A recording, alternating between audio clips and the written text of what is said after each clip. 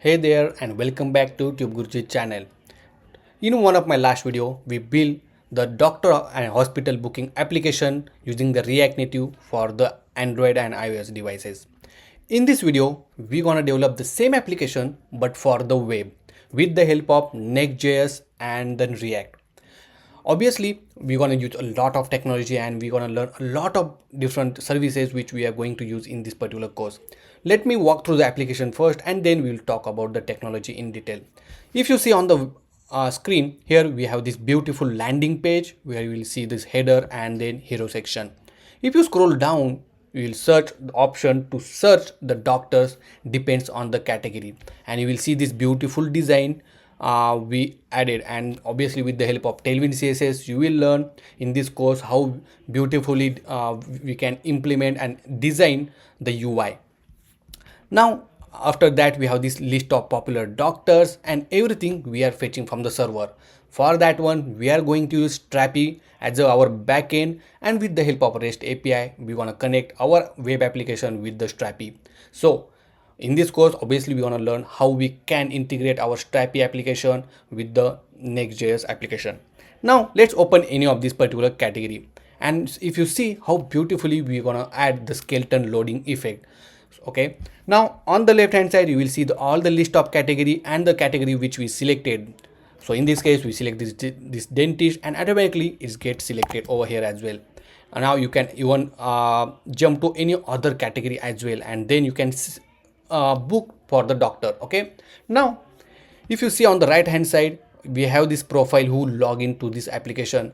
Obviously, in order to book the appointment, you need to authenticate it inside this application first.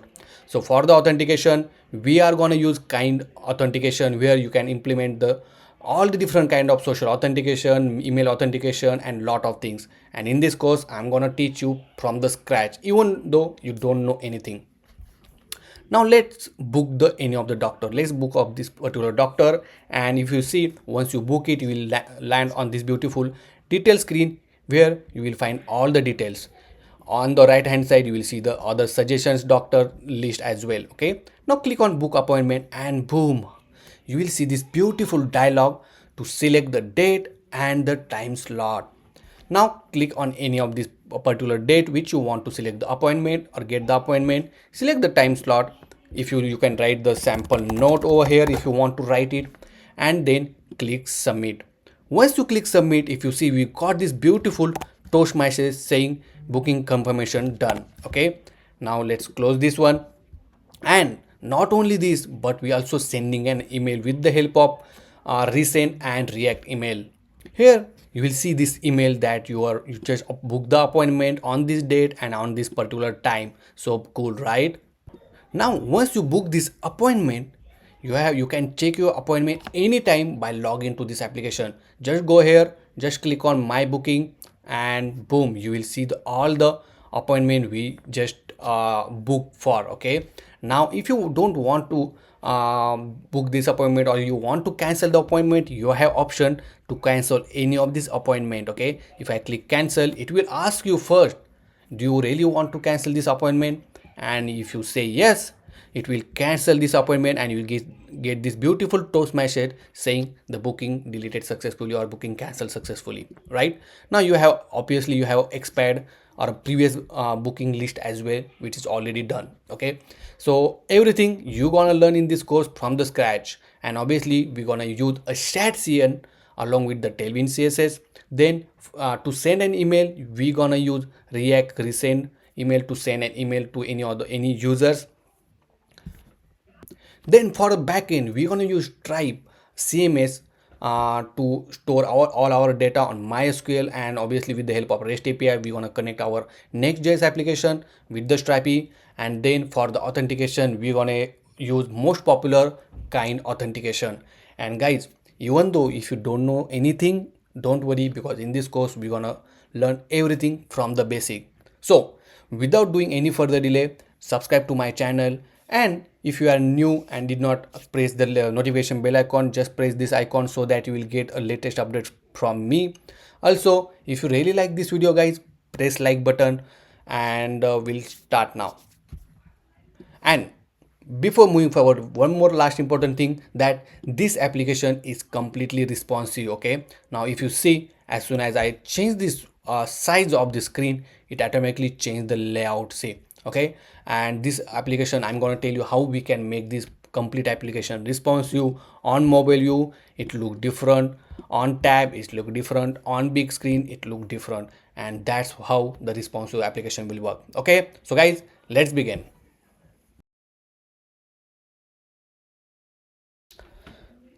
So in order to create a React application, we are going to use Next.js.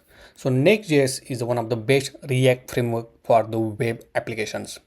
And if you don't know about the Next.js, so don't worry, because in this particular course, we're gonna learn Next.js as well. Okay. So in order to create a project with the Next.js, you will see this command called npx create next app at latest. At latest means you will get a latest version of the Next.js, which is 14.1. So basically we are installing Next.js 14. So let's go to the folder where you want to create a project and open the terminal at that folder. Once you open this folder, terminal, paste the command which you copied and click enter. It will ask you the project name. So give the proper project name. So in this case, I'm going to give Doctor Appointment Booking Web App. Okay, and then click enter. Now it will ask you some of the question. For example, so in this case, it asking, would you like to use TypeScript? So we are not going to use TypeScript in this particular course. So I will select no. For the ESLint, we'll say no. Now it will ask you to, do you want to install Tailwind Css? So you say yes, because we are going to use Tailwind Css, and with this command actually it will automatically install Tailwind Css for you. So you don't need to install a Tailwind Css manually. Okay. Would you like to use source directory? Say no. And for app router, obviously we want app router, so it will taking care of the all the configuration for the routing purpose. Okay, that we are going to learn in this course later. Say yes, and then do you want to customize the default alias? It's up to you. I will select no. And then if you see, it installing some of the dependency like React, React DOM, and Next, and some dev dependency for Tailwind CSS like Post CSS, Tailwind CSS. And if you see, now our application is get created. Okay, now close this window and then open the VS Code. Inside the VS Code, locate the folder where you created this project. So in this case, it is in the side projects, Next.js, and this Doctor Appointment Booking. Okay, so it will say, do you want to trust these files and folders? Yes. And if you see right now on the left hand side, you will see a bunch of folders and file. So let's walk through one by one. The first folder, which is the app folder, and which is the the basic folder where we are going to write our all the code. Okay, so right now if you see, it has a global.css which contains the global styling which is added inside here. Okay, then we have layout.js file which act as a holder for the application. Okay, so it means whenever you render any page, okay, or any screen, it will come to this as a children, and it will render inside this body tag. Okay, if you see, this is simple HTML CSS, and it render this children. Okay, it also has metadata. This metadata will help us to add the SEO, sorry. And this is a font, actually the inter is a font. Okay, so later on this course I'm gonna tell you how we can change the font as well. Now after that, if you see, we have this page.js file which is the default page of our application. Okay, so once you run this application, you will get to know. After that, we have this node_module folder. This folder we are not gonna touch anytime, because this folder will contain, whenever we install any packages, that packages information will be inside this non-module folder. Then we have this public folder. Public folder is used to store all the images, fonts, whatever the assets you want to store. Okay, and once you store inside this public folder, you can directly access it without providing a complete path. Okay, so Next.js will get to know, okay, you are looking into this public folder. Okay, so obviously I'm going to tell you later in this course. Then we have this next.config.mjs file where we can add a next related configuration information. Then we have package lock and package.json file. So inside the package.json file, here we will find the name of the project, the version, to some script to run the application or to build the application, okay, some dependency which is installed for this particular project. So in this case, these are the three default dependency is installed, and some dev dependencies. And then we have post css.config.js and then tailwind.config.js, which contain a Tailwind CSS related configuration. Now here is thing, if you see inside the tailwind.config.js, we have this content section where it provides some pages, component, app, okay. It means whatever the path is provided over here, okay, only in that folder or files the Tailwind CSS is applicable, okay. If you're writing you are creating some folder, new folder with a different name, and you are trying to add a Tailwind CSS, it will not work until and unless you will define it explicitly here, okay. So if you are adding any XYZ folder, you have to mention it here in this particular format, okay. So make sure, but most of the time we are gonna work inside this app folder only, okay. So we don't need to update this configuration. But if you want to create a new folder and want to apply Tailwind CSS in that particular folder, then you need to have configured the Tailwind CSS over here, okay, and save it. Now let's run the application. So here, if you see, we have this terminal option. Click on this terminal and click new terminal. Inside this the new terminal will open. Just type npm run dev, okay, and it will run the application. And now if you see, it run the application on the port localhost 3000, okay. So if I open this port on the web browser, and if you observe here, this is localhost 3000, and it will open this default page, okay. Let me bring this down like this, okay. Now as I say earlier, right, inside the app folder we have this page.js file, which is the default page, okay. And if you see, for example, this is the text called get started by editing app/page.js, and this is what it's written, see, okay, like this. Now this is the all the basic and default code. Obviously we don't want it, so what I'm going to do, I will delete all of this code, and then I will simply add a one div, okay. And inside that div I'm going to add a h2 tag, okay. So this is the basic HTML I'm going to add here, and here I will say subscribe to TubeGuruji. So guys, if you did not subscribe to my channel, please do subscribe. And if I save it, instantly, if you see on the right hand side, it's showing the text which we just type it here, okay. So this is very important thing. Whatever we are going to write inside this return, it will be a simply a plain HTML tag, okay. But in order to render the data dynamically, everything that going to in that one, we are going to add a React template that I'm going to tell you later on in this particular course, okay. But you need to know the basic HTML.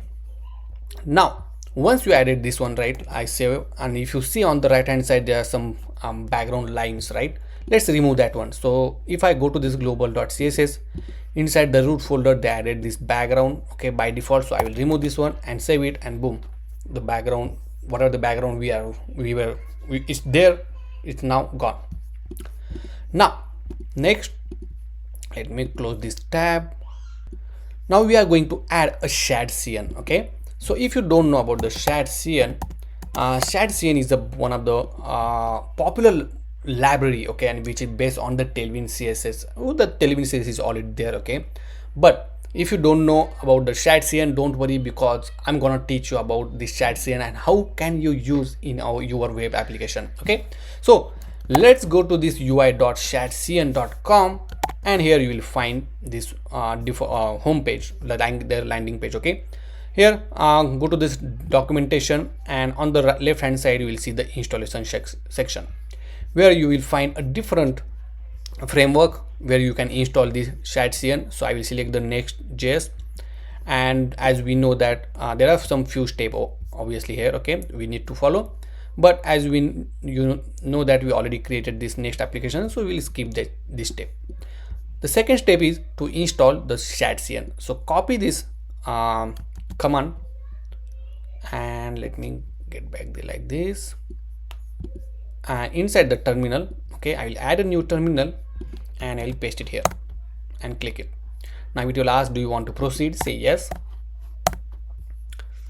and then it will ask you some of the options. So in this case, first is which style do you like to use. There they have two style, one is default and second is New York. I will select the default one. Then you can select the base color. So in this case we'll select the neutral. Then it will ask you to use CSS variable for colors, so say yes, and then it will add some of the files. Okay, let's see what this file is get added. Okay, so very important and first thing is this component folder. Okay, so right now it's empty, but I will tell you once we have some file in that one, once we install some component from the session. Okay, then we have a library folder. Inside that we have utils folder, if you see. Okay, then after that there is one more thing get updated, which is the I think tailwind.config.js file. Okay, so if you go to this tailwind.config.css file, if you see, there are some colors get added. Okay, it has a primary color, secondary color. Okay, and this color get added because we install the sad CN. Okay, so because of this sad CN, some of the file get updated, but don't worry, this is the natural one. Okay, it's not affecting anything. Okay, now let's try to add some button, okay, or some component from the CN. So here, if I go to this component section, you will find on the left hand side all these different components, right? You have button, you have the cards, you have checkbox and everything. Let's click on button, and this is the default button how it looks, right? So in order to add any component from the CN UI, you have to install this each of this component. Okay, so for example, if you want to add button, I will copy this component command line, and here I will paste it. Okay, so once is installed, let's go back and just copy this line of command. Okay, or you can go, let me go back over here, and after this I will just add a button.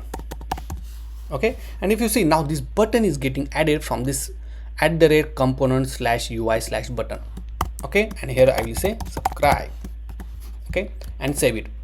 Now one more thing I want to tell you here, as I told you, right, once we install this any of this component from session, inside the component folder, that component get added. See, button.jsx. Okay, and here this is the default code get added. You don't need to worry about this code. If you don't know about that one, don't worry. Okay, but if you want to customize your own color schema or something like that, then you can play around it. Now here I just save this button, and if I go back to our application, you will see this beautiful button. See, here you don't need to add any styling or anything like that. It's already taken care by the CN UI. Okay, now obviously right now for our application we have our own schema. Okay, so in order to add or in order to change this primary color, because if you see this primary color is little blackish, okay, because we select the neutral one, but you can add your own color schema. So in order to change that one, let's go to this tailwind.config.js, and here you will see this primary color, secondary color, destructive and all, right? Here you can change the default color. So for example, if you want to change the color of this primary, I will just remove and I will add some hash code, for example hash 0d7dff, and then save it. Okay, and if you see, immediately our subscribe button's color get changed. Okay, now this is our primary default color throughout the application. So guys, that's all for this particular section. I hope you understand how we created the next application, then how we run the application, then we set up with this CN UI, and then we successfully add a first CN component in our application, so that we can start implementing our complete application further on. Okay, so if you have any question, any doubt, let me know in the comment section. And obviously the source code is completely free now. Okay, so you can also access the source code as well. So let me tell you about this eraser.io application. I am using this application from a long time to explain my user by drawing the diagram. Also side by side, I also document all my work, okay, while drawing the diagram. Not only that, but you can also collaborate with the other people, okay, in the same time. So guys, if you don't know about this eraser, I will suggest go to this eraser.io and just sign up. It's completely free.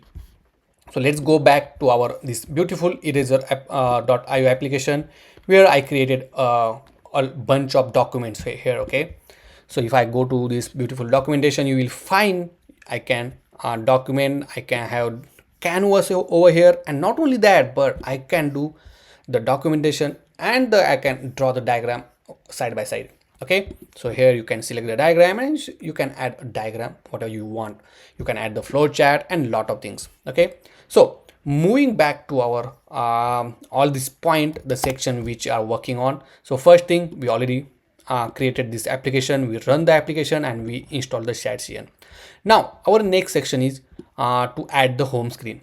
So in that home screen, we are going to add a header, hero section, the search bar, the category section, the popular doctor list and the footer. Okay, and later on obviously we're gonna extend this application further, but this is our home screen which we are going to add in this particular section. So let's go back to our application, and over here I will just delete everything and save it.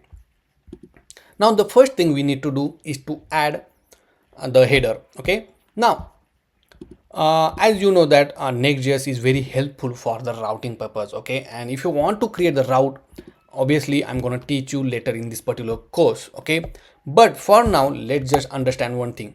Whenever you create any new folder or any folder, right, it will consider as a route. Okay, if you create any folder inside this app folder. Okay, but if you want to create a folder which you don't want to be add as a route, you can just add with the file name start with the underscore. Okay, and then you can give the name of the file. So in this case I gave the name of the file as a components. So let's write components. Okay, and enter it. Now this particular folder will not consider as a route. Okay, Next.js will understand, okay, you add the underscore, then this folder is not a routing. Okay, or it will not a new screen or something like that. Okay, now whatever the components we are going to use for this layout page or page.js, we'll keep it inside this component folder. Okay, now let's add a header first. So we'll add the file name called header.jsx. So JSX is stand for JavaScript XML. Okay, now here you need to write a function, okay, export and blah blah blah blah, right? But I have one trick. So in order to add the default template within a just 2 to 3 clicks, I'm going to tell you one thing. So here let's go to this VS Code extensions. Okay, and here you will find this extension called ES7 plus React snippet. Okay, let me increase the size. So this particular extension, okay, like this, see. So make sure to install this extension. Along with that, there is another extension called Tailwind Css Intelligence. So this will give you the suggestion when you are writing the Tailwind Css classes. This is also very helpful. Okay, so make sure these two extension you are added inside the VS Code. Okay, now let's go back to our application, and now in order to add a default template for your React application, just type RFCE, which stand for React Function Export Component. Click enter and boom, you got the default template for your component. Okay, now once you have this header component, let's save this one and let's go to this layout.js. Okay, now why we are going to add in layout.js? Because we want the header throughout the application. Okay, and once we define over here, you can add it. So I will add one div, and inside that div I'm going to add a header, and make sure that you added imported this component called header, and let's copy this children inside this header after inside this div after the header and save it. And now if you see on the right hand side, you will see the text called header. Now over here let's start implementing the code for the header. Okay, so obviously first thing we need to add is the logo. Okay, so what I'm going to do, I will go to this logopsum.com Okay, so this is just for the logo placeholder. Okay, so just click on it which you want to use it. So in this case I use this one, and then you can go back to your public folder. Okay, here I'm going to create a new file, and I will call it as a logo.svg, and copy the svg code which you copied and save this one. Okay, this is your logo now. Now in order to render the logo, you will use image, this image tag from this next/image, if you see. Okay, in the tag, inside that you have to provide the source. So source will be logo.svg, and as I say very early, right, when you define the assets or image font inside this public folder, you don't need to provide a complete path. You can write like this, and then Next.js will understand, okay, you are trying to access the assets or image or whatever, right? Then you need to give alt tag. Here I will give logo, then give the width. So let's say width of 180, and then height of 80. Okay, and then save it. Let's go back to application. If you see, our logo is showing on the screen. Beautiful. Then we need to add the list of menu. Okay, so what I'm going to do, I will add one constant called menu. Inside that I will add array of object. Okay, and let's add some of the menus. For example, let's add id1 name. I will add a home, and then I will add a path. Okay, like this. I will just copy this one. Here I will say explore, explore, and then contact us. Okay, so for now I will keep this as it is and save it. Now in order to iterate this menu, right, here you can just write first ul. Okay, and here you can iterate that value, right? So menu dot map, inside that I will define item comma index. Index will hold the value 0 1 2 3, depends on the number of item in that particular list, and then the list li. Okay, and here you can define the name of the menu, which is item.menu, and save it, and boom, you will see the text called home, explore, and contact us. So beautiful, right? Now obviously we need to style that one. Okay, so let's bring everything in one line first. So for this ul, let's add a class name and make it as a flex. See, now it will be in the one line, right? Now again I will give a gap of 8 like this. See, okay, and now let's bring everything in one line along with this logo. So let me put this image and ul in one div. Okay,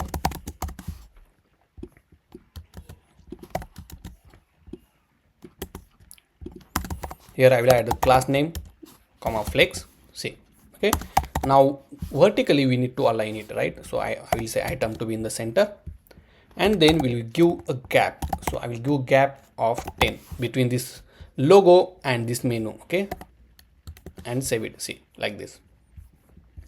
Now what I want to do, whenever the screen size is smaller, I want to hide this menu. Okay, so for this ul, right, the unordered list, I will say hidden when the screen size is smaller, and when the screen size is medium or larger, I can give it as a flex and then save it. See, but if I increase the size, it will show it like this. Okay, next we need to add a button.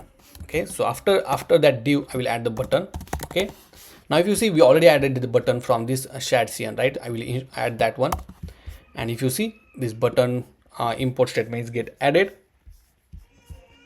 Now here I will say get started and then save it, and see the button is get added. Now here is thing, right? This button I added with this particular shared CN, right? And just nothing you need to do actually, right?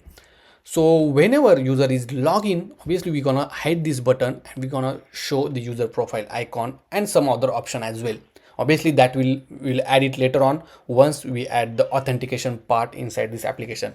Okay, now once we have this button, let's bring in one line. So I will add the class name for this a master div, so I'll add a flex, then I will make item to be in the center, and I want this button at the right position, ekdam at the rightmost position, so I will just say justify between, okay, and then save it. And if you see, it went to the right hand side. If I increase the size, you will see this structure like this. Okay, now obviously it's look weird, it's touching to the screen. Now what I'm going to do, let me bring this down. I will add a padding of 4, okay, and it will look like this. Also I will add shadow small, so we'll see this beautiful shadow, see. Okay, perfect. If I increase the size, this is how it looks. Now what I'm going to do, one more thing, in in layout.js file, for this div I'm going to add a padding. Okay, so whenever the screen size is medium or larger, I'm going to add a padding on the x-axis, maybe 20, so padding x to 20, and save it. Now if you see on the smaller screen, nothing get changed, but on the larger screen, now you'll see this padding on the left side and the right side. Okay, just to make sure that application look combine and closer. Okay, it will give a better look. That's the reason I added this padding. Is up to you, you want it add or not. Okay, now we have this beautiful header section, and now one more thing I want to add. So let's go to this header. For this item, okay, list item, I'm gonna add some Tailwind CSS class. So here on hover, okay, whenever I hover on this particular menu, I want to change the color from text to primary color. Okay, as I'm writing text dash primary because we already have the primary color inside the Tailwind CSS. Okay, and now if I add it here, if I hover on it, you will see, okay, like this. Perfect. Obviously the pointer is not correct, so I'm gonna add a cursor pointer like this. Now I will see this pointer is get changed once I hover on it. Then on a hover, I also going to scale it to maybe 105. Okay, so once I hover, you will see it's scaling, right? See, just to make animation little smoother, I'm going to add transition all, and we'll say is in out. Okay, so it will give a smooth transition. See, perfect. Okay, so, and one last thing we need to do, we need to wrap this list inside the link. Okay, so link is from this next/link. Make sure to import from this next/link. This will help us when you want to navigate from the one screen to another. You can directly add the path into that link. Okay, so once you define link, it will take one property called hrefs, and here you need to define the path. So item.path, this path we already defined over here. Okay, and save it. Now for example, if I click on this home explorer, see nothing get changed, but because the path is default path right now. Okay, but if you define some path, for example explore, and save it, now if I click on explore, see it's went to this explore. Okay, if I click home, it will go to the home. If I click explore, it will go to the explore. Obviously we don't have a page called explore, that's the reason it's showing 404 error. Okay, I hope you understand how we beautifully added the header inside our application. Okay, next I'm gonna tell you how we can easily add the hero section in one click. Yes, in one click only, guys. So let's see you in the next section. So after adding the header to the home screen, we are going to add the hero section, and this is how we are going to plan to add the hero section. Where on the right hand side we have this beautiful image. Okay, and on the left hand side we're gonna add this text, some description, and then button, okay, to explore now kind of thing. Okay, so let's go back to our application and let's go over here, and inside the component folder I'm gonna create a new file called hero.jsx. okay, and add the default template by just typing RFC. Let's save this one, and inside the page.js, which is our default page, which when we are going to show once we'll land on this page. Okay, this is our home page. Here I'm gonna add the hero section, so let's write hero section, and here you just type hero. Okay, make sure to import this hero section as well, and then save it. Now let's save everything. Let's go to this hero section. I don't know why it's not showing. Let me refresh the screen. Okay, yeah, now if you see, the hero text is showing on the screen. Now, as I promised that in one click we will add the hero section as we want, like this. Okay, so for that one, let's go to this hyperui.dev. Okay, and if you don't know about this site, so it contains a predefined Tailwind CSS component. Okay, and it's very ready to use. Okay, if you are not master, if you are master in the Tailwind CSS, very good. Okay, you can just copy the code, paste it, and you can modify according to your need. So once you are here, right, you will see a lot of different component. Okay, and you can explore it here. The one which we want, right, it's called maybe called section. Let me search it, section. Okay, if I go to the section, you will find something like this. Okay, obviously we don't want this one, but if you see, this is how we want, right, and which matches our requirements. See, like this. Okay, so what we need to do, you can even check how it looks on mobile, on a small device, on medium device, or large device, or full screen. Here you have option called view. You can view the source code. Okay, and as we are using React, so here you need to change HTML to JSX, and then just click copy. Once you copy this one, let me go back to our application. So let me do like this, and here I will just paste the code. See, okay, and then save it. Now let's go back to our application. You will see that result. See how beautifully we added in one click, right? Now obviously you can do the customization, you can change this image and everything. Okay, so let's do that now. So first thing, make sure that I added you have this image. Okay, I added this image, so you can get it from anywhere, from Google or freepik.com. So this is the image I added in the public folder. Then let's go back here, and obviously I'm going to change this image tag to the image which is from the next/image, and this for this source, let me close, I'm going to get it from this logo, the doctors dot jpg. Okay, obviously here we need to give width and height, so let's give width maybe 800. I will give height, let's give 800, and let's save it. Okay, so and if you see, the doctor image showing on the screen now. How beautiful, right? If I increase the screen size, this is how it looks. I'm gonna add corner rounded, so rounded to be maybe 3XL. Okay, so on the bigger screen it will look like this. Also I'm going to change this text, so now here bring this down, and here I'm going to simply say find and book appointment with your favorite, how you say favorite doctors. Okay, and let's save it, and if you see, this is how it looks. Now you can add some customization into that one. So for this appointment text, I'm going to change the color. Okay, and here I'm going to add the class name, and we'll say text to be primary. Okay, let's give some space to this one, and for doctors as well, I'm going to change this one. So let me bring this down. We'll add a span tag. Okay, and we'll add it here, and we'll say class name text primary. Okay, like this. Perfect. And then for button, obviously button is not matching with our style, so I will remove this button, and we'll add our own button from this UI component, UI button, which is session, and we'll say explore now.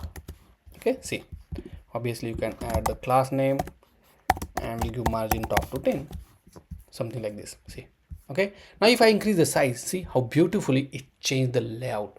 Okay, so on the smaller screen it will look like this. See, easily it's changed the size, and you don't with the Tailwind CSS actually it's automatically taking care of everything. Okay, so that's how we can add the hero section. Okay, so guys, until this point, if you have any question, any doubt, let me know in the comment section.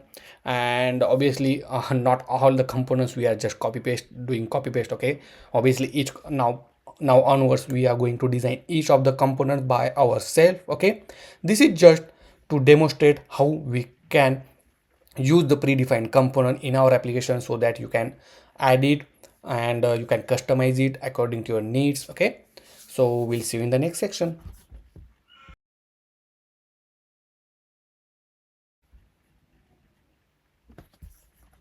So before moving forward, I'm going to tell you how we can update the application font. Okay, and you can add your own custom font. So if you want to use any font, right, you can go to this Google font, and any Google font you can use. Okay, so you can search the font you want. I mostly prefer this outfit font, which I like. Okay, but you can search any font which you like for example, this railway is one of the good font which I suggested. Okay, but you can, it's up to you. Now once you select the font, let's go to this layout.js. Okay, and here if you see, currently we are using this inter font. Okay, this is a default font, and if you see, this is this font we are importing from this font/google. Now if you want to change this font, you can add the font or you can replace this one. For example, if you want the outfit, okay, you will get this suggestion like outfit. Enter this font and make sure to update this name as well. Okay, so this is the outfit font. Here I will change to outfit. This is just a constant name and outfit, and then save it, and boom, on the right hand side, now if you see, the font get changed immediately. Okay, now throughout the application your font will be this outfit. Now you can add the multiple font, and you can add even the local font as well. Okay, so if you want to know how to use the local font, just search on the Next.js documentation and you will get to know. Or you can DM me on my Instagram channel, or you can comment in the comment section that you want to know the how to use local font. Okay, so I hope you understand that how you can add your own custom font or the Google font for the application. So in this section, we are simply going to add the search section. Okay, so this much section we are going to implement. So these are the categories which we are going to show along with the name and the category icon. Okay, then after that we are going to show this popular documents, and then at the last we're going to show or add the footer for this complete application or complete page. Okay, so as we know that we completed the hero section, now we'll focus on the search bar. So let's go to our application, and over here let me go to our application. So inside here, inside the component folder, I'm going to create a new component, and we can call it as a category search. So in this component, obviously we want to add the category as well as the search bar as well. Okay, so once you add this category, this component, let's save this one and let's go to this page.js file and let's add it here. Okay, so I will say search bar plus categories. Okay, and here it will simply say category search, I think, right? Category search, and then save it. And let me refresh once, and if you see, the category search text is showing on the screen. Let's go to this category search right now. If you see, right, I cannot able to scroll it because it's at the bottom. Let me give class name and some margin bottom to 10. Okay, so little bit I can scroll now, see. Okay, now let me clean this out, and the first thing I will add is some text. So I will add the h2 tag, and here I will just say search doctors. Okay, oops, sorry.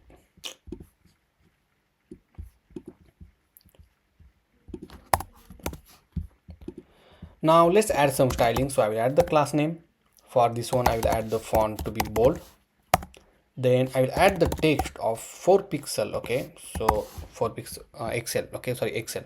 So once I hover on this one, right, you will see this font size and the line height. So this is the css belong to this particular class.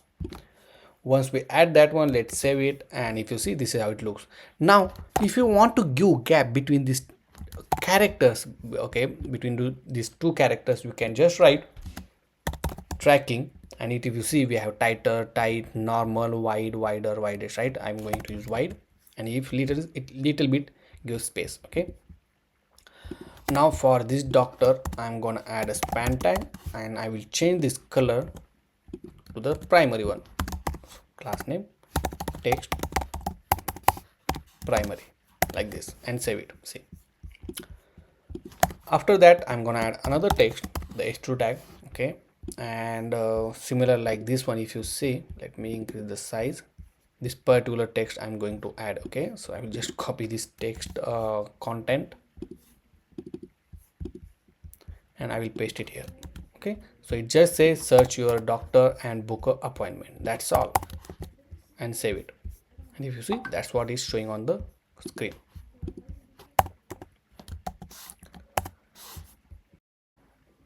Now bring everything in one line, or bring everything in center. Okay, so for this div, I'm going to add item to be in the center, and then also will give a flex.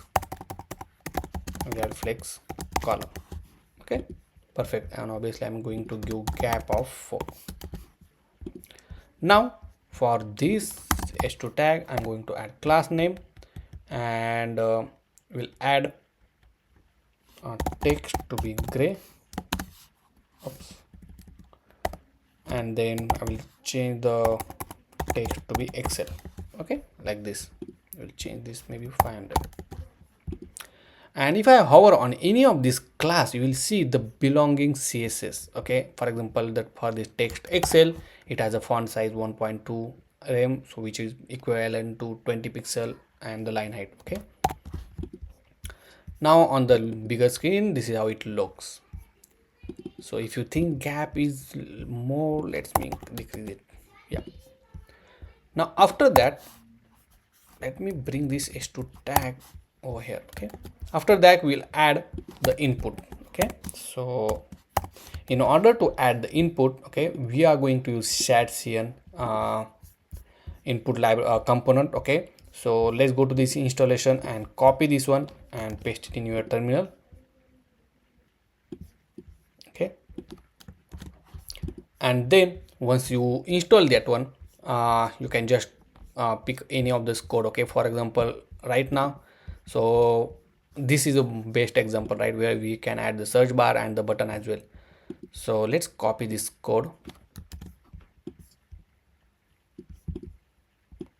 and I will just paste it here, something like this. See, okay, and obviously make sure to import this in make sure to input from this component UI and the button as well. Okay, and then save it. Now if I go back to our application, see, you got this button and the input. Obviously we'll change this type to text and the placeholder to search, and for button I will say search. Okay, and then save it. See, now if you want to add an icon as well, right, there is a one icon library which it already installed in our project when we install the ShadCN. Okay, so let me go to this packet.json, and if you see inside the packet.json, we have this library called lucid react. Okay, and if you open this lucid .dev, this is the library which already added, and it has a bunch of different icon. Okay, and it's very rich in the icon, and you can it's very easy to use, easy to use as well. Okay, so let me show you how to use it. So for example, you want to search icon, right?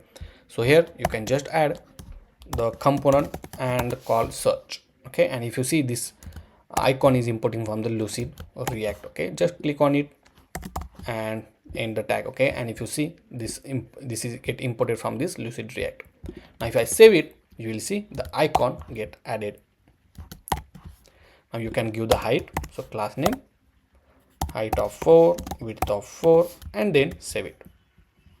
Also you can add the margin right of 2, see, like this. Okay, and if I increase the size, this is how beautifully it looking on the screen. Now if I want to give margin from the top, let's add a margin top to 3. Yep, perfect. Okay, so this is how our small and beautiful search section is ready.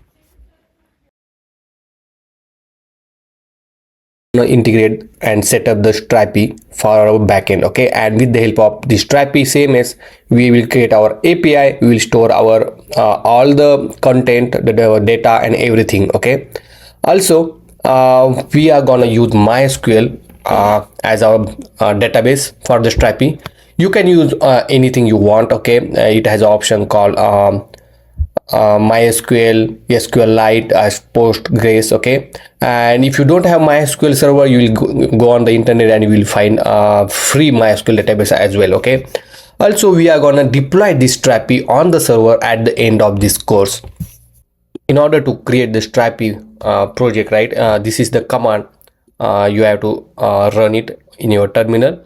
So I will just copy this command, go to a desired folder where you want to create this Strapi. Okay, so I will open this in terminal, and let me increase the size and just paste it here like this. Okay, and just change the name whatever you want. So I will give Dr. Appointment Admin. Okay, and enter it. Now it will give you the two options. The first is the quick start. Okay, and the second is custom. If you don't want to use any custom database or anything, right, you can go with the quick start. Don't worry if you don't have MySQL. Okay, but right now I'm using MySQL, and don't worry, it doesn't make any difference in the API or in the structure of the Strapi and anything, right? Just for my convenience, I'm using MySQL, and then click enter. Now it will ask you the language. We'll go with the JavaScript, and here is the 3 different type of database you can select it from. So you have SQLite, Postgres, and MySQL. So I will select MySQL, and here we need to give the database name. With I'm using MySQL on a Hostinger. Okay, so the link is in the description. You can create a Hostinger account, and you will get a 20% discount if you use the link in the description. So this is my database. So I will copy this database name, and inside terminal I will paste it here. Then the host, right? So in this case the host is this one. Okay, so I will just paste it here. The port is, I will keep as it is. Okay, so if you can check if you have any port or not defined here, but most of the time it will be a default port. Okay, so click enter. Then you have to give the username. So this is the username. Okay, oops, sorry, I'll paste it here. And the last is password. Okay, so then it's a database password, and it's saying, do you want to enable SSL connection? I will say no for now, and then it will take some time to create or set up the Strapi. Okay, so in meantime let me explain. Okay, so here from the Hostinger you can create a database. Okay, and you have to make sure on the left hand side we if you see right here, we have this, oops, sorry.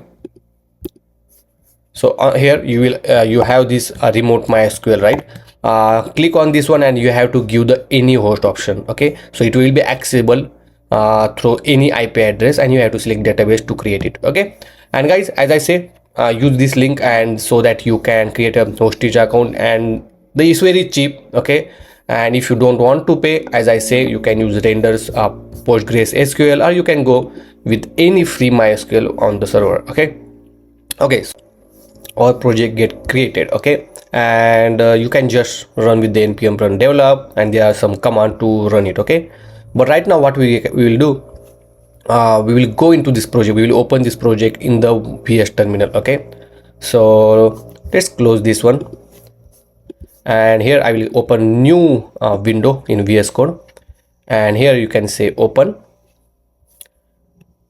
and go to the in our Strapi backends, and I will select the project and click open. Okay, so this will open the our Strapi backend. Okay, so if you see here are some of the files, and you don't need to know all of these files. Okay, we have database configuration here, then we have public folder, we have all this information. Okay, so don't worry, just ignore this thing for now. In order to run this Strapi, right, you have to just type npm run develop in order to run the application in development mode. When you are working locally, make sure you have to run that application in development mode, so that you can make modification, you can create a collection and everything. And if you see, our app is get created and is open on the port 1337. Okay, so first at very first time you will see this page. Okay, this is sign up page for our admin. So here I will add the name, so I will add the TubeGuruji YouTube. Okay, then I will add the email address, so I have the email address, then I will add the password,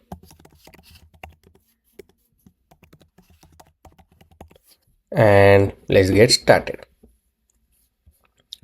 So if you see, once we started, right, we launch on the admin panel, and here is the some of the step in order to create the content type and lot of things. This is just get starting. Okay, now on the left hand side you will see the content manager. Okay, where we will add our data.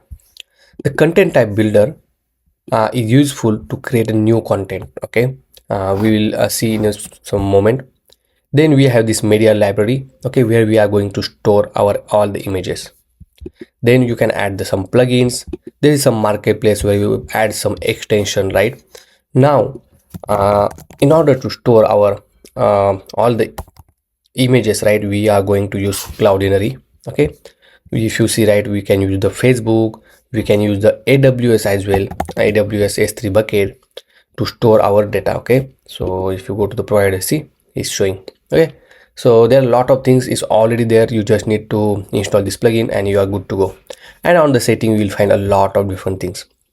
Don't worry, we will see all the required things which we need for our application. Okay, and we will set up the Strapi. So very first time we need to set up the media library. We want to connect this media library to the Cloudinary, so that we can store our all the images, video, or anything on that one. Okay, and then we'll create our first content for the slider, so that we can add the slider and we will create an API from it.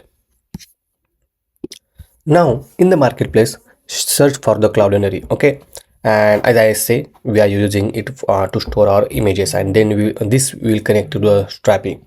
So what you have to do, just click on more. Okay, and here you will find some step to integrate it. Before that, you have to go to this cloudinary.com, and don't worry, it's completely free to use. Okay, until 1 GB of data is completely free to store, and just click sign up for free. Okay, so you can create a new account.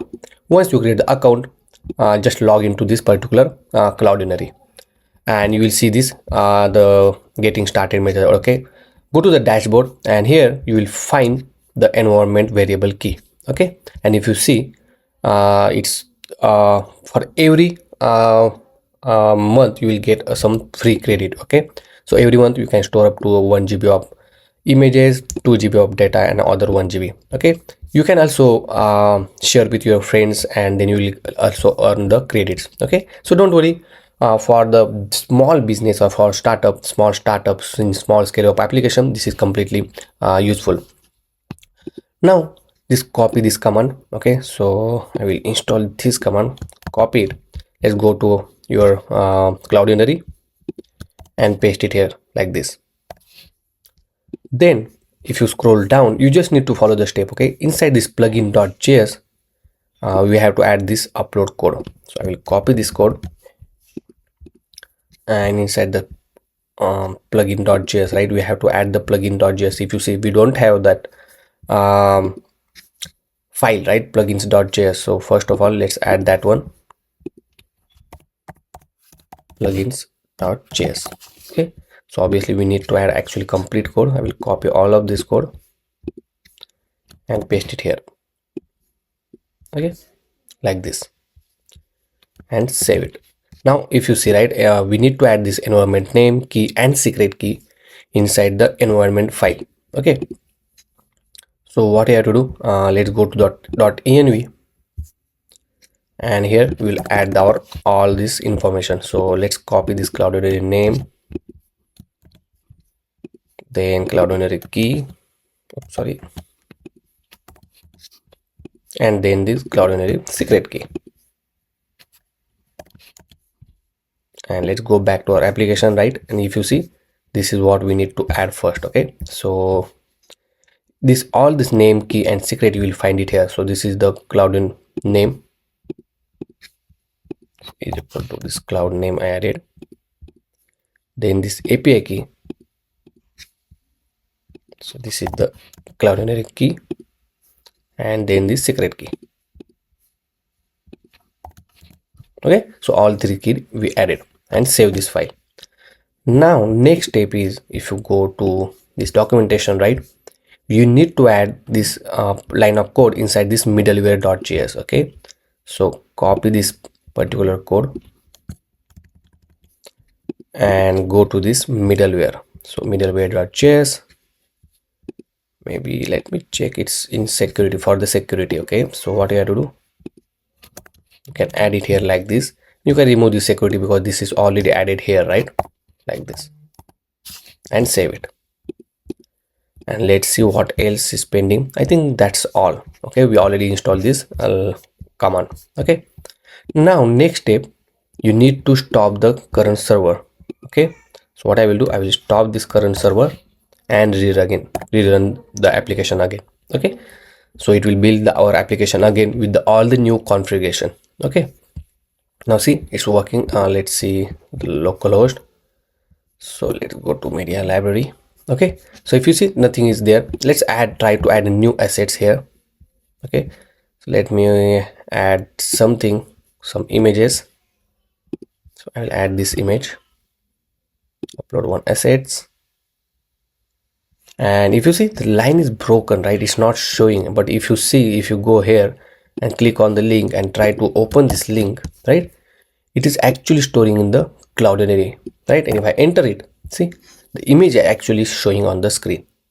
It means this particular image is stored and we successfully able to connect it to the Strapi. Okay, and let's see this cloudinary media. Go to the media explorer, let's go, and if you see, we got this one. Okay, all these images. But if you see, right, we have these 4 images. Okay, what happens when you upload any images to the cloudinary, it will create a different size of images. Okay, and obviously it will increase our storage. So what you can do, go to the setting, go to the media library, and here you can say the responsive friendly upload, say click false. Okay, size optimization is okay, and click save. Now when you upload, it only upload whatever the file we uploaded with the size optimization. Okay, so that's what we wanted. Now only thing that we need to fix is to this broken image. Okay, we will fix in moment. So I just stop the application again and rerun, and then it works completely. And if you see, I got able to see the thumbnail of the application. So if it did not work for you, you can just try to remove this market access strapi.io. Okay, rerun it again, and then again you can add this particular line of code. Okay, then it will work. Sometimes the server is not running properly, that happens, but now our issue is solved. Next, we will try to add a new content for our slider, so that we can add our slider in our Strapi backend, so that we can use that in our application as well with the help of API. Let's create the content for the slider. So let's go to this content builder, and here you can create a new collection type. Okay, we can name it as a slider. Then click continue, and here you will find some of the field you want to add. So first of all, I will add name, and I will give it as a name.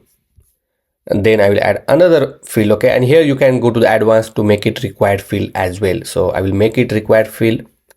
Then I will add another field, and for that one I will add media, okay, which you want to store image. So I will say image URL, and or we will just write image. Okay, and we want to upload only single media, so I will select single. In advanced setting I will make it required field, and then I think that's all. I don't think so I want any more. Okay, so I will just close this one. Okay, and if you see, name and images get added inside this slider. Okay, now click save, and once you click save, right, it will restart our application because it will add all this code required to create this slider content type. Okay, so we'll wait for a few seconds and it automatically restart the application. So we'll wait, and if you see, it's created. Now you can we'll just say skip to, and now if you go to this content manager, you will see the slider collection type. Okay, now here you can add the entry. So we can do slider 1, click image, and here we can upload this image, right? So I will add some other image if I want. Okay, so if I go here, let's try to image something like this, open. Okay, select this, upload one assets, and click finish, and if you see, it get added. Now click save. Once you save, right, it is in the right now it is in the draft mode. Okay, you need to publish it to make it live. Okay, now if you see, our particular record is get published as well. Now we created the slider, we added the data into that one. Now the question is how to read it inside the API. So for that one, go to the setting. Okay, and here inside the inside the role you will see the public, right? Go to the public, and here you will find the slider. Okay, so you can give the permission, what permission you want to give to this particular API. So in this case we will just say find one. Okay, let's click on this find. Okay, and this is the API endpoint to fetch the data. Okay, let's try to run this. So what we will do, let's save this first and just open localhost 1337. So it need to be, I think, API slash this API the endpoint, right? So API is already there, and try to run it, and if you see pretty view, see, we got the data. So we have the data, inside data we have the ID, and inside that after that we have the attributes, right? And then we have the name and publish at and created and everything, right? Now if you see, you don't see the image, right, which we added, or any URL. Okay, and if you want to learn more about the Strapi, okay, you just type Strapi get API, okay, something like this, and you will find the documentation to fetch the API. If you see, we have get, post method, put method. Okay, and if you get the list of entry, okay, it will show you the example how to get it, what are the parameter you need to pass in the URL, correct? Now in order to get the all the fields which are in the particular record or in the particular collection, you just need to write question mark populate is equal to star. Okay, and if I click this one, let's make it preview, and if you see, now we get more fields, right? First we had this one, but along with that we have the image. Inside the image we have data with the ID, and inside the attribute we have this thumbnail and everything, right? And here is the URL of the application. Obviously this is also URL with the width and height, but this URL is the exact width and height which we uploaded. Okay, and this particular URL we are going to use to show it on the screen. Okay, so this is how it works. This is how simply we created the API by using the help of Strapi. Okay, now one of the last point I want to mention here, right now this is public, right? Means it's publicly accessible to everyone, but you can create a token from here. So just click add new token. You can do the token called develop API. Okay, and you can select the duration of this token. So we can send 30 days, 90 days, or unlimited as well.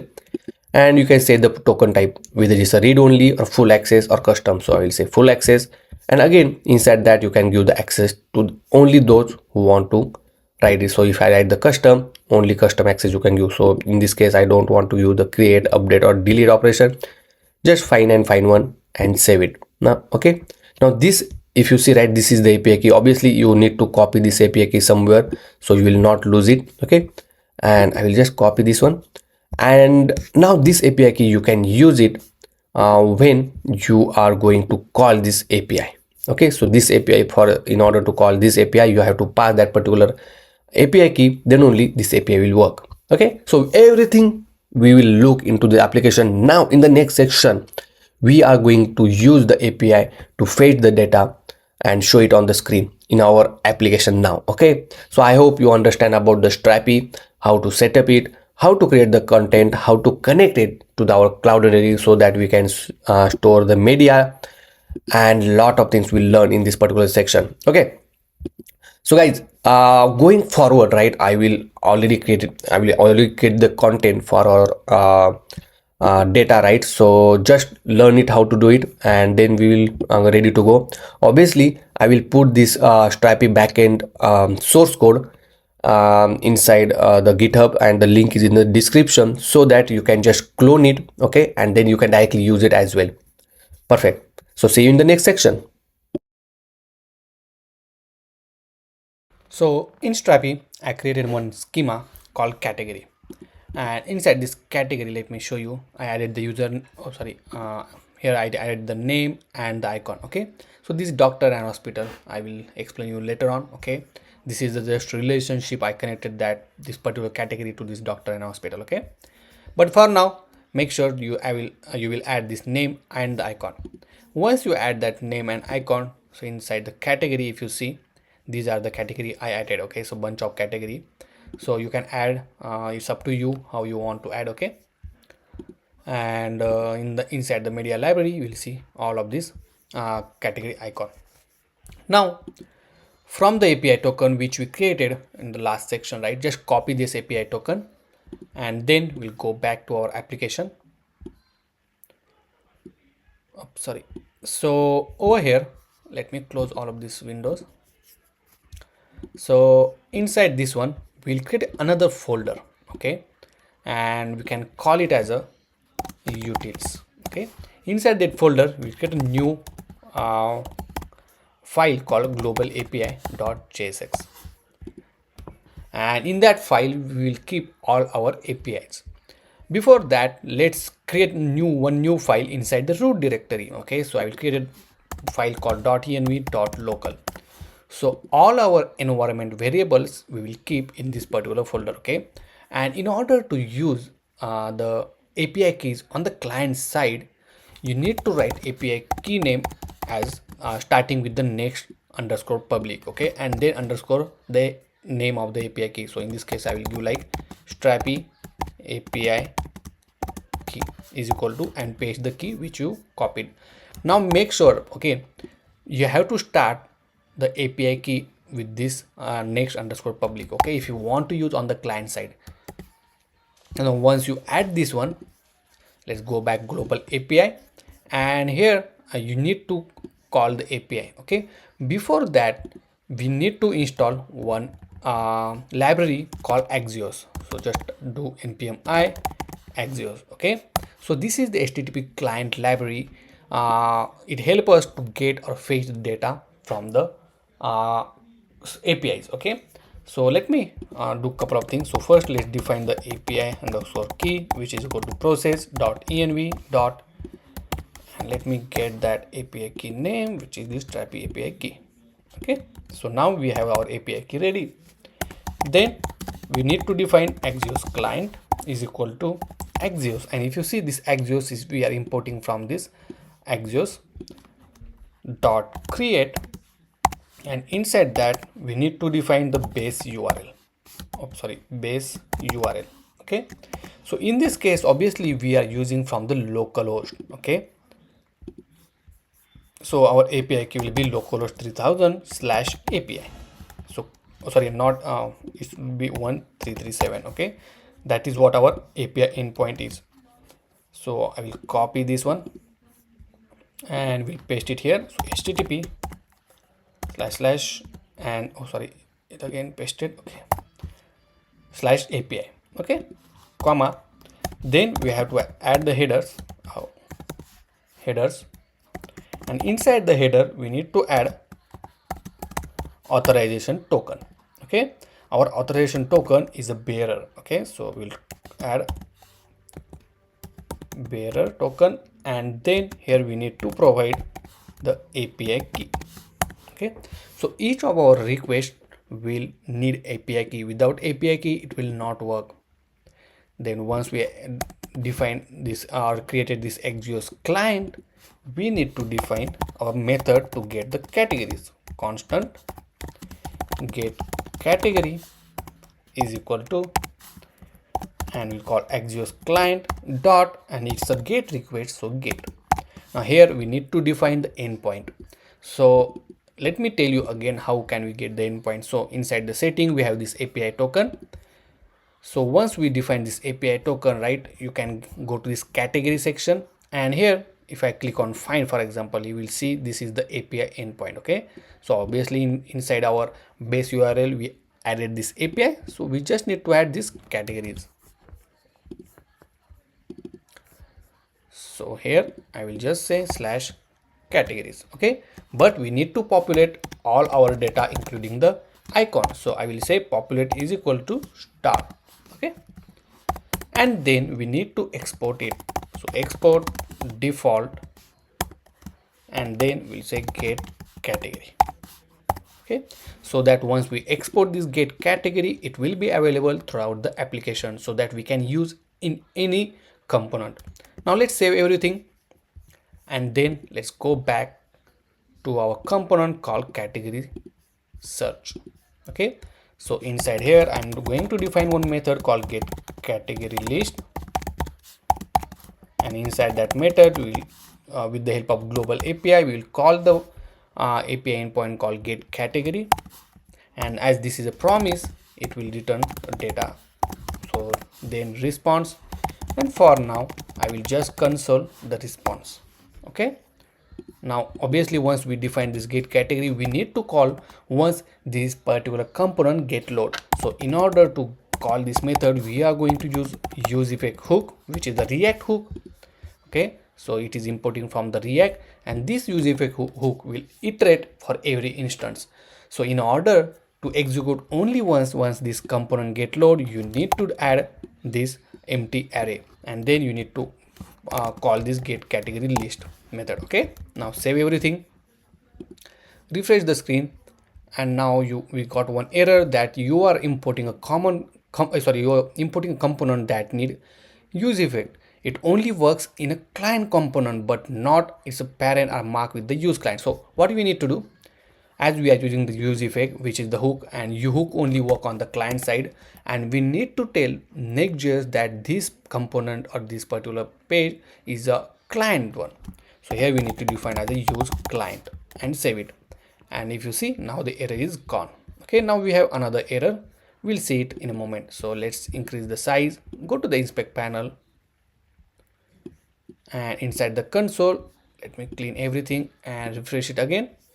So if you see, we got error that localhost 3000. So I think our API endpoint, which is correct. So this error is came at saying that request status 404. So the mistake we made here, the base URL we written, right, it's supposed to be base and the URL need to be a capital. Okay, now let's save this one, and now refresh the screen, and if you see, now we don't get any error. But let's go to the inspect panel and check the console, and now if you see, we got the object.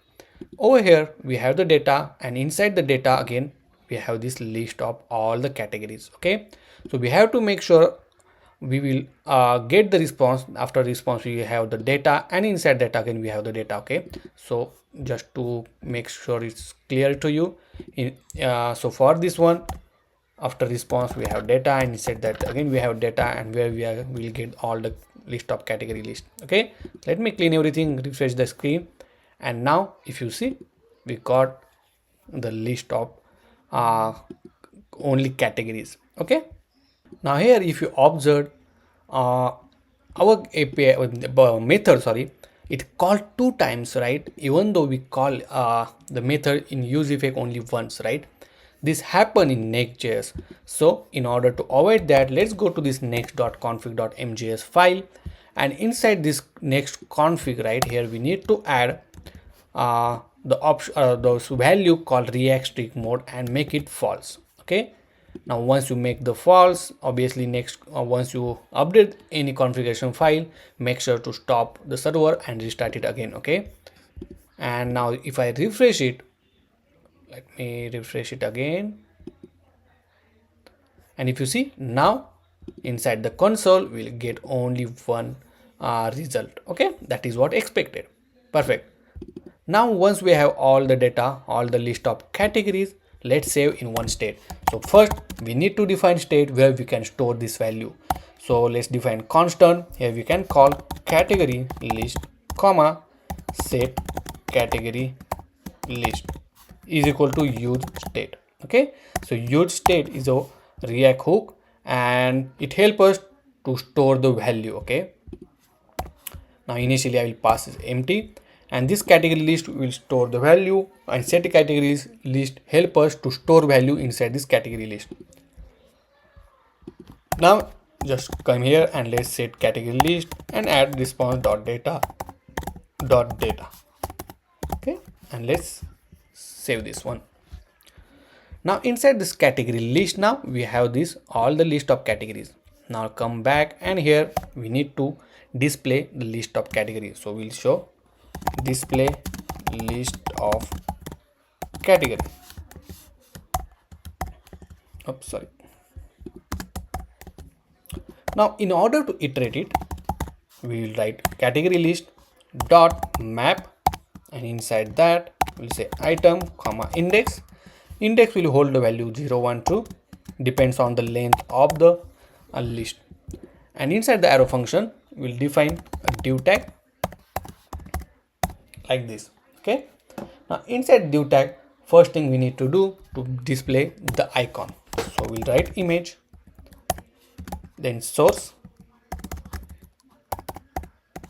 and so one define the source, right?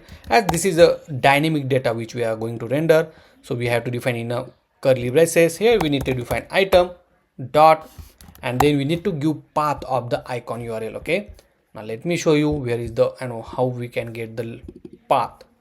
So inside the console, as you know that this is our array, right? Inside the array we have the field called attributes. Inside the attribute we have another field called icon, and inside the icon we have data, and inside data again we have the attributes, and then here you will see the URL. Okay, so this is how you can get the URL. So we'll say item, then we'll say attributes dot, then we have to get say question mark dot icon data dot attributes dot URL.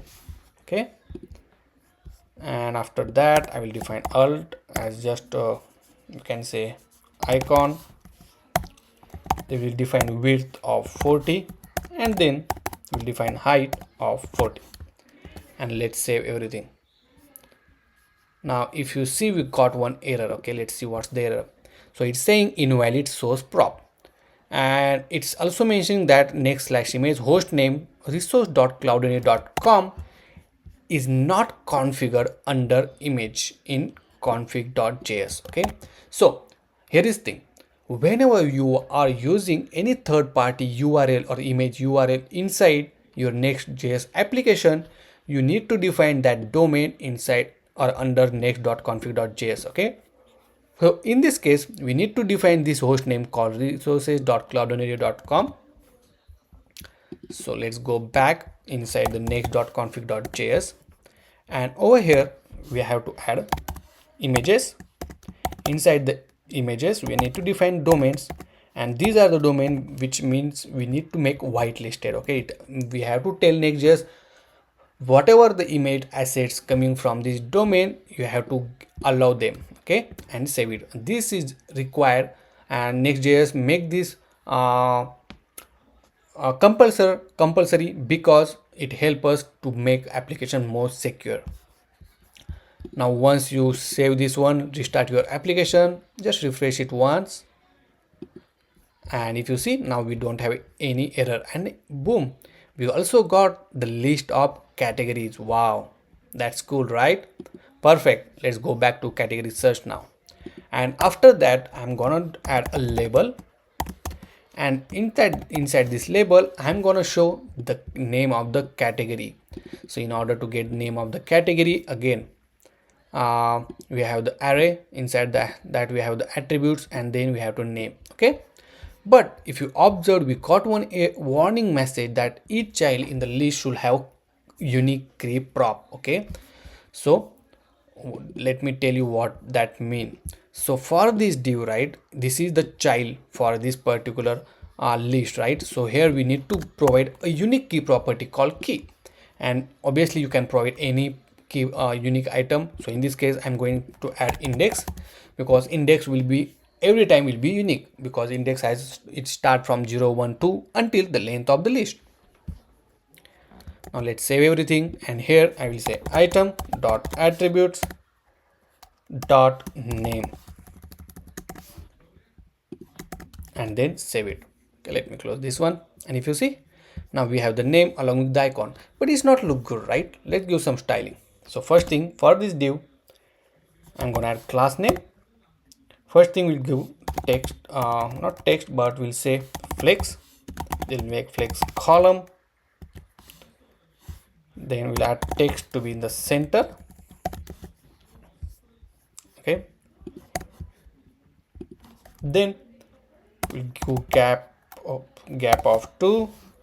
This need to be actually so that's fine. Okay, so here is thing, what we can do, instead of using flex for this one, we will use the grid. Okay, so for about this category list, I will wrap all these category lists inside the div, and for this one I will mark it as a grid. Now whenever the screen size is smaller, I'm gonna put the grid size of column 3. Okay, and now if you see, this is how it looks. Now after that, whenever screen size is medium, I will put grid column of 4, and when it's larger, I will put grid column of 6, like this. Okay, perfect, and save it. After that one, let's add some more property.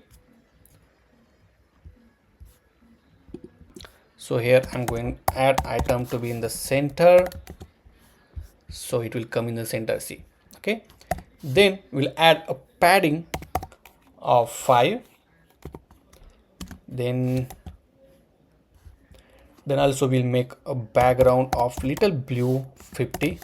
Okay, like this. We'll add a margin of 2. I will make a rounded corner, maybe large. Yeah, that's look good to me.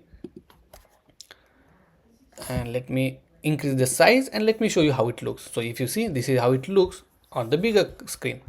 Now obviously I just want to show the first 6 categories. Okay, so in order to show just first 6 categories, you can add the condition over here. You can just write index is less than 6. Okay, so obviously we have the index, and we'll check the index value, and index is less than equal to 6, then only show this particular div.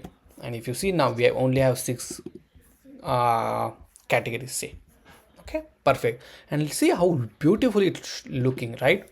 Now obviously some of the styling we want to add. First, for this label, I'm gonna add text of blue color of 600. Then I will make text little smaller. Once we done that, I'm also gonna add hover effect.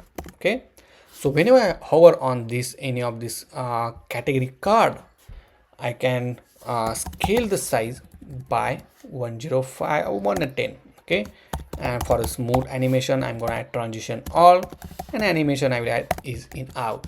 And if you see, if I hover on this one, see how beautifully it's looking, right? Also I will make sure it should be a cursor pointer, and let me increase the size now, and if you see how beautifully it's looking on the screen, right? One more thing that I want to give margin top to 5. Perfect. And now if you see how beautifully it's looking, right? Now if I decrease the screen size, and you will see the change immediately. See how beautifully it's changing, right? Now over here, if you observe, this particular text is touching to the screen, right? So what you can do for this div, you can give margin on the padding, maybe margin you can give padding on the x-axis, maybe 5, and boom, see now it's came in everything in one line. So beautiful, right? And our category is also looking so cool. I hope you understand how we beautifully added and fetched the category from the Strapi and display it on the screen along with our Tailwind CSS styling. So guys, if you have any question until this point, let me know in the comment section. Now, as we know that we completed the search bar, the Strapi setup, and even we display the list of category. Now it's time to display the list of all the popular doctors. Okay, so on the one row we're gonna show 4 column, but obviously depends on the screen size, it will change it. Okay, so first thing, let me go to this Strapi and let me tell you how I added this doctor section. So inside the content type builder, I added a new collection name called doctor. And here if you see, I added the name, address, patient, the year of experience, the working start time and end time, the about section. Also I attached these categories to the existing categories. Okay, and also I added phone, image and premium. So in order to connect these two collection to each other, you have go to this add another option, and here you will find the option called relation. Select the, and once you select it, you can select on which collection you want to connect. So in this case you can select category, and here you have option to select the relation type. Okay, whether do you want a many to many relationship or one to many or many to one relationship. Okay, so Strapi give you all customization in your hand. Okay, you can do whatever you want, so it's fully customizable. So that's the reason Strapi is so powerful. So now I already have the relation with the category, so I'm not going to add it. Okay, now let me go to the content manager, where I added some of the doctor list. Okay, if you see, I added the doctor list. Let me open one of them, and if you see, we have some sample data along with this beautiful image and everything. Okay, now if I go to this media library, I created a new folder called doctors, where I'm keeping all the doctor images over here. Okay, so it helped me to organize my all of my assets or images. Okay, so make sure you can create a new folder by just clicking over here called new folder. Okay, and then you can upload the files. Now let's go back to our application. Let me close this one, and let's create a new method. Okay, let me open our application as well, and sorry, so let me close all of this window, and then inside the component folder we create a new file, and we can call it as a doctor list.jsx.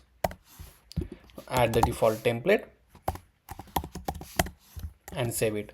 Now make sure to add this particular component inside the page.js. Okay, so after the category search, I'm going to write popular doctor list, and inside that I'm gonna add doctor list, and then save it. Now if I go back, okay, let me refresh once, and you will see the doctor list over here. See, okay, perfect. Now you have to go to this global API, where we need to get the list of doctors. So that we need to create one method called get doctor list Axios client, Axios client, dot get request, and now here we need the endpoint, right? So to get endpoint, let's go to the Strapi, go to the setting, API token, and for a doctor we'll say find, and this is the simple API endpoint called doctors. Now we'll say at a doctors, make sure to populate everything, okay, and then save it. Now once you save it, make sure to export this one so that you can use it throughout the application. So I will close this now, and now I'm gonna call this particular API use inside this page.js, okay, because whatever the result we get, we will pass it to this doctor list, and then we can use this doctor list at many places as well. So you'll get to know once we build our application furthermore, okay. But for now let's create a new method called constant get doctor list,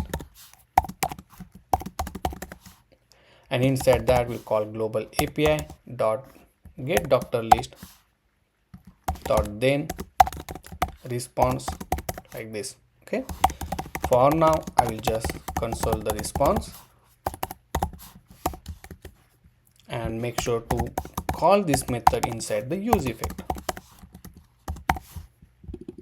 So obviously we need to execute use effect only once, so I mark this use effect with the pass this empty array, okay. Now save everything. Now it's saying that this we use this use effect hook, we have to mark this page as a use client. And now let's go to this inspect panel, go to the console, and if you see this one, so if you see we have this list of array, we have 7 doctors list right now, okay, and we will see all these details, okay, perfect. Now let's save this list of doctor in one state, so constant doctor doctor list set doctor list is equal to use state.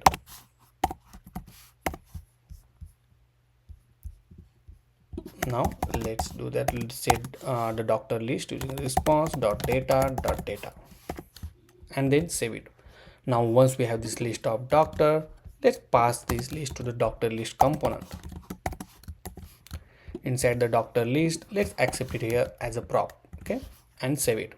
Now here we need to iterate the list of doctor, okay, but before that let me add the div and h2 tag, and we'll say popular doctors, okay. Let me close this window for now. If you see, it's showing popular doctors. Let me give some class name, margin bottom to 10, okay, so that we can scroll it.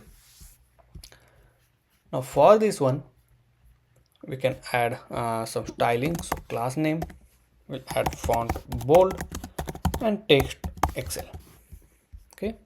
Now it's touching to the screen, so obviously we can give the padding X to 10, see, like this.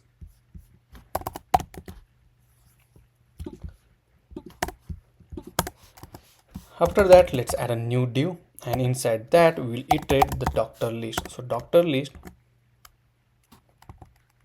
dot map, and here we will iterate it. Also one more thing I want to tell you here, okay. Now sometimes doctor list will take some time to fetch data from the server, and in the meantime it will check, oh, doctor list is not there or it's undefined, and this particular method might get failed, okay. So sometimes better to make sure you have the doctor list, and then only you can execute this map method, okay. Now over here, once you define this map, we'll define item comma index, the arrow function, then inside that we'll define a div like this, okay. And now let's define the image, then source, so obviously image inside atom, and let me show you the path now. So let's go to the inspect panel, to the console, and I think this is our doctor list. So if you see inside the attribute, we have the field called image, inside that we have data, and inside that we have attributes, and then at the last we have the URL. Okay, so let's write that one. So I will say, instead of item you can even write doctor. Okay, so that's a little meaningful, so I will write doctor dot attributes dot image dot data dot attributes dot URL. Okay, then we'll give alt name as a doctor, give width 500, height 200. Okay, and let's save this one. And if you see, we got the image, but it's not really showing up. Okay, it means we somewhere, okay, so it need to be data, not data. And if you see, now we have this list of image. Okay, so let's add the class name. So here I'm going to add a height of 200 pixel and then width to be full. Okay, and we'll make object to be cover, so it will be not stretch. Okay, and we'll make rounded corner to be large, and this is how it looks. Right now, obviously, if I increase the screen size, I spread the width throughout this width of the screen. Right, so what we can do, obviously for this div,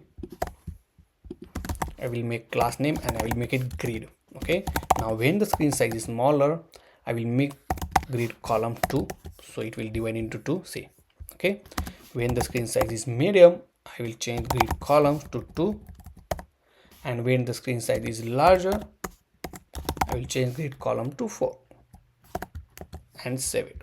Okay, perfect. Now obviously you have another option called small, where you can give the grid columns up to, and for medium you can give the grid column of 3 as well. Okay, and let me show you how it looks. See, now this is the last screen. Okay, but as soon as I decrease the screen size, see the magic, right? Perfect. So this is how grid is quite helpful. Okay, next we need to give margin, okay, or gap. So let's give the gap maybe 7, like this. Okay, perfect. Now for this div, what I'm going to do, let's add a border. So we'll add a border of 1 pixel. Okay, and we'll make rounded large, and then we'll add a padding of 4. Perfect. Maybe adding padding of 3. Perfect. Okay, now after this image, I will add div tag, and inside that we'll write some information like you doctor's name and all. Okay, so first thing, obviously I want to write the category on which doctors belong. So I will write the h2 tag, and in order to get the category, let me get that one. Okay, so from the inspect panel, let's open the console. So if you see, we got one error that image is missing required source property. That's weird. Let me refresh it again. I think okay, now it's good. Okay, we have this key property error. Let's add a key to this div as I mentioned. So key, and we'll add an index. Let's save everything. Perfect.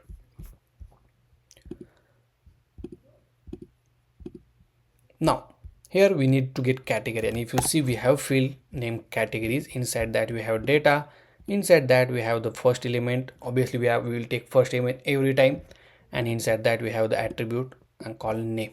Okay, perfect. So let me write that one. So we write doctor dot attributes dot category dot data of 0 dot attributes dot name, and let me see. Perfect, we got this. See, let me close this one. Okay, perfect. Now let's style that one. So let's add a class name. So for that one, I'm gonna add text of custom size. Okay, now if you want to give the custom size, okay, you can give inside the square bracket. Okay, so inside the inside the Tailwind CSS, whenever you want to give a custom value, custom size, you can give inside this square bracket. Okay, now after that we'll say background blue 100, padding of 1, we'll make rounded, oops, that to be full, and I will add padding x to 2. Also we'll make text primary and save it, and this is how it looks. Weird, I know. Let's add a styling to this div. So class name, we'll add margin top to 3, and let's save this one. Perfect. Okay, but now obviously we want this background to be wrapped to the particular text, right? So here just simply you need to write item baseline. Okay, and you have to make this particular div as a flex, so make it flex and make sure it to be a flex column. Okay, and now if you see the magic, perfect. And if you see, each of the doctor got this category. Next, let's add the user name. Okay, so to get the user name, it's simple, doctor dot attributes dot name. Let's add a style to this one. So sorry, class name. So for this one, let's add a font to be bold. That's it. Perfect. Next, we're gonna add the experience of that doctor. So doctor dot attributes, and we have field name called year underscore of underscore experience. Perfect. See, 20, 16, 10, I don't know why it just came 13, but yeah, let's make sure these years. Okay, years are there. Now let's add a class name to this one, and we'll change the text to be primary and text to be small and save it. Perfect. And the last, we're gonna add the address.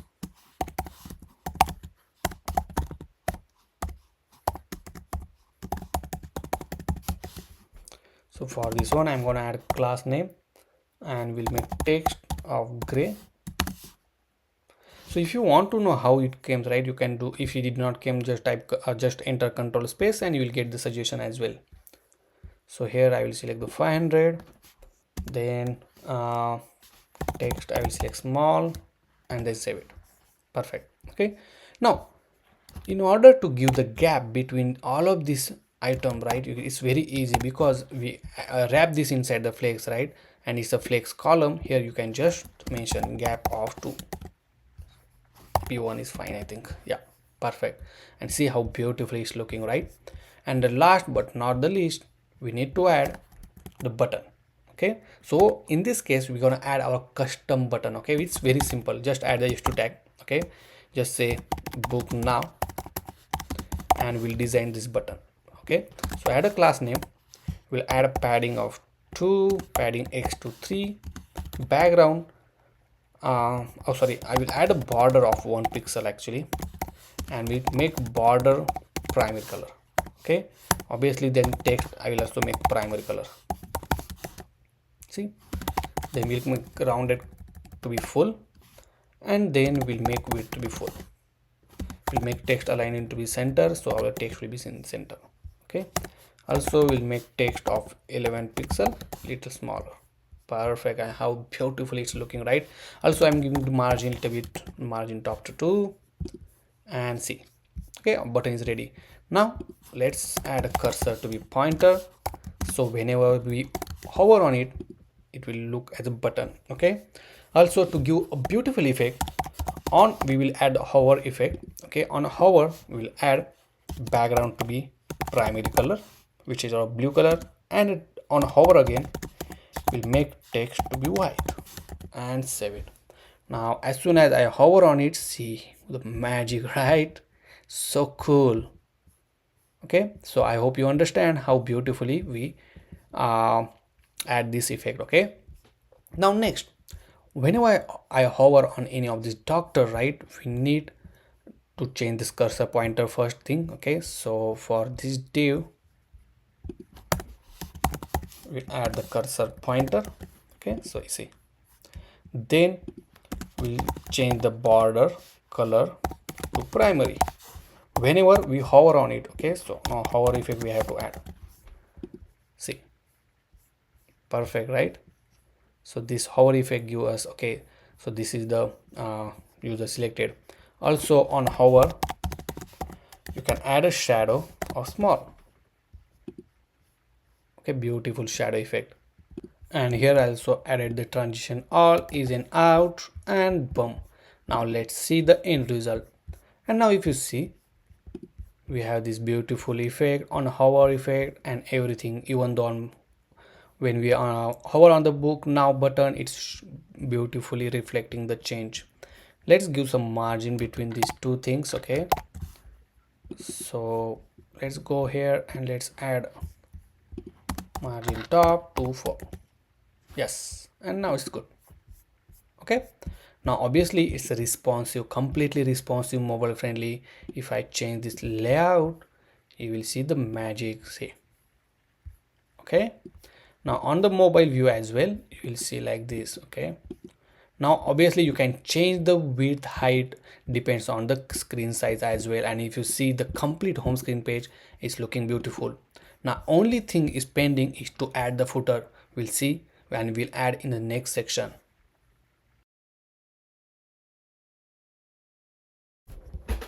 Now it's time to add the footer. Okay, so obviously as the header is consistent on the screen throughout the application, same thing we are going with the footer. So footer will also be consistent throughout the all the pages, all the application. Okay, so let's go back to our application and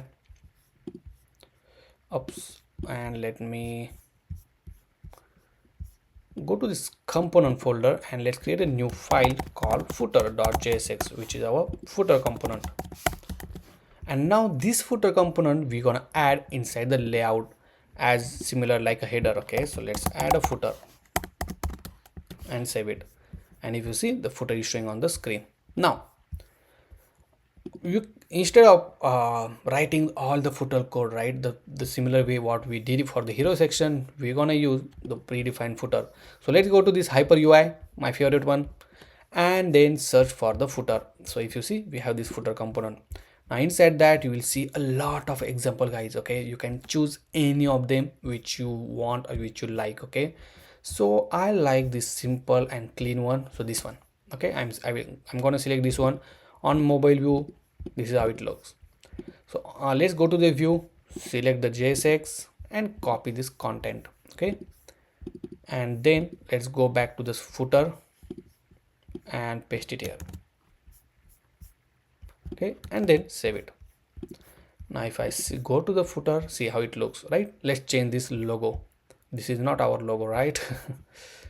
So I think this is a logo code. Let's clean this out and let's add our image. Say logo.svg, ql tag logo. Let's give width maybe 200, height 100,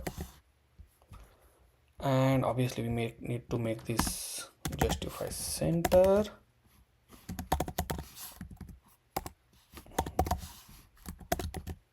I don't know why it's not making flex column. Okay, and we'll make automatic center. Yeah, perfect. And if you see, our footer is ready. How beautifully, right? Perfect. Now if you think, right, okay, why it's showing on the left hand side some gap, because we give the padding x-axis, right? So you can remove that one. So in order to get that out, you can put this footer outside of this div, and boom, see, perfect, right? Now on the smaller screen, let me show you how it looks. See, on mobile view, this is how it looks, right? Perfect. And our footer is ready within one click, right?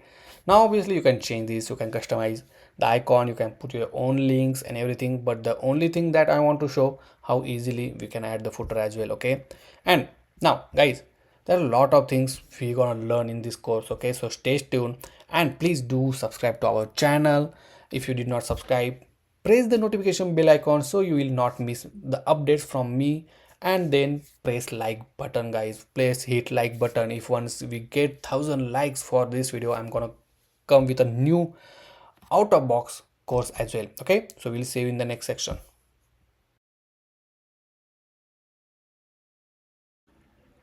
So as you know that we are fetching data from the server, okay, and obviously there is a latency when we fetch the data whenever we load the application. Now for example, let's load the application. If you see, it takes some time to load the data and then it displayed suddenly. Okay, so it not give a good effect to the user who is using this application, right? So what we can do, we can add a loader to that one. Okay, and the one of the best popular loading option is Skelton. Okay, and if you don't know what is Skelton, let me show you.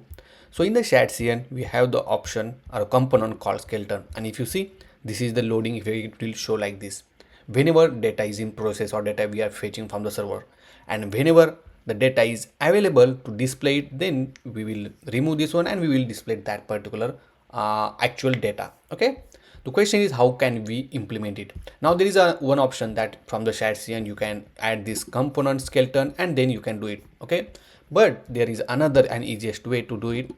So let me go back and let's implement for the doctor. Okay, so let me close all of this window first and open the component called doctor list. Okay, where we are displaying the list of doctors. Okay, now what we need to do here, right now we added the condition, if the doctor list is there then only show the list of doctors. Okay, here I'm gonna add the condition as a question mark, means I'm going to add the ternary operator. Okay, so that we'll write an if and else kind of condition. Right now here I'm gonna check first, if doctor list dot length is greater than 0, then show the doctor list.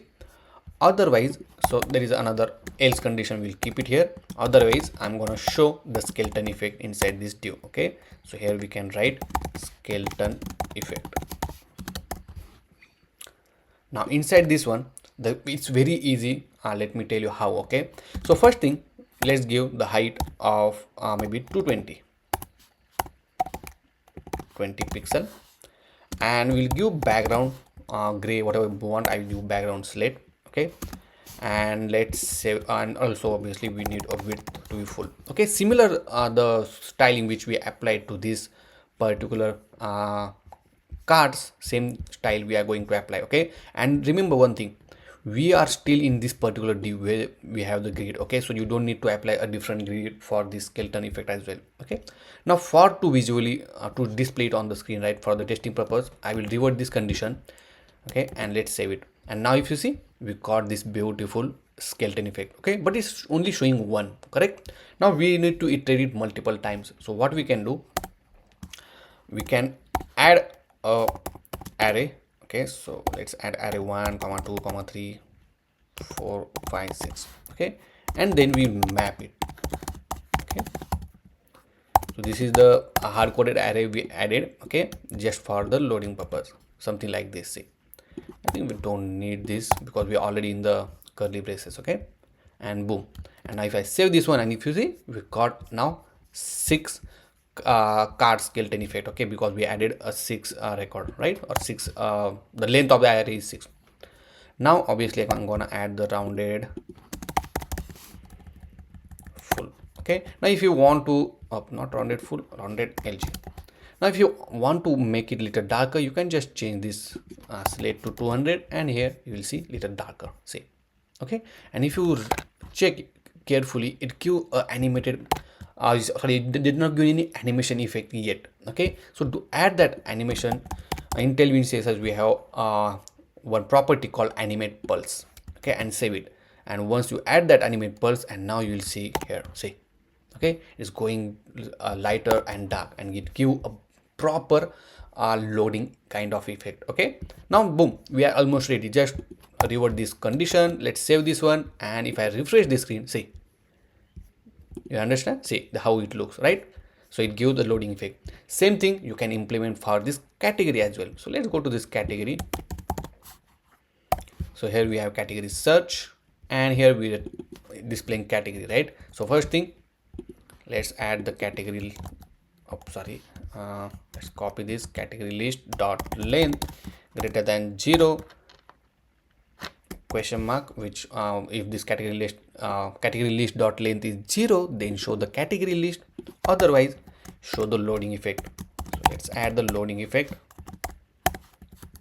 So class name will add let me check height, how much height we need to add. Let's add a height of 40 pixel,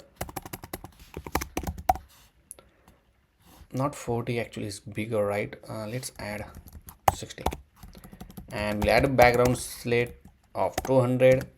I will animate it as a pulse, and then I will make corner rounded to be large. Okay, and obviously it's not showing. Let's revert it to just check. Okay, so if you see, nothing is displayed on the screen because we need to give it to be full. And also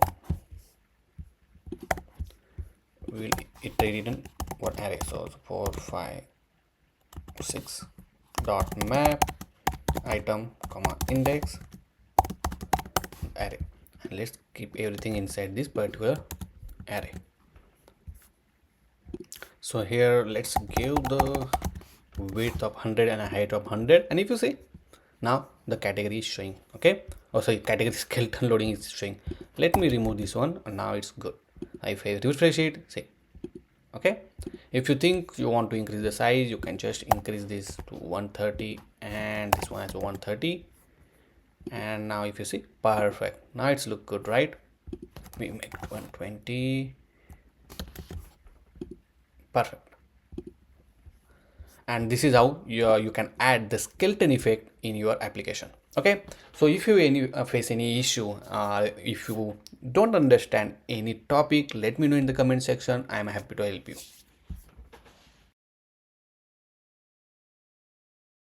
Now in this section we are going to discuss very important topic called app routing. So if user click on any of this category, or user click on any of this doctor list, we need to navigate from one screen to the other screen, right? Like this, for example, if I user click on this particular category, and then we'll open this new screen. But the question is, how can we do that, right? And that's where this app routing in the Next.js play a very important role. So in this section we're gonna see basically a simple routing, nested routing, and the dynamic routing. Okay, so for example, here if you want to create a new route, for example new screen, okay, and if I go to this particular part called localhost 3000/search, enter it, I should navigate to the new screen. Right now it's showing 404 error because we don't have that screen, right? So this is called a simple route.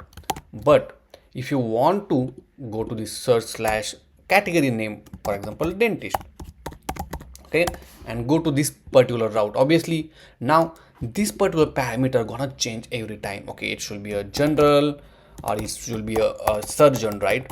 And that's kind of routing called a nested route. Obviously we'll see one by one. So let's first create a simple route, and once user open this particular URL called localhost 3000/search, it should navigate to this particular page. Okay, so let's go back to our application. So let me decrease size, and let me close all of this tab now. Okay, now here is thing. Now for example, inside the app folder we'll create a new folder. Okay, and as I say, if you create a new folder, okay, with the directly name like this, now this considered as a route. Okay, and inside that you can create a page.js file. Okay, add the default template. Here I'm gonna add search, the function name as a search. Let's copy here as well and save it. And now if I go to this page, okay, so let me refresh the screen. So right now obviously we are in the wrong. Okay, now go to this search, and boom, if you see, now it's showing the search text. Okay, obviously as I say, the header and the footer is still constant because we want that throughout the application, so that's fine. But now if you see, we navigate successfully to this search what do you say, search route, right? And this is a simple route. Now obviously we in our application we have multiple routes, right? So to organize this, okay, all the routes in one folder, you can do that as well. Okay, so create a folder and then you can add a new folder and you can name it like this. Okay, so with the within a bracket you can give the folder name, and then Next.js will not consider this folder name as a route. Okay, now obviously this is not route, but you can put this search folder inside this route because we have this search route. Okay, and now even though you put this inside this route folder, nothing get changed and still we have this search route. Okay, perfect. I hope this is called a simple routing. Now obviously you can add along with this page.js, you can add the layout.js. Okay, for example, let's add the layout.js and add the default template. Let's save this one, and if you see right now it's showing the just a layout instead of this page.js, right? The reason is, as I say in the very beginning of this particular video, that layout .js is a reserved screen or reserved keyword which can be or which is used to design the layout. Okay, whatever the fixed thing you want to display it on the screen, you can keep it there. Okay, now for example, inside this search screen, right, we want to, let me zoom this. Now we want to keep this category to be fixed, and only this right hand side data, which is the list of doctor, gonna change. Okay, depends on the selection of the category. Okay, so that's the reason we are using the layout here as well. Same thing we did it on the home screen. So inside the home screen, right, if you remember, we added the header and footer. Only the thing is getting changed inside this because of this children only. Okay, and if you see, the header and the footer is constant because this is the parent layout. Okay, now once we define this one, right, inside the search, now obviously what we need, what we want to achieve, if I search slash dentist, something like this, right, I should navigate to that particular screen. Okay, obviously I don't want create a multiple route for each of this category, right? Obviously we don't know how much category they are there, or maybe you are putting dynamically a more category in the database, right? Obviously we cannot create a new route for each of this category. So that's where the nested route play, or sorry, the dynamic route play a very important role.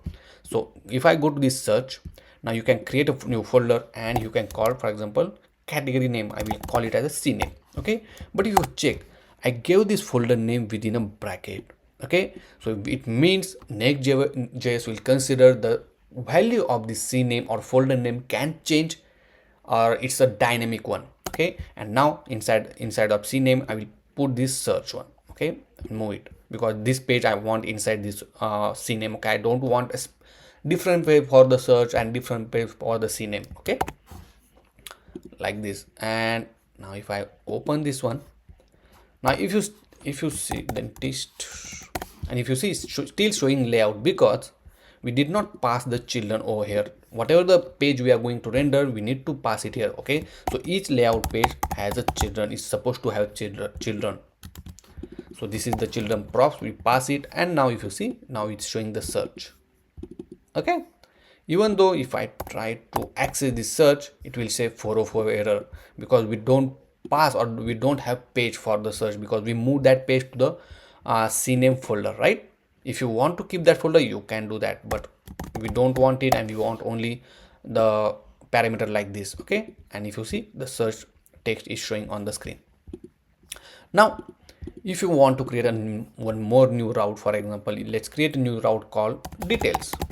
Okay, now on this detail screen, obviously we are going to show the doctor's details information, right? Now in order to create this page as well, what you can do inside the route folder, let's go to this route folder and let's select the route. Okay, this is very important to select the route and then add a new folder and we can call it as a details. Okay, like this. Now once we have this details page, obviously let me show you. Obviously the details cannot show only this selected data, right? It has a maybe ID of the doctor record, right? So if I go here like this one, then I should open the doctor's information, right? So obviously we need a nested route over here again. So select the details, add a new folder, and we call record ID like this. Now this is our dynamic value, okay? And inside that we'll add a file. So let's add a default template. Let me rename this to details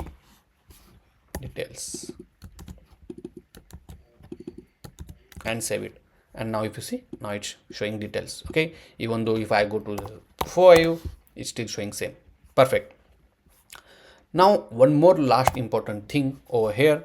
Let me go to the search and dentist, right? Now the question is, how can we fetch this parameter or a dynamic value, okay? Because we need to pass this to the backend to get only the dentist doctors, right? So it's very easy, guys. So let's go to this page.js inside this CNAME folder, okay? And over here we need to add or destructure this prop, and we can call it as a params, okay? Now inside this param, it holds this dynamic value, okay? Let me show you how. So let's write a use effect, and we'll console.log parameters value. So whatever the parameter value is coming, we'll just console it just to show you how what are the things are written, okay? So right now we need to make this as a use client, because we use the hook over here, okay? Use effect hook. Now let me increase the size, go to the inspect panel, go to the console, and if you see, we got one object, and inside that we have the CNAME, okay? And which whatever that we pass, the dentist string. For example, if you pass 1 2 3, now it will give dentist 1 2 3, okay? It means we can able to get the CNAME. Now why the field name is CNAME? The reason is we gave the folder name, the dynamic folder name called CNAME. That's the reason, okay? And now we can access it using like this CNAME, and if you see, now we got this expected result. So whatever the dynamic path you are passing, that path is you are getting over here, okay? So guys, I hope you understand how the routing will work, okay? Now the last point is how we can add the nested route, okay? For the nested route, it's very easy. The same thing we did it here. For example, this is called nested route. Inside the search, we again create a new folder, and again we have added the page.js, okay? That is nothing but the nested route. So folder inside the folder, and then you can call it as a nested one, okay? So guys, I hope you understand how the routing will work and how we can configure the routing. This is very important when you are building any Next.js application, okay?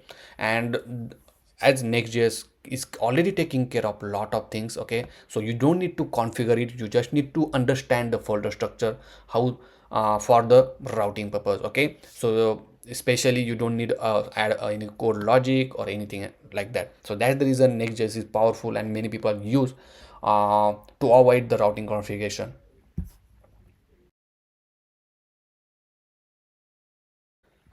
So in this section, we are going to build a screen which used to display the list of doctors depends on the category selection, okay? So whenever from the home screen, right, you select any category, and once you select any category, it will open a new page which has the all the doctors belong to that particular category, okay? And on the left hand side also we're gonna show the list of category as well, okay? And obviously header footer will be remain constant on this particular page. So let's open the application. Let's go back to our VS Code, okay? And let me close all of this tab for now. So now inside this layout.js, right? So here is thing, we need to keep this particular section or this category section constant, okay? Only when user select any of this category, this particular data want to change it and nothing else, okay? So this is very important.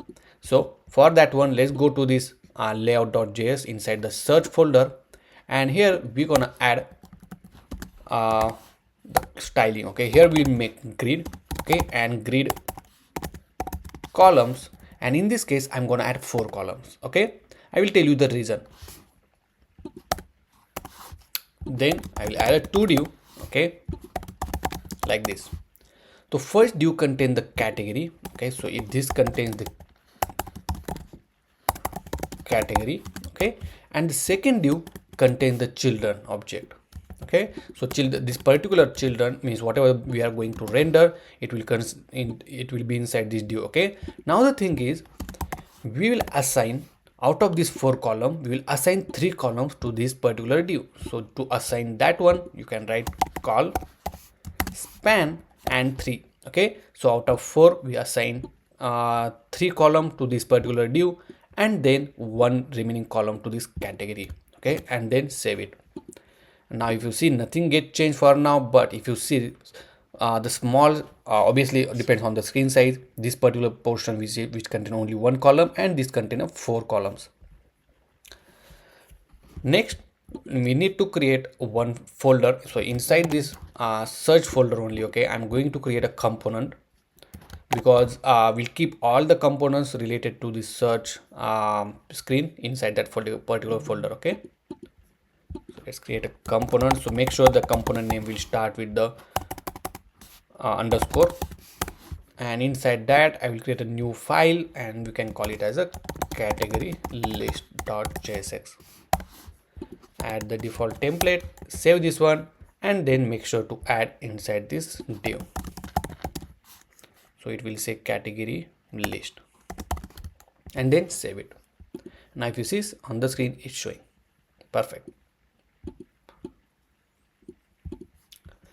Now let's go to this category list, where we are going to fetch the categories. Okay, so obviously we already have the logic for that one. So what I'm going to do, from the category search where we have this get category list, right, I will copy everything as it is, because we want that one inside the category list. And make sure to import this use state, and make sure to import this global API as well. Okay, and then save it. Make sure to make this one as a use client,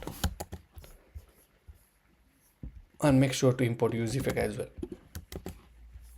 Perfect. Okay, now we have the list of category, and we store in the category list. Now we want to show it on the screen. Okay, but the thing is, I want to give option to search it from there. Okay, so you just type it and it automatically get filtered out. Okay, so for that one, I'm going to use one component from the shared CN, which is called maybe command. Command. See, like this. Okay, if I type something, see, it automatically get filtered, right? How beautifully. So let's install this one. So first thing, let's copy this command line, and inside the terminal just paste it here like this. Okay, then once it install, here you will see the use case. Okay, so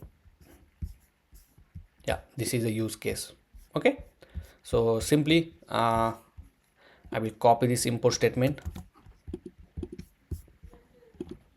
and then I will copy the remaining code. Okay, this is simple example. They show how to use this command box. Okay, and I will paste it after this one like this. Okay, and then save it.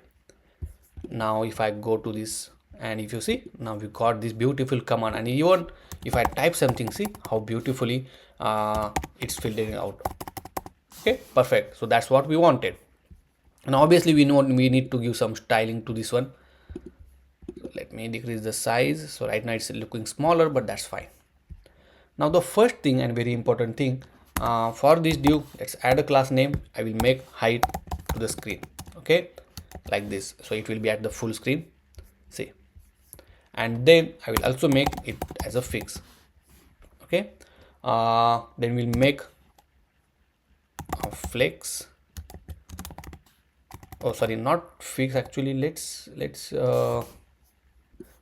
try to do sticky. Okay, let's say flex and flex column for now.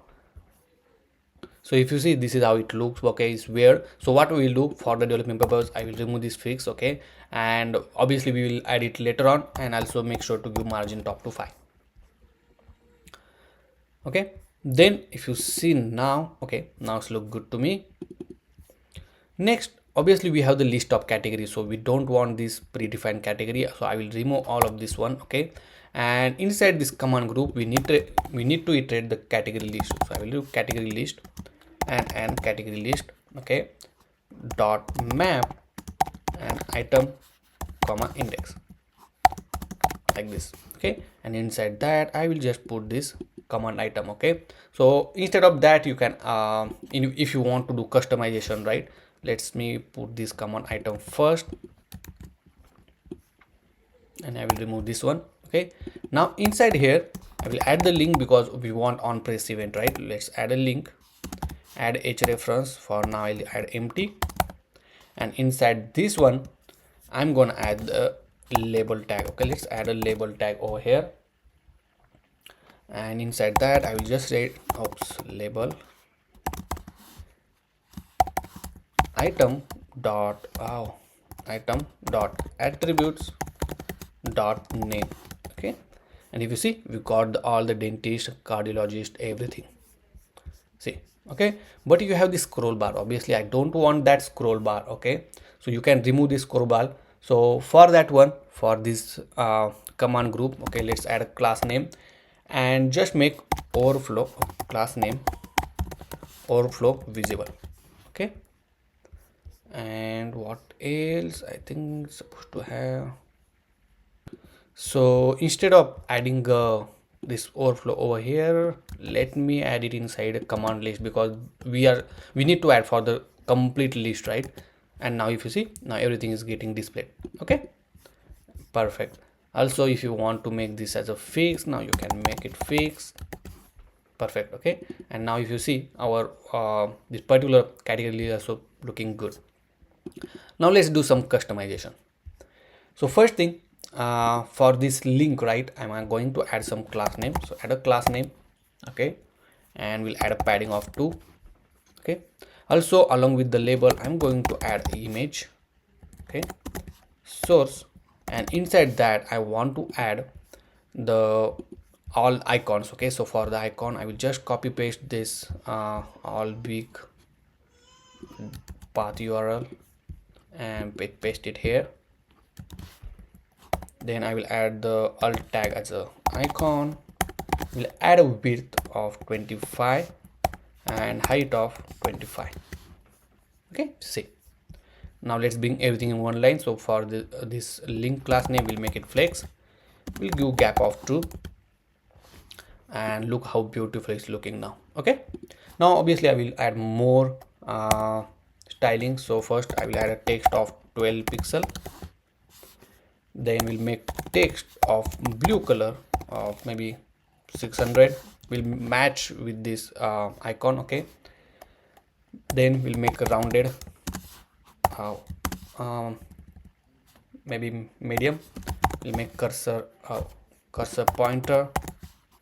When user hover on it, we'll get to know. Okay, and we'll make width to be full. Okay, and if I see how beautiful it's looking, see. Okay, and if I increase the size, this is how it looks on the bigger screen as well. So if you think that the size of the text is little smaller, you can change to maybe 14. Yeah, that's look good now. Okay, perfect. Now the thing is, what we need to do, one more important thing, whenever, for example, right now we don't add any logic over here. Okay, when user select any of this one, right? So let's add that one. So if I go to this category search right here, we'll wrap this div inside the link. Okay, or you can change this div to link like this, and make sure to import link from the next/link, add the h reference, and here we'll add a search. Okay, so /search, and then obviously along with that we need to pass the name of the category. So in this case is item dot attributes dot name, and then save it. Now if I click on any of this category, if I click on this cardiologist, see, it went to this cardiologist, search/cardiologist. Okay, now we know that this is cardiologist, and we know how to get this value as well, right? Now whenever we user select any of this category, we have to mark here as a selected one. Okay, so on the sidebar name category list, we need to add, okay, this particular category is user selected already. Okay, so to do that, now let's go back to category list. So let's go to this layout.js, and here obviously we use this category list in this particular layout component, right? So here I'm gonna add a params, okay, and then for this one I will say category is equal to params dot cname, okay, and inside the category list we'll accept it as a category. Okay, let's save both this file, and now we have this category name. Okay, if you want to print, let's console it over here like this and then save it. Now let's go back to this inspect panel, go to the console, and I don't know, let me clean this out, let's refresh it. Okay, so we got undefined. Okay, so it's not working. Also, if you see on the category list line number 36, we have the warning that you need to use key props. Okay, let's add that one. So over here we'll add the key prop, so we'll not get in that error.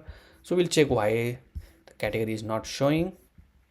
So here actually we are outside of this particular folder, okay, cname, and that's the reason we are not able to get this parameter value. Okay, so let me clean this out. So we'll not implement in this way. Okay, the another way we can do it, let me remove this as well, is to use the use path route. Okay, so there's one hook called use path name. So let me show you. So here will be constant is equal to we can say params is equal to use path name, and if you see, this is importing from the next/navigation. Okay, so what it will do, it will return this complete path. Okay, so it will return this complete path until this point, search/cardiologist. Okay, like that. So that's the reason, and we got one error. So okay, yeah, this one. Okay, and let me print this out for you. So I will just print it out, params. So params like this. Okay,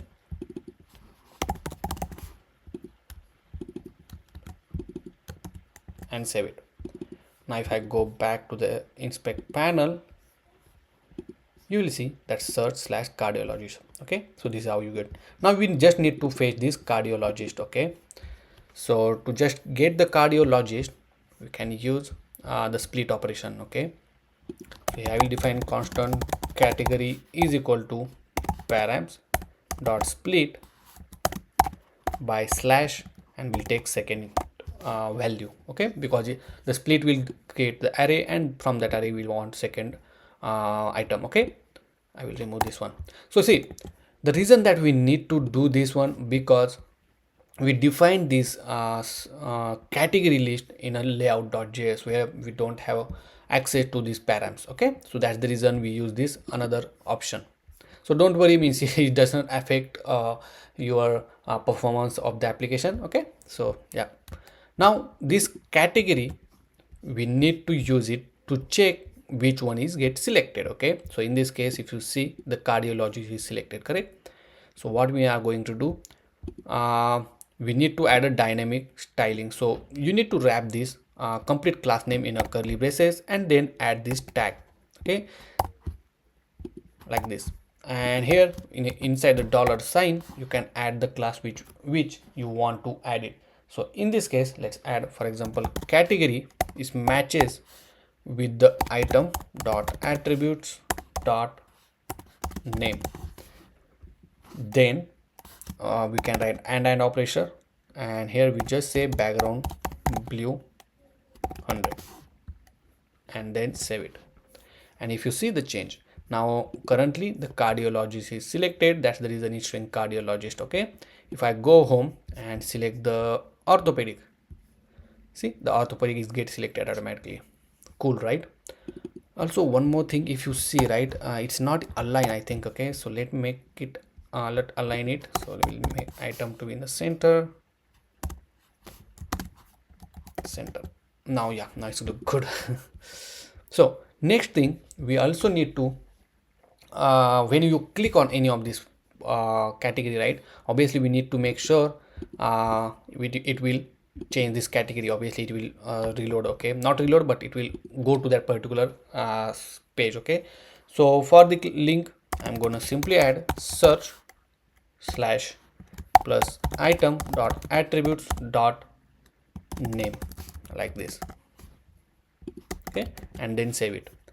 And now if I click on dentist, so it will go to the dentist and see this URL as well. If I go to this otology general doctor, immediately it get change everything so beautifully, right? And that's what we wanted. Perfect. So this is how we added this beautiful side navigation bar. Okay, so until this point, if you have any question, any doubt, let me know in the comment section.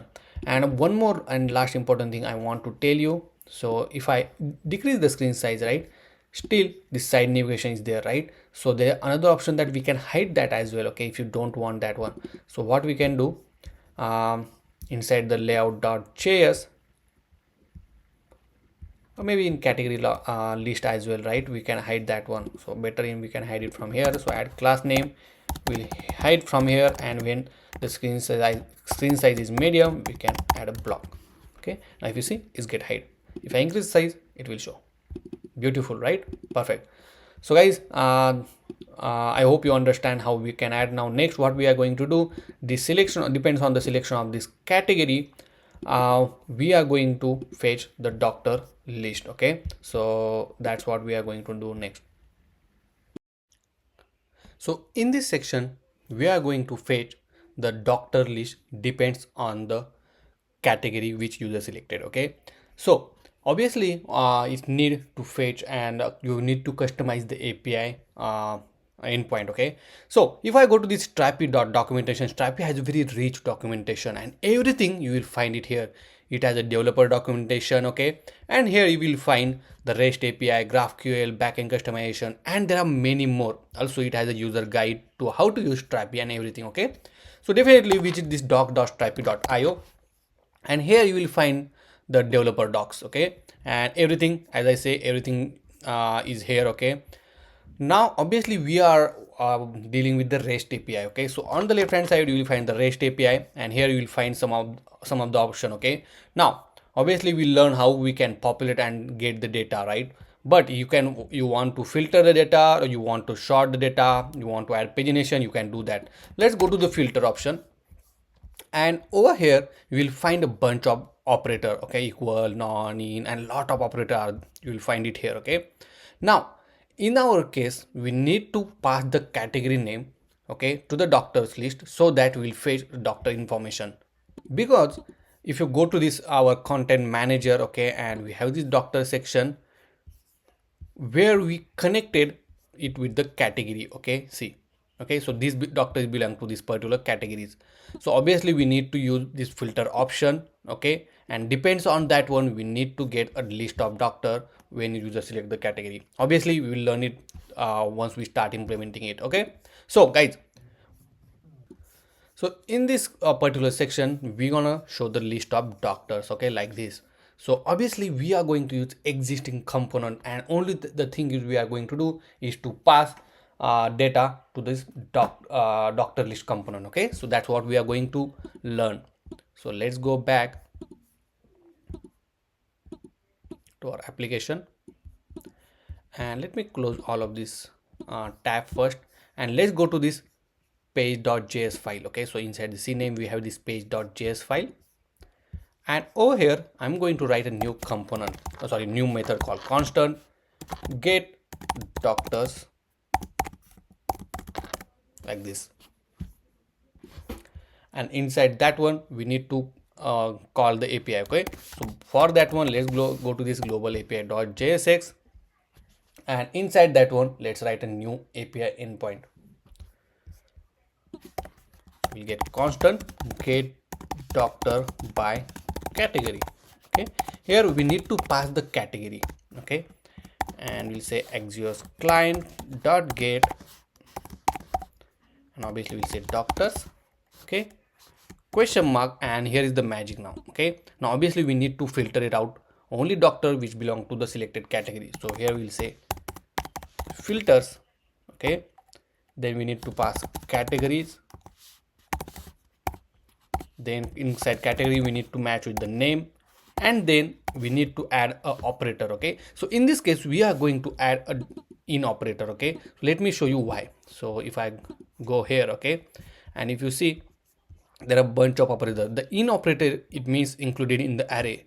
The reason is, if you see the categories, user can select multiple categories. It means it has a list, right? And inside the category we have the name field from where we need to fetch the data. So that's the reason I wrote like filters. In that we have the categories, and inside we have name, and then we add dollar in operator. Okay, is equal to, and then we'll add a category. That's it. Okay, and obviously we want everything, so I will add the populate is equal to star, like this. Okay, and save it. Let's save this one as well, and boom. And make sure to export this get doctor by category. Now let's go back to our page.js and let's call that API. So global API dot get doctor by category, and here we need to pass category name. So in this case is param.cname. Okay, so whatever it is in the parameter, that category name we need to pass. Dot then response. Obviously we'll just console the response for now, just to check everything is working. Now call this get doctor like this, and then save it. Now if I go to this inspect panel, currently let me clean everything. Currently if you see, cardiology is selected. Okay, let's refresh the screen, and if you see, we got the data. Okay, so it has a 9. Wow, no, sorry, it's a category list actually. So this is actually our result. Okay, so inside the data we have data, and inside we have 3 doctors. See. Okay, now if I select the dentist, okay, and if you see, immediately we got the dentist information without refreshing this category page or without refreshing the complete page, guys. Okay, it automatically called that particular API having the category as a dentist. See. Okay, perfect. So I hope you understand this one. Now just to think is, we need to save in a one state. So I will add a one state called doctor list, comma set doctor list is equal to use state, and then here we will set doctor list response dot data. Okay, I will remove this one and save it. Perfect. Now the thing is that we are going to use existing doctor list component, okay, which we use inside our home screen. Okay, so once we go to this home screen, if you see, right, this doctor list component, we are going to use it in our application. So let me go to the dentist or any of this. Okay, and now here I will say doctor list like this, and inside that one we'll just add a couple of things. So first thing, obviously we need to give heading, right? If you, oh, I don't know, we don't have a heading. Let me check. Okay, so if you see here, right, it's right now it has a only popular doctors written over here. Okay, so instead of that, what we are going to do, we will add a params called heading, and we will replace this with the heading. Okay, and by default you can give the by default value as well. Okay, so for example, if I give popular doctors, it means whenever if I did not provide any heading value, it will take popular doctors as a default value. Okay, now once you define doctor list, you can define the heading. So I will say the I can just display category name. Okay, so params dot cname and save it. And okay, so we got one error that it's saying doctor list dot length is undefined. Okay, so obviously we need to provide a doctor list. Okay, so this doctor list we provide to this component, and then save it, and boom, we got the result. See how beautiful, right? If I increase the screen size, this is how it looks on the bigger screen. Now if I change this one, see. Okay, perfect. Now let's give some margin here. So I will add the class name, we'll add margin top to 5, and then save it. Okay, now one important thing, if you observe, right here, it's showing the blank space. Okay, the reason is inside the layout, right? Let's go to this layout.js. Here, when the screen size is smaller, we are hiding the category list, but we did not hide this div. Okay, and for currently it only get this acquire only 3 column. Okay, so what we can do, whenever the screen size is smaller, we will acquire 4 column, and when screen size is larger or medium or larger, we can acquire a 3 column only, and boom, see. Okay, and on the bigger screen it will look like this.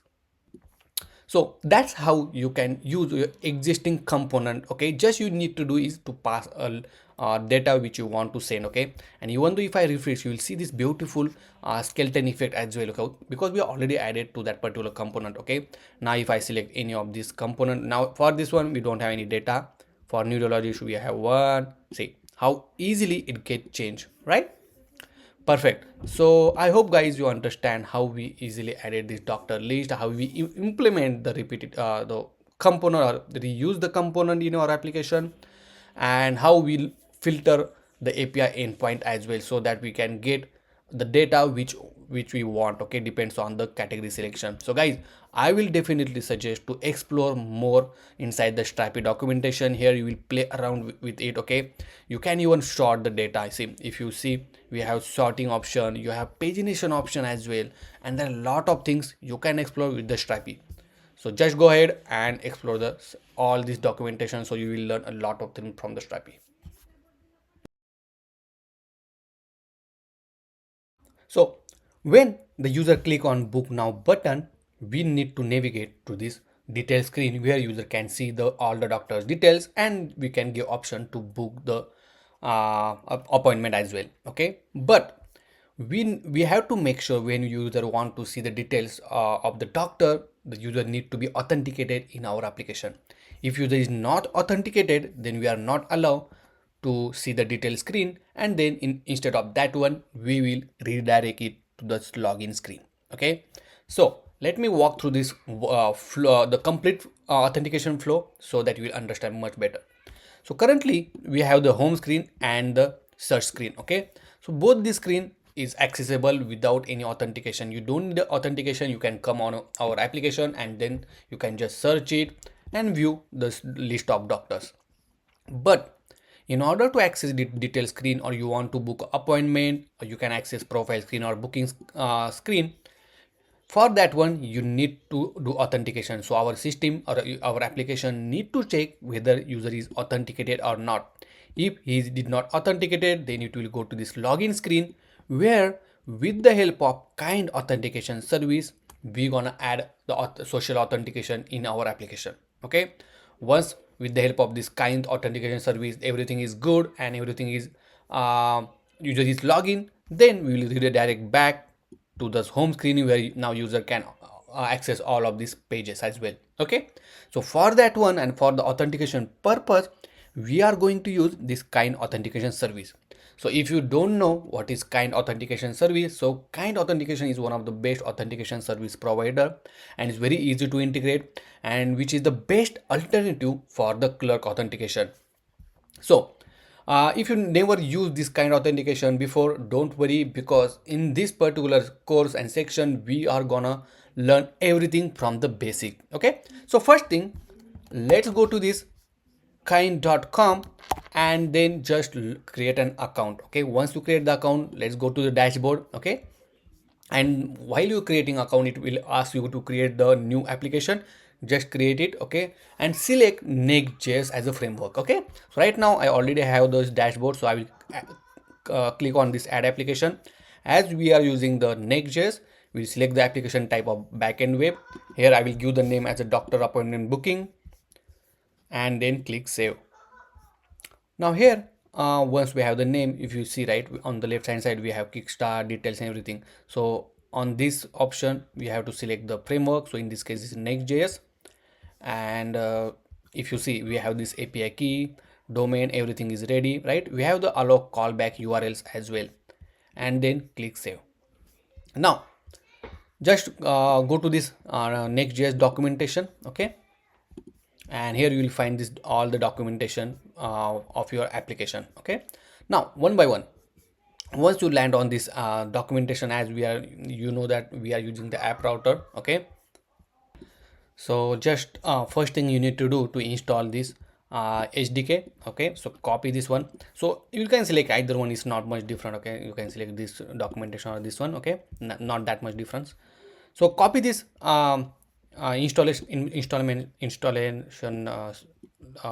line, and just inside the terminal just install it. Okay, once it installed, you have to go to the settings, application, and view details, and then you have to add this callback URL. Okay, so obviously right now we are using localhost 3000, so we'll add this callback URL like this. So let's go to this detail screen, and over here if you see we have this callback URL like this. Okay, if you have port is different, obviously you have to update it, and once we are in the production we will change this, or we will add another callback URL as well. Okay, let's save it.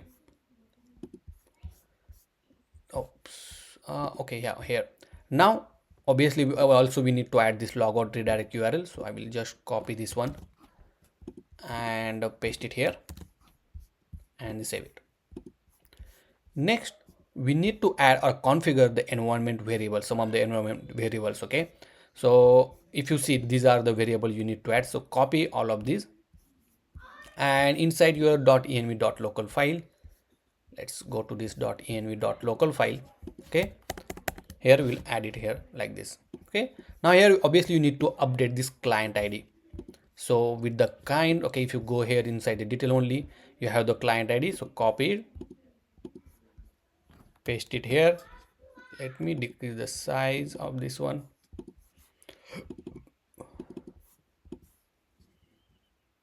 Then we need a client secret key. Okay, so I will copy this secret key, I will paste it here. Then we need a kind issuer URL. Okay, so if you see, this is how this is the actual domain name. Okay, so these are the domain name we need to use, so copy it and paste it here like this. Okay, and these are the kind site URL, post logout URL, and login. So for the login I will keep like this only, and then save it. After that, if I scroll down, you need to create this particular file and the route. Okay, and inside that you have to create route.js, where you need to paste this one. Okay, so best thing and easiest way that you can create, just copy this complete path. Okay, then inside your folder, go here inside the app, right, where you need to create a file icon, and then paste it here like this. Okay, so what it will do, it will automatically create the folder path, and then it will add this file name called route.js, and then inside that you have to paste this line of code and save it. Okay, then if you see, obviously we are using the latest server. Okay, so make sure that you are using this latest import statement. Okay, next, if I scroll down little bit, this is the function to return the promise. Okay, so it will, what it will do, it will get the user information if you are using it on the server side. Okay, now in order to add the sign up and sign in button, these are the simple way that you can add it. Okay, so what I will do now, obviously on a header we need to add it, right? So go to the header, and where we have this get started button, right? So over here we will add this login click. So copy this one, paste it here like this, and inside this one I'm gonna add the button. Okay, like this, and then save it. Perfect. Okay, now if you want to test this out, let's go here and go to the localhost. So right now if you see the login link is not defined, make sure to import the login link. Okay, and save it. Now we got one error that we need to make this page as a use client, and boom, everything is good now. Okay, now if you click on the get started button, right, you will see it will redirect to this particular screen, and it's saying we don't see any way to authenticate you at the moment. Okay, because we did not enable any authentication service. So let's go here, and inside the authentication section, right, you will see inside the kind dashboard only, you will see this option, right, passwordless password. Okay, so you can enable whatever you want. For example, let's enable password, let's enable Google and Facebook as well. Okay, and save it. Now you have a lot of option. Okay, let me go to the home, and here you will see the setting option right on the home page of the dashboard. Once you go into the setting, okay, here you will, on the left hand side you will see authentication part. Okay, where you can add more authentication service. See, there are a lot of service in one click you can add it, guys. Okay, this is how easy it is with the Kinde authentication. Okay, so let's move back to our application, and just make sure inside the authentication we enable this one. Okay, now let me go back to a screen, refresh it once, and now click get started, and boom, see, our authentication page is ready. Okay, we have a beautiful icon, and we can add an email. You can log in with the Google and Facebook as well. Okay, now the thing is, okay, I already have this login screen UI ready. Okay, and that is I already added from this one. So let me show you how. So from this panel we have option called design. Okay, select it. Here I uploaded this image. Okay, so you can upload any image you want. Okay, it's up to you. Then you can have option to upload image for the dark, the favy icon. Okay, you can even select the theme as well. Okay, you have select the background color as well and button color as well. I will keep everything as it is. Okay, then in email setting you have option where you are sending email and all. For a sign in, okay, this is how it looks, right? For a sign in, now you have option to edit this page. So edit it, and obviously you can upload the image, whatever image you want, guys. Okay, so this is the image I uploaded, and you can have alignment on the left, you can have alignment right, center, whatever you want. So I kept on the left, and on the sorry on I kept everything on the right, and I put the image on the left hand side. Okay, and then save everything. Okay, you can even split the screen as well. It's up to you how you want to do. Okay, so I will keep everything as it is, and that's how this particular screen will look like. Okay, you don't need to do anything, guys. See how easy it is, right? Now here you have option, click continue with Google, and you will see the option to select the Google account. Let's select the one account which I want to log in, and once you log in it will redirect to this home screen. See how beautiful, right? Now you actually authenticated. Obviously we did not update this button. Okay, so let's update this button now. So let me close this one, and obviously we need to know whether user is login or not. Okay, and depends on that one we need to show this button, correct? So if I go to this kind documentation, and if you scroll down you have option here to log out. Okay, this link we need it, so I will copy this one, logout functionality, and I will paste it here. Only thing that I'm gonna add this logout import statement. Then if I scroll down little bit, here you can this is how you can get the authentication data on the server side, but obviously we need a client side. If you scroll down you have option from the client for the client side as well. Okay, so it's very easy. This is the hook from the Kinde to get the data, and this much data you can get it from that Kinde browser client. Okay, so what I will do, I will just copy this, and then over here I will add constant. Now we will need a user information is equal to, and then add this use Kinde browser client. Make sure to import it. Okay, see like this, and save it. Now in order to show you what are the contents inside the user, let me print it out inside the use effect. Make sure whenever the user data is available, make sure to execute this use effect so that you can see the actual data. Okay, and save it. Now if I go back to our application, go to inspect panel, go to the console, and if you see, this is the on a line number 30, right? We showing user, and if you see we got the email, family name, given name, and we have the picture URL as well. Cool, right? So it means user is authenticated, and this is the user information.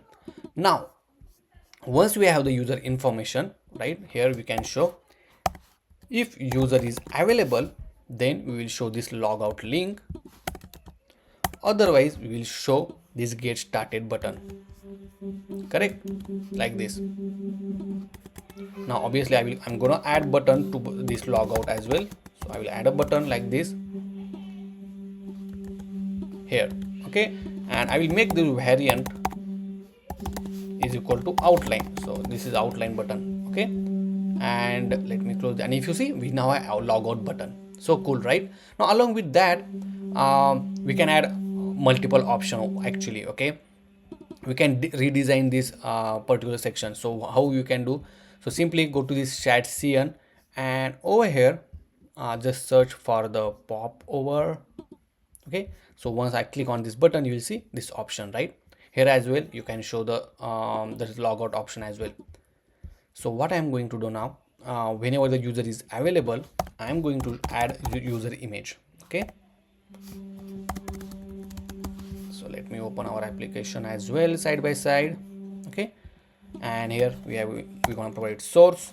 Now obviously we will use the users dot and the picture, because we want to show the picture, right? Here I'm going to use alt. Obviously we'll comment this logout link for now, and for this one let's say profile image as alt name. Width I'm going to give 50, and let's give height of 50 and save it. Okay, so right now if you see, we got the error that host name, this Google user content is not configured, okay. So copy this one, go to this next.config and make sure to add this one, okay. So this domain need to be there. Now it will restart our application, okay. So let's wait to restart it, and it will refresh it here, and good, it refresh it, okay. And if you see, as soon as the user information is available, it's showing this beautiful user image. Now you can add the class name. For example, if you want to make rounded to be full, perfect, see, okay. And if I increase the size, and this is your profile image, okay. Now obviously on the click of that, you can show the option for logout, and for all other option like my booking and everything, okay, that you can do it. So for that one, I'm going to go to this chat cn. I'm going to use add popover. I think we already add the popover. Let's make sure that we have the popover component added. So you can check inside the component. Okay, we don't have actually. Okay, let's add one. So copy this npm command, go to your project and paste it here, okay. Once this component get added, you have to add this complete import statement. So I will just copy it, and then this is the code for the popover, okay. So this I'm going to add under this image, okay. Now what you have to do, this is the trigger actually, okay. Trigger, when I say trigger means when you click on some thing, okay. So obviously on click of this image, we need to trigger this, okay. So that's the reason I kept this image inside the popover trigger, and let's save it and let's test this out. Now if I click on this one, see, this content is showing. This is the dummy content right now, it's showing, right? See this one, okay. Now here I'm gonna add ul, and here I'll say logout, okay. And if you see, we have this logout option. Now if I increase the size, see, this logout option is showing here. Now currently this popover is too big, right? So you can add the class name, and we'll set the width maybe 44, and yeah, that's good. And if I increase the size, see, this is how our option look like, okay. Now obviously you can add more option. For example, if you want to add profile and my booking, okay. So let's add a profile, and here I will say my booking, and another is order, okay. See, like this. Now let's add some margin. So I will say class name, make it flex column, will give gap of 2, perfect, okay. And for everything I'm gonna add cursor pointer,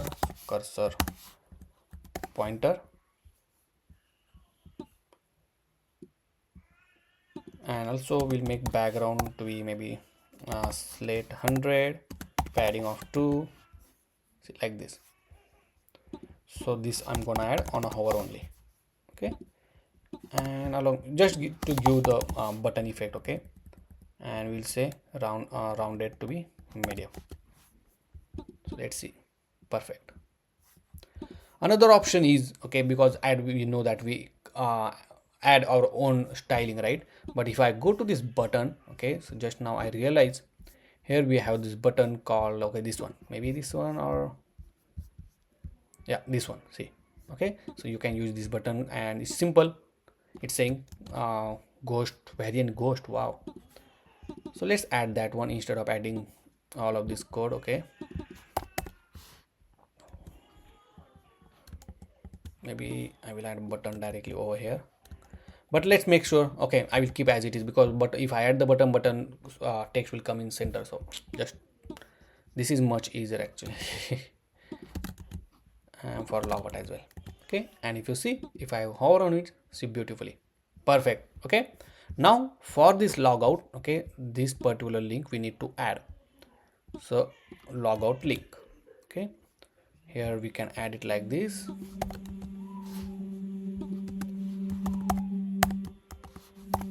and save it. Obviously we don't need this anymore now, and save it. Okay, let's test this out. Now if I go here, click logout, and boom, it's logout and jump on this screen. And you, if you see, this button also get changed, right?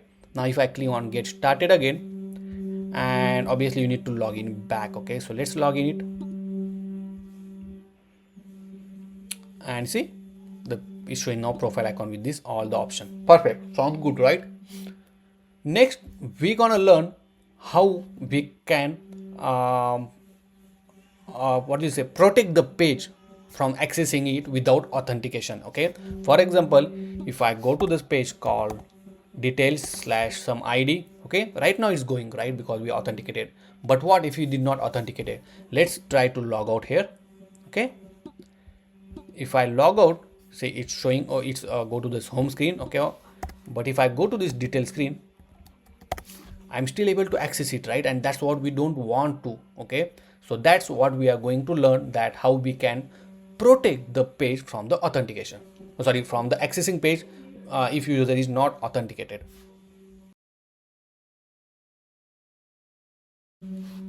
Now as I say earlier, right, we need to add or protect the page, okay, if user is not authenticated. So that's where Next.js middleware is play a very important role, right? So middleware .js or ts file will be added inside the Next.js application. Okay, and what it will do, it will check whether the user has access to that particular page or user is authenticated, depends on our logic, and then only it will allow you to access that page. Okay, otherwise you have to it will redirect to this login screen. Okay, so for example, if you see, this is the simple example, right? Over here it will check this particular path. If this path is matches and user is not authenticated, it will redirect to this home screen. Okay, so simple thing. Let's do one thing. Let's click JavaScript, copy this middleware. Okay, obviously before that we have to create this file called middleware.js, and over here on site, so we have to create inside the root directory. Okay, so create new file called middleware.js, and then copy this all a line of code and paste it here like this. Okay, and then save it.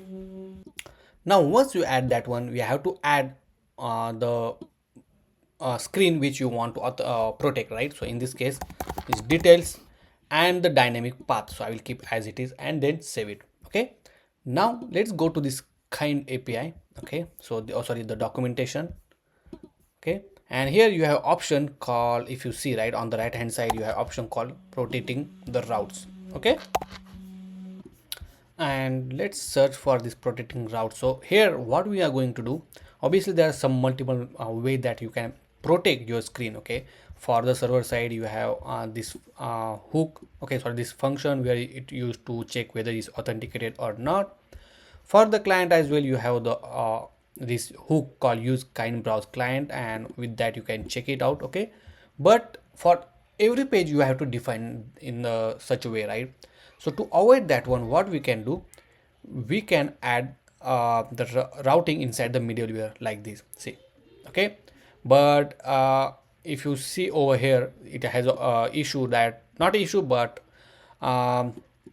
currently in the Next.js 13 or later version, right, this API slash auth slash login is not going to work. Okay, and that's the reason that also not going to work. But don't worry, I'm going to give you the best solution. Okay, just remember, we need to check whether his user is authenticated or not. Okay, this method, and with this method we will check, and if it's not authenticated, then it will redirect.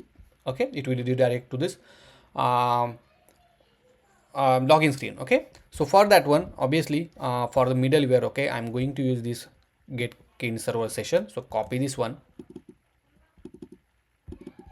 let me get it like this, and inside here I will paste it.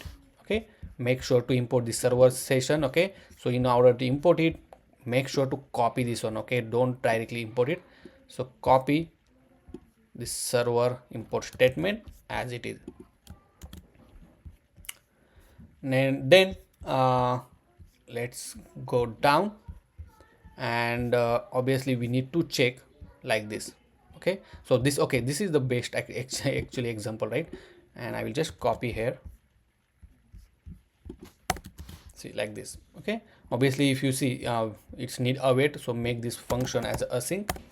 Okay, and then in the next response, right, I will copy this response inside this one. Obviously we are not going to use this redirect route, and I will just copy this API the route over here like this. Okay, and along with that one, I'm going to add the post login redirect URL. Okay, this is important, so you can tell user once you log in where to redirect it. Okay, you can give the custom page, but right now below redirect to the home screen, and boom, you are done, guys. Okay, so after that one, if you think, okay, you want to add a more routing option or routing some pages or some route which need to be authenticated before accessing it, right, you can just add it inside the bracket by giving comma. Okay, let's save this one now for now, and let's go to our application.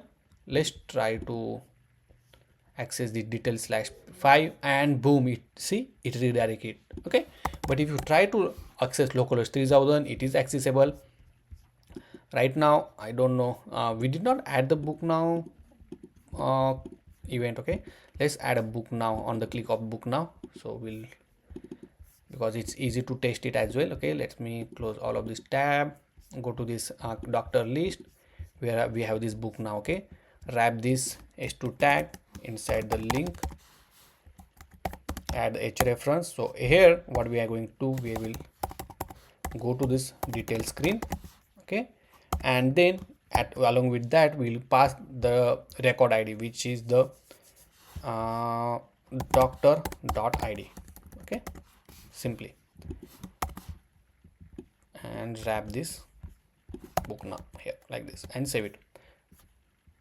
Okay, so here just make the width to be full, so give class name, we'll say width to be full. Perfect. Now if I click on any of this button, right, it's supposed to redirect to the detail screen, but it's redirecting to this login screen because user is not authenticated. And as I say, in order to access this detail screen, see, okay, you need to authenticate it, and that's where the middleware already taking care of. Now let's log in it now, and let's log in with the account, and boom, you are on the home screen. And now try to access it. Okay, if I try to book now, and then boom, you went to the detail screen along with have a user ID as well. Okay, now you can access any of this particular doctor detail screen, and it will navigate to detail screen because you already authenticated. Okay, so guys, that's how it works. Okay, so I hope you understand that with the help of Next middleware, how we protect our page. Okay, so this is the middleware.js file, and very in a simple line of code, we successfully implemented the authentication part.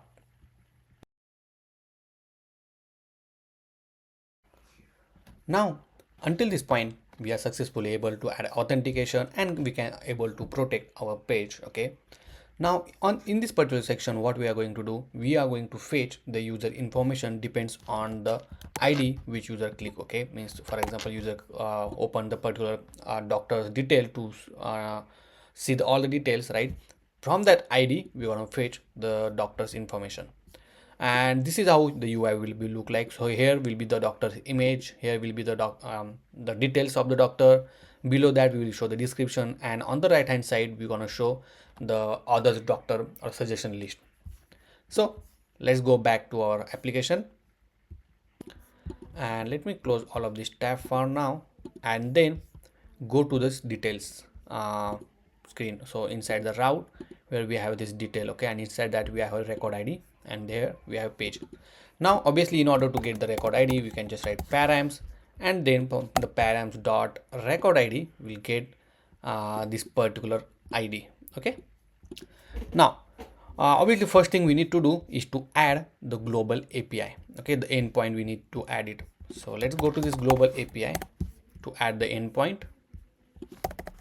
So here I will get constant get doctor by ID.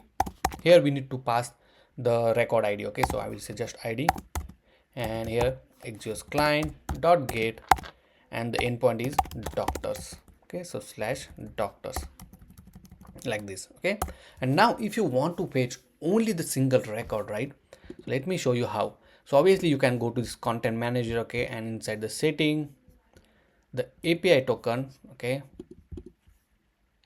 so let's go to the doctor, and over here you will see, right, you have one find, it will fetch all the list of doctors. You have the option called find one. Okay, it means to fetch only one doctor information, and this is how you can pass. You can just pass slash the ID of the record. So okay, so let's go back, and here we'll just pass the ID, which is plus ID, plus I want to fetch all the information. So let's just write populate is equal to star, and then make sure to export this one like this and save it. Now let's go back to our page, the details page, and just write method called constant get doctor by ID, like this, and here we'll say global API get doctor by ID, and here we need to pass the record ID, which is this record ID. So parents dot record ID, okay, dot then, and then we'll get the response. So every time I show you the console, right, the reason is before writing the complete code, make sure you will move forward step by step. Okay, you have to check whether we are getting the result or not. If you are not getting the result, then you can just look back from this step only, right? You don't need to debug or anything like that. Now just call this get doctor by ID inside the use effect, and then save it. Now go to the inspect panel to just check whether we got the correct data, and if you see, oh, I don't know whether we got it, let me refresh it again.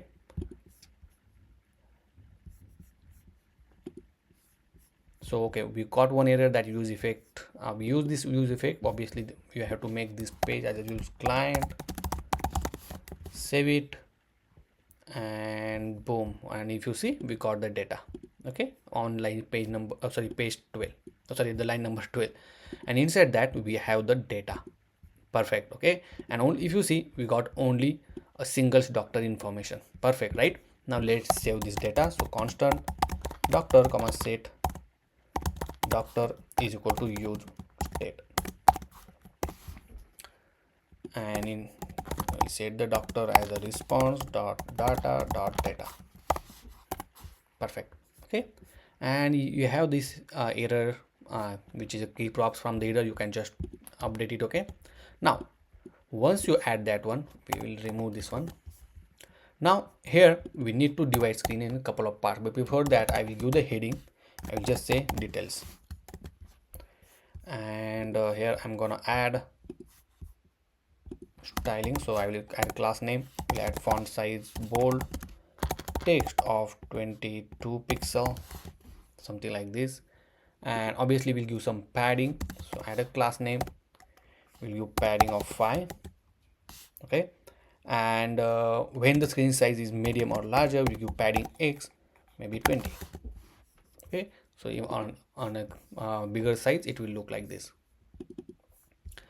Now as I say, okay, I show you this layout. Okay, and if you see, actually we divide our screen into two sections. This is the first column, and then there is another column, which is this one, correct? Obviously, if you see, we can give out of 4 column, we can give 3 column to this one and 1 column to this one. That's how you can divide the screen using the grid. So let's add that one. So add a div. So add a class name. We'll make a grid. We'll make grid column 4. Okay. And when the screen size is smaller, okay, let me make this for the medium screen size, and for a smaller screen size I will just make grid column 1 only. Now inside that, first thing I'm gonna add 2 div.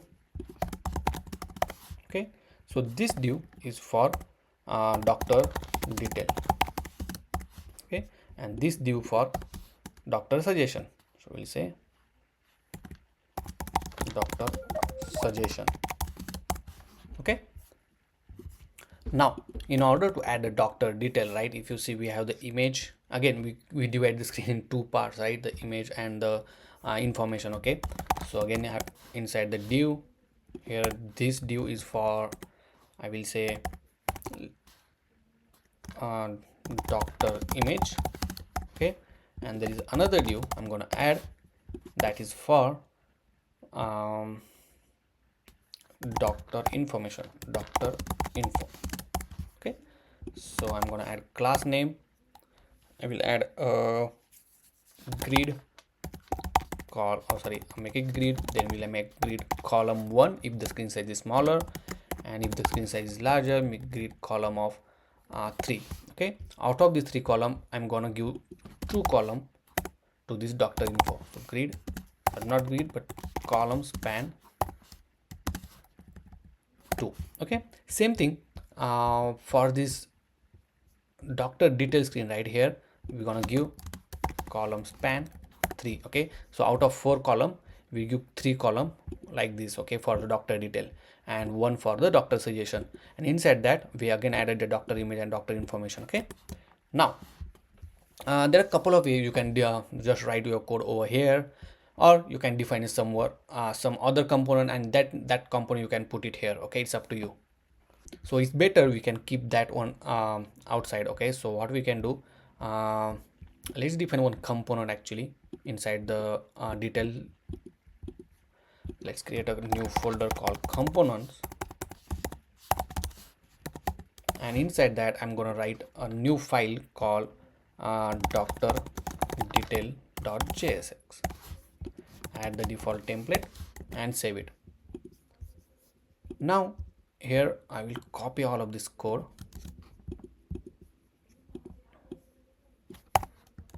like this. Okay, obviously we don't need to define this column span, and just we will define it over here.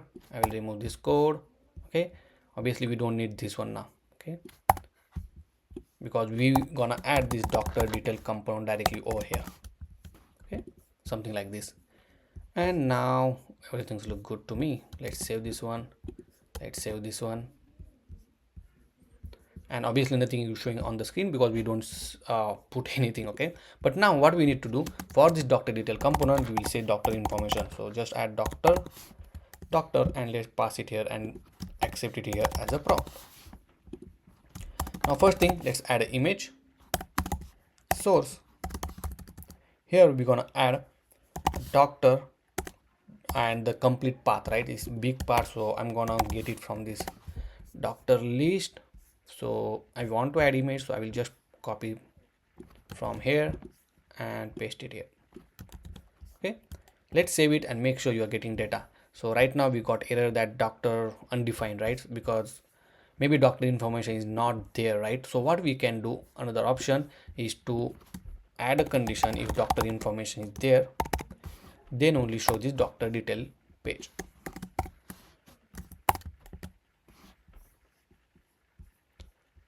And now it's saying missing width and height. That's fine, we can give that one with 200. Height I'll give 200, and alt tag I will give the for example doctor image. Okay, and if you see the doctor image showing on the screen, let's make the rounded corner, not here in the class name, rounded to be large maybe, Here I will increase the height to be 300 pixel. Okay, and we'll make object to be cover. Okay, just make it 270, sorry. Okay, something like this. If I increase screen size, this is how it looks, and that's quite looks good to me. Okay, and then you can, okay, so here is thing, right? You can just, if I do the width full, okay, this is how it looks when the screen size is smaller, and on big screen it will look like this. It's up to you how you want to do it. Okay, then next we want to add the doctor information, so we'll add it here. So first thing, oops, I lost my cursor. Yeah, the first thing is to add the doctor name. So it will be in doctor dot attributes dot name. So for that one, let's add a class name, and we'll make font to be bold. Okay, and then we'll make a text of 2xl, something like this. See, also we can margin top to 5. Perfect. After that, I'm gonna add another h2 tag.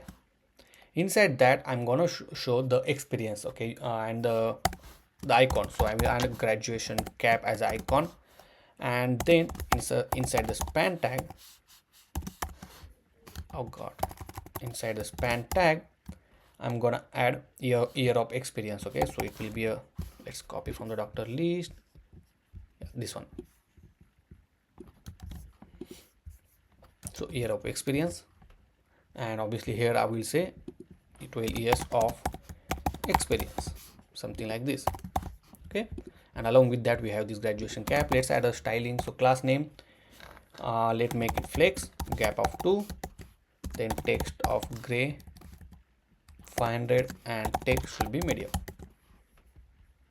Perfect. After that, I'm going to add the address. So add a h2 tag. Inside that, I'm going to add a mapping as an icon, and then inside the span tag, I'm going to add the address. So doctor dot attributes dot address. Okay, like make in one line. So make it class name, make text of medium size, make it flex, gap of 2, and text of gray, of gray 500. Perfect. Okay, now for this div, right, you can make it flex column, and then you can give gap of 3. Okay, something like this. Say, now once we did that, we will add the category name as well. Okay, below this one only. So let's add that one as well. So here I added the address, okay, the year of experience, and also I added this doctor's category name. Okay, so I just copy from here, paste it over here, and just make sure to mark this as a baseline. Okay, if you did not mark, it will look like this. See, okay, so make sure to mark it as a baseline and then save it. Okay, perfect. Now what we need to do, I need to add the list of social media icon, okay, where user can click it and it will open the social media site for that particular doctor. So for that one, I already added some of the icon over here. Okay, so I paused the video and I added all of this icon which we needed to display it as a social media icon. Okay, before that, if you see this, if I increase screen size, this is how it looks. Okay, and this is quite weird because it's touching these two column. Okay, so you can give some gap. So for this one, let's add a padding X of maybe 10. Okay, when the screen size is medium. Now if I increase the size, and beautifully it look like this. Perfect. Now what I'm going to do, I'm going to write one a list. So call me social media list. Inside that, let's add id, then icon. For example, let's add a slash youtube.png, then another id, the icon. For example, let's add what is that,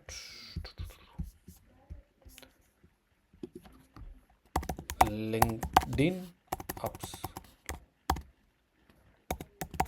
dot png. Okay, and here you can add a url as well. Okay, if you have any url, but right now I'll keep as it is. Okay, So here for now we don't have actual data, but we can make sure to add that placeholder. For 3 we have the Twitter, and the last is I will add for Facebook. Okay, now this is the actual the path for this icon. Okay, that's the reason I added directly. Now in order to iterate this one, right, inside this doctor info d only, I'm gonna add it here.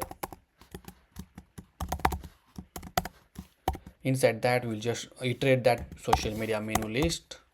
So dot map item comma index like this. Okay, inside that let's add an image and source will be item dot icon. Okay, I will add the key as an index, then we'll give width of 30, height of 30. Okay, so it looks like our file name is not correct. Let me confirm it once. So we have linkedin dot png, that is correct. Then we have twitter dot png, that is also right. Okay, so just make sure to make this icon because here is icon mentioned at icon. Okay, and let's see now. Okay, now everything's look good, perfect. Okay, now let's bring in one line. So it's quite easy. For this one, make it class name as a flex, give gap of 3, perfect. Okay, and on big screen this is how beautifully it looks. See, and the last we need to show the button for the book the appointment. So here I'm going to add a button from the UI button, and then here I will say book appointment and then save it. Now I will give the class name, give margin top to 3, then I will make rounded corner to be full, and I think that's all. Okay, perfect. See, now we have this beautiful option called book appointment as well. Okay, the next thing I'm gonna add a border to this one. Okay, so for this complete div I'm gonna add border of 1 pixel. Okay, we'll give padding of 5, margin top to 5, also make a rounded to be a large, and see, so beautiful, right?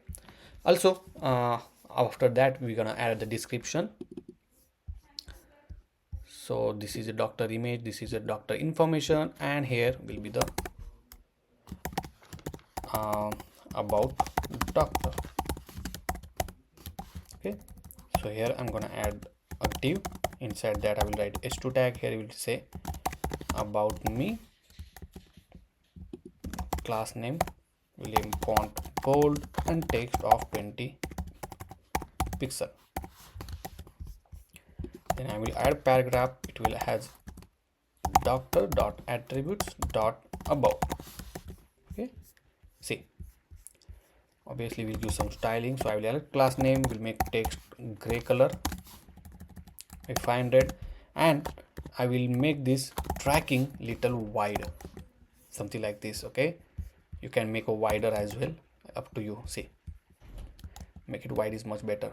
You margin top to 2. Okay, and if I increase the size, okay, so right now it came under this image actually. Okay, so let's do one thing. Let's bring this div outside of this div.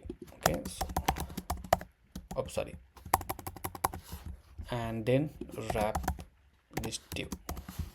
You can just wrap it as an empty as well, like this. Okay, not necessary that you need to add a tag. This is called empty tag as well. Okay, and now looks good to me over here. Perfect. Let's add a border to this div. So let's add a class name. We'll add a padding of 3, border of 1 pixel, rounded to be large. See, okay, we'll also give margin top to 5. Perfect. See, okay, now guys, as you know that, okay, we added this doctor list, right, in a grid format. Same thing you can do it when we go to over here, right, we have this particular section called list of the doctors, right? You can try to create a new component called doctor list. You already have the API which you are fetching all the doctor list, and you can show it here. Okay, it is up to you how you want to design. Okay, so I will pause the video over here, and then I will make myself the new component, and I will show you the end result, how it actually looks. So guys, I created this component called doctor suggestion list inside this details underscore component folder, okay, where I am just fetching all the doctor list, and I just iterate it, okay, and there are some design that I added here. Then inside the details page, okay, here inside the doctor suggestion section, I added this doctor suggestion list, as simple as that, and save it. Okay, now this is how the end result will look like. See, okay, you can have hover in it, and you can even scroll, or everything will be there, right? So this kind of use of the UI is very useful when you want to fill your screen, okay, and this is how beautifully it looks like. See, but not only this, but even though you can click from here, okay, if I click on this particular doctor, it's automatically open that doctor on the same screen. See how beautiful, right? And everything will be as it is. So guys, that's how we beautifully design this detail screen. And this is just this is not just a what do you say, for the web, but it's completely responsive. Okay, if I decrease the screen size, and if you see, this is how it looks on the smaller screen. Okay, now you can break the point where you want. For example, if you see over here, it's not look good. Okay, so on the medium screen, you can just change that layout size, and then you will achieve the proper layout. Okay, so in order to fix that particular issue, right, what we can do, let me go back to our main page actually. Okay, so over here on the medium screen, we give the grid column 4, right? And here we can give and on the large screen only. Okay, and now if you see until this point it's look good, and as soon as I increase size, you saw this one, and now we don't have that mismatch issue. Okay, that will also be solid. So guys, I hope you understand. If you have any question, let me know in the comment section. If you want all the source code, the assets and everything, the link is in the description, is completely free, you can access it. Okay, and we'll see you in the next section.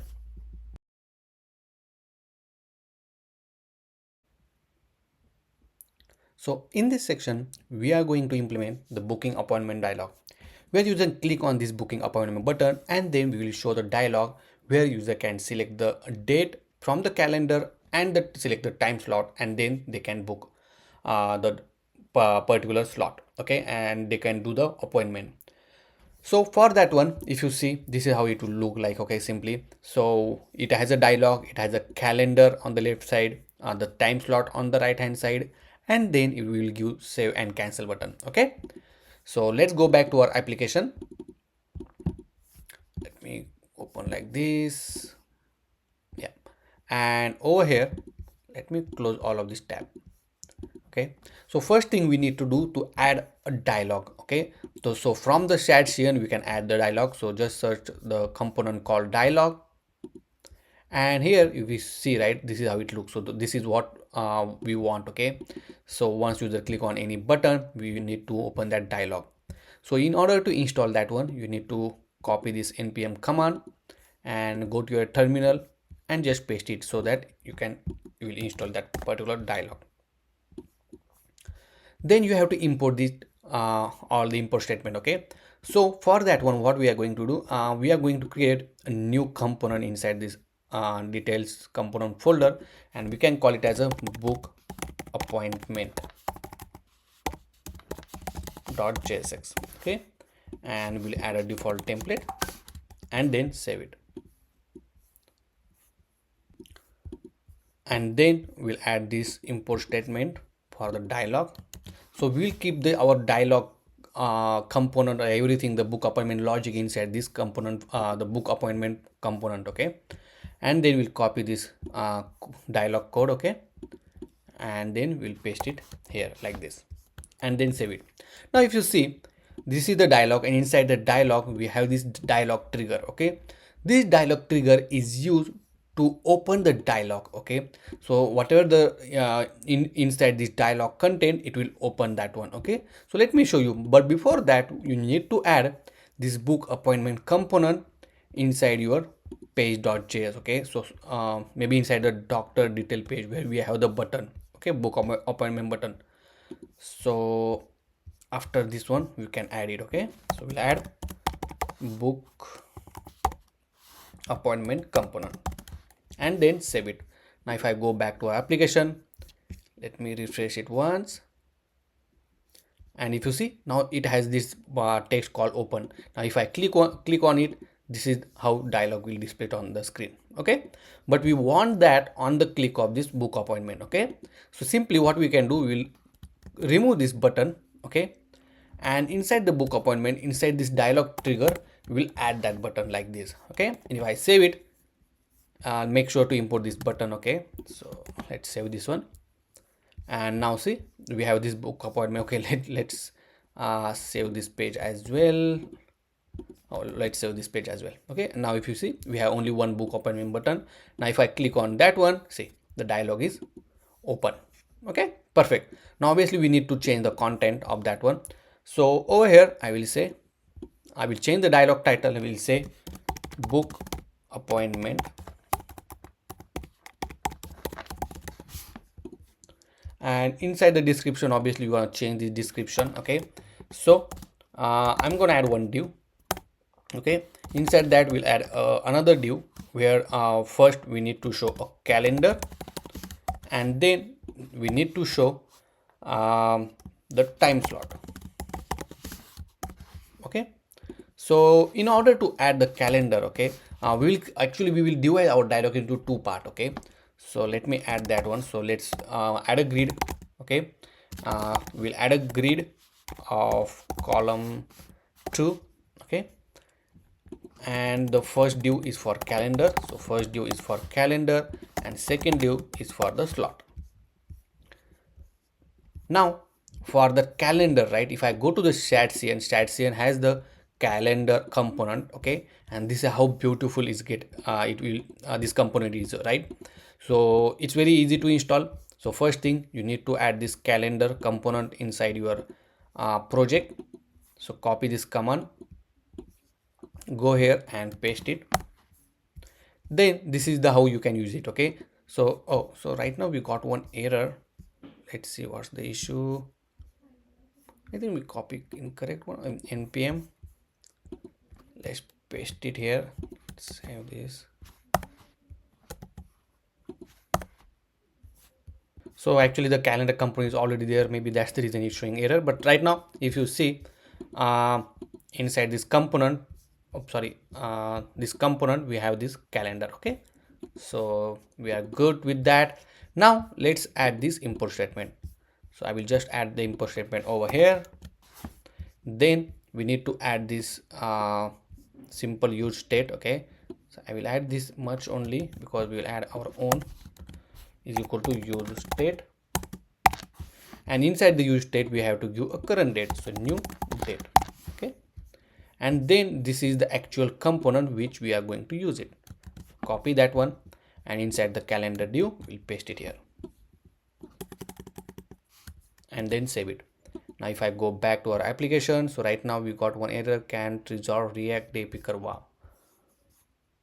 So over here I got that error. I just restart my server and it gone now. Okay, so okay, let's begin again. So here if I click on, okay, and if you see, now we have this beautiful calendar, but this calendar is going out of layout, right?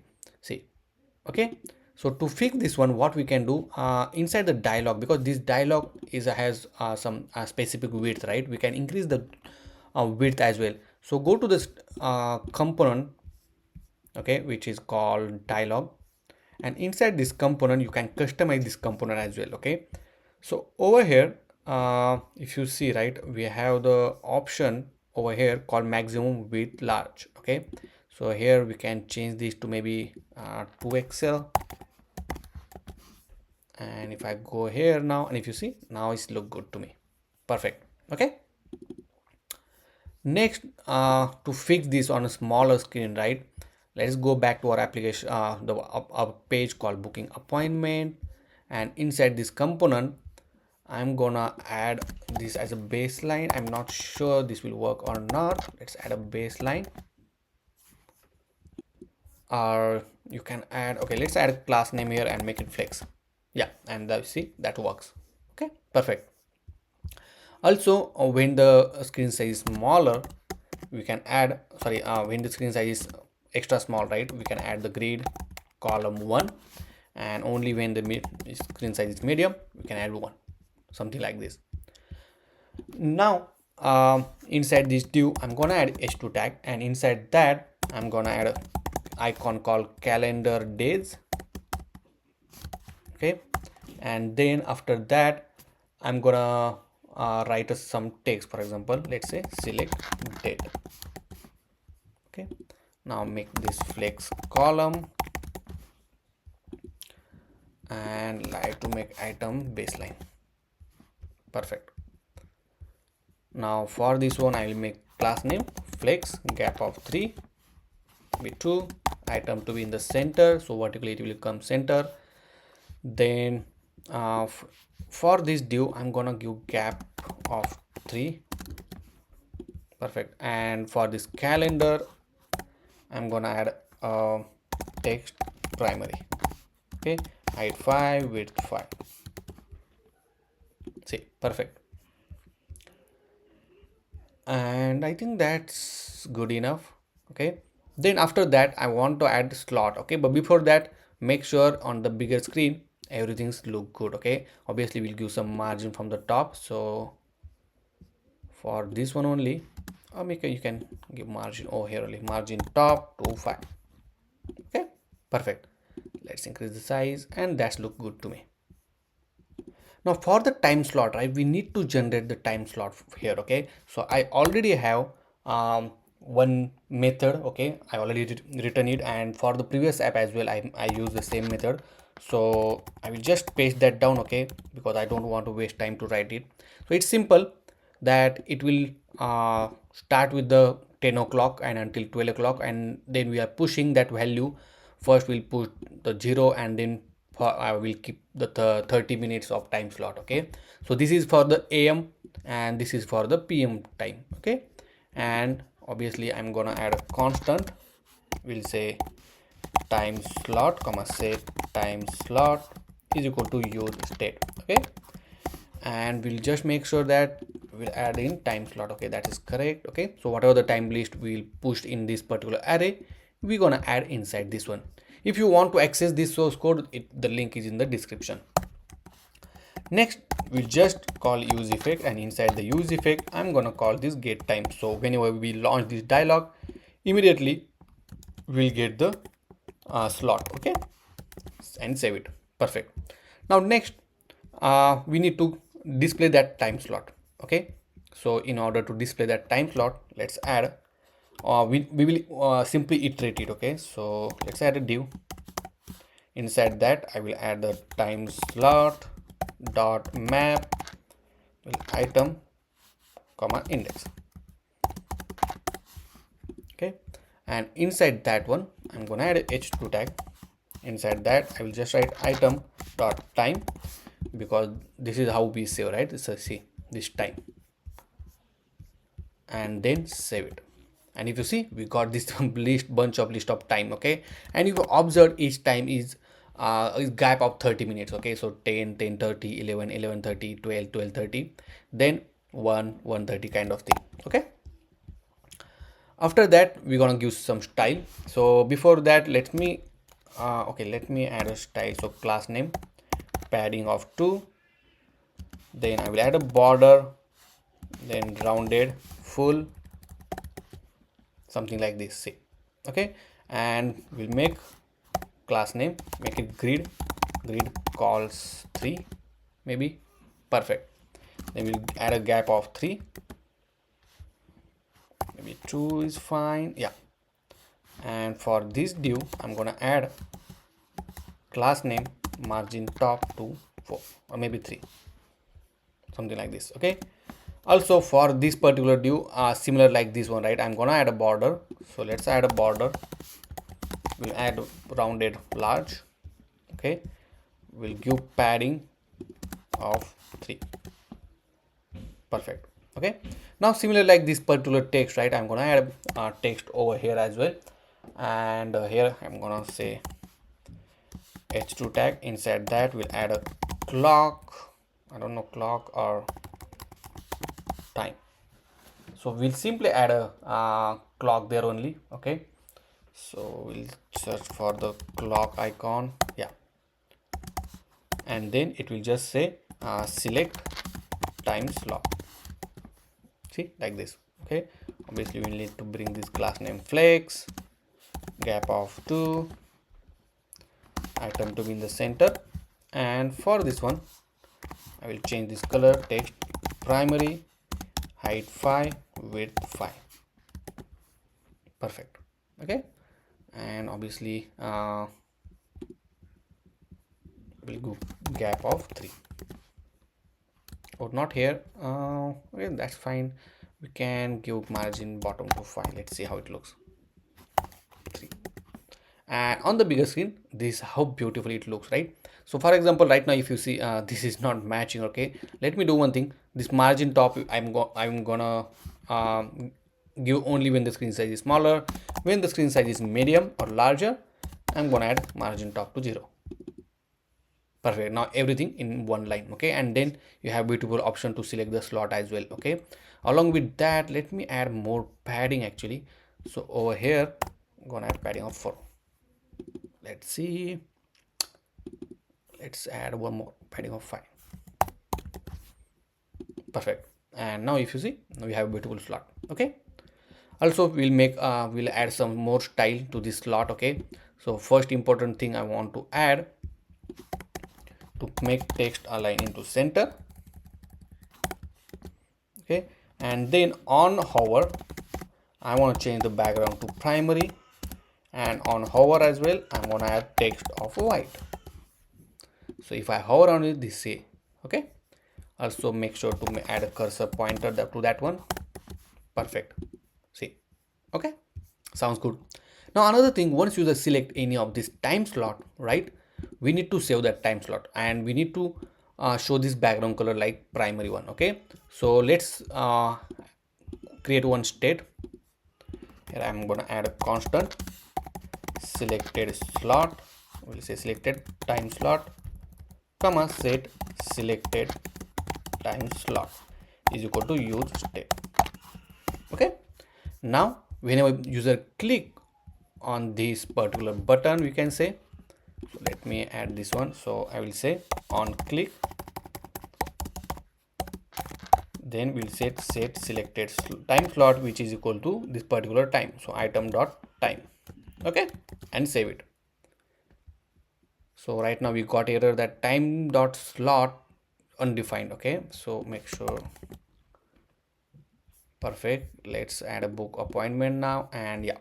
Okay, now if I click on this one, obviously time slot is get saved, but we did not add a styling. Okay, so what we can do in order to add dynamic styling, let's wrap it in a curly braces, then this particular tag, let me remove this one, and inside a dollar you can write your condition. So in this case we'll say item dot time, okay, is equal to selected time slot, and we'll add and operation, then show background primary and background white, oh sorry, the text white,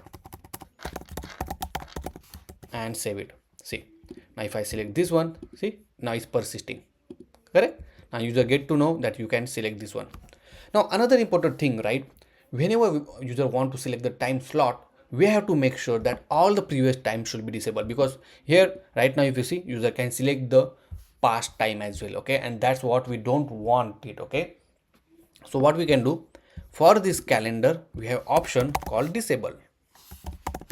Okay, and for this option we can create one method, okay, called is past date. Okay, it will check whether the given date is a past date or not, and simply let's create one method, constant is past day, and here it will just return if day is less than new date. Okay, and let's test this out now. Let's open a book appointment. So if you see day is not defined, it's saying day is not defined, so we have to pass a day over here and then save it.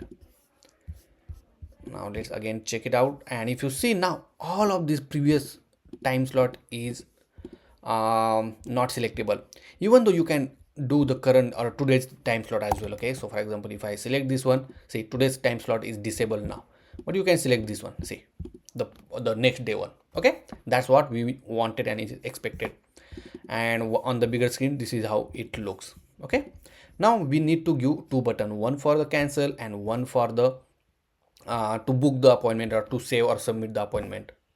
So for that one we need to add a two button. Okay, and on that button obviously we need to make sure that this dialog also get closed once user click on cancel button. Okay, so for that one inside this dialog documentation in CN, okay, here if you see on the right hand side we have option called custom close button. Okay, and there is little bit different way that we need to implement this custom little close button. Okay, so we need to wrap the button inside this dialog footer. Okay, and inside that we have to add dialog close. Okay, so let's copy this dialog footer completely, and then inside your, so this will be inside your dialog content only. Okay, so maybe after dialog header you can paste this one. Let's save it and let's see how it looks for now. Okay, so obviously make sure to import this dialog footer and then dialog close as well, and then save it. Let's test this out. So let me increase the size, and if you see now we have this beautiful close button. If I click on this one, see the dialog getting closed. Okay, now only thing that we need to do to bring this and to add one more button actually. Okay, so let me decrease the size because my screen size is little larger, and over here I'm going to add one more button and it will say book, or we can say submit. Okay, and the variant I'm gonna give, I will keep as it is. Okay, the primary one. So it's saying React only React. Okay, so obviously we need to wrap this in one day, one tag only.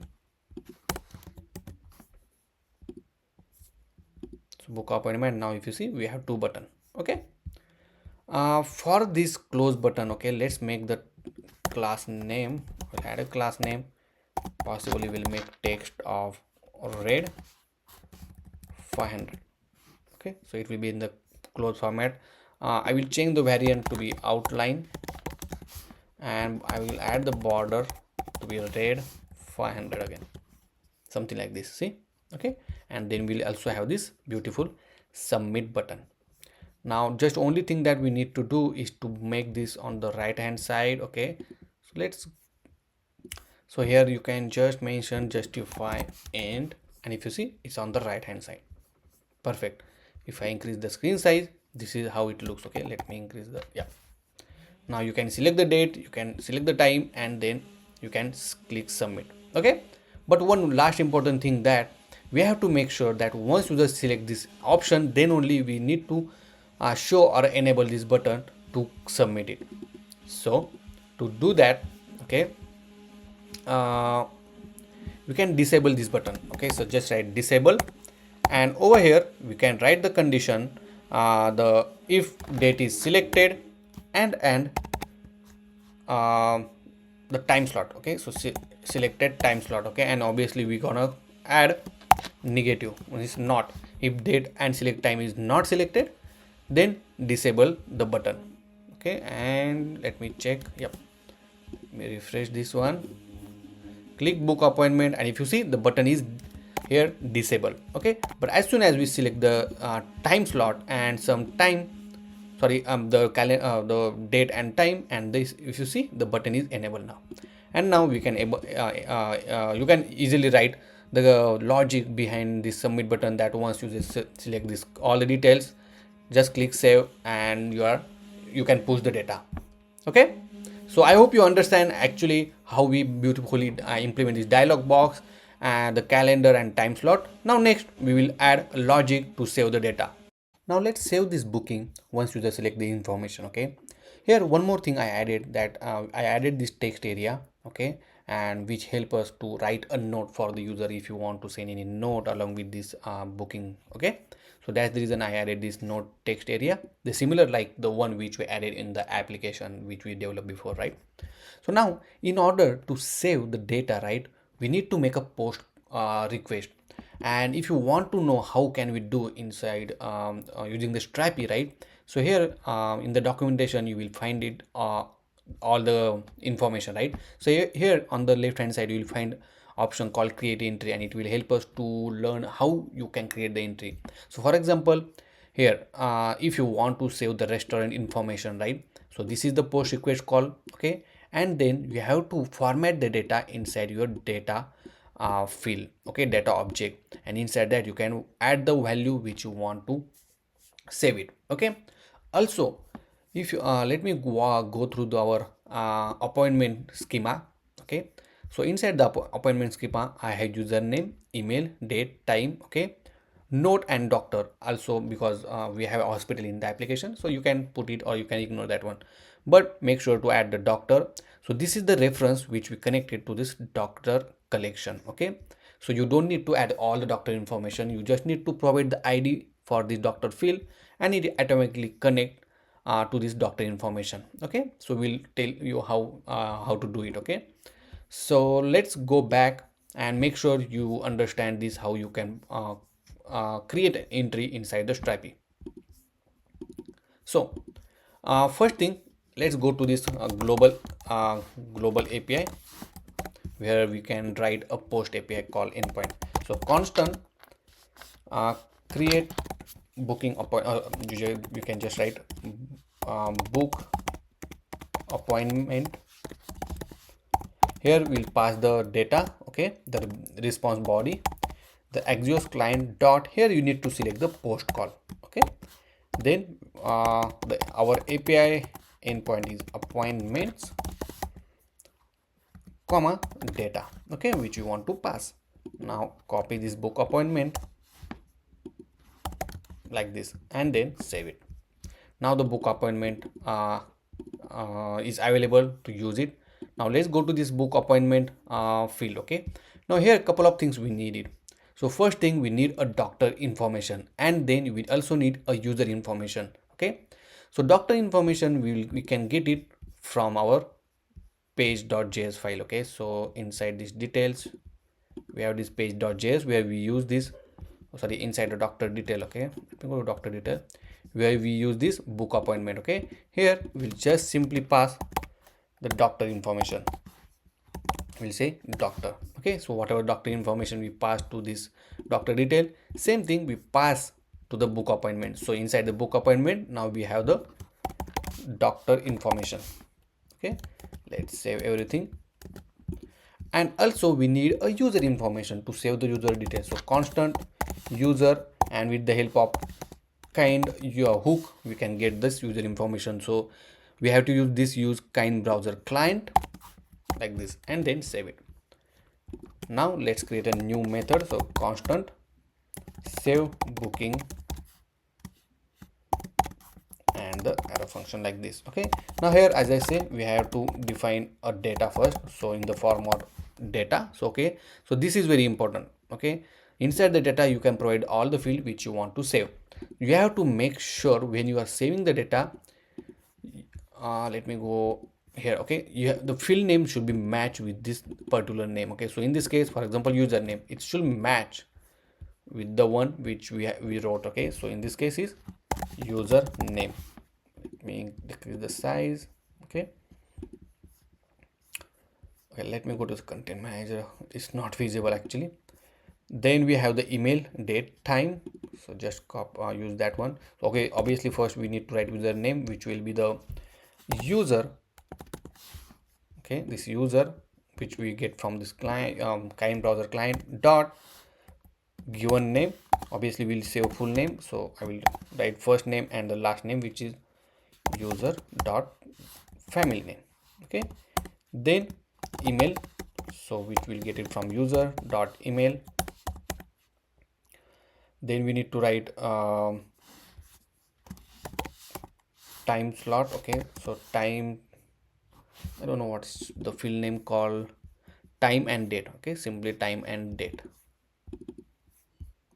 Time is equal to selected time slot, and then date is equal to just simply date. Okay, so this date, this capital, and the doctor.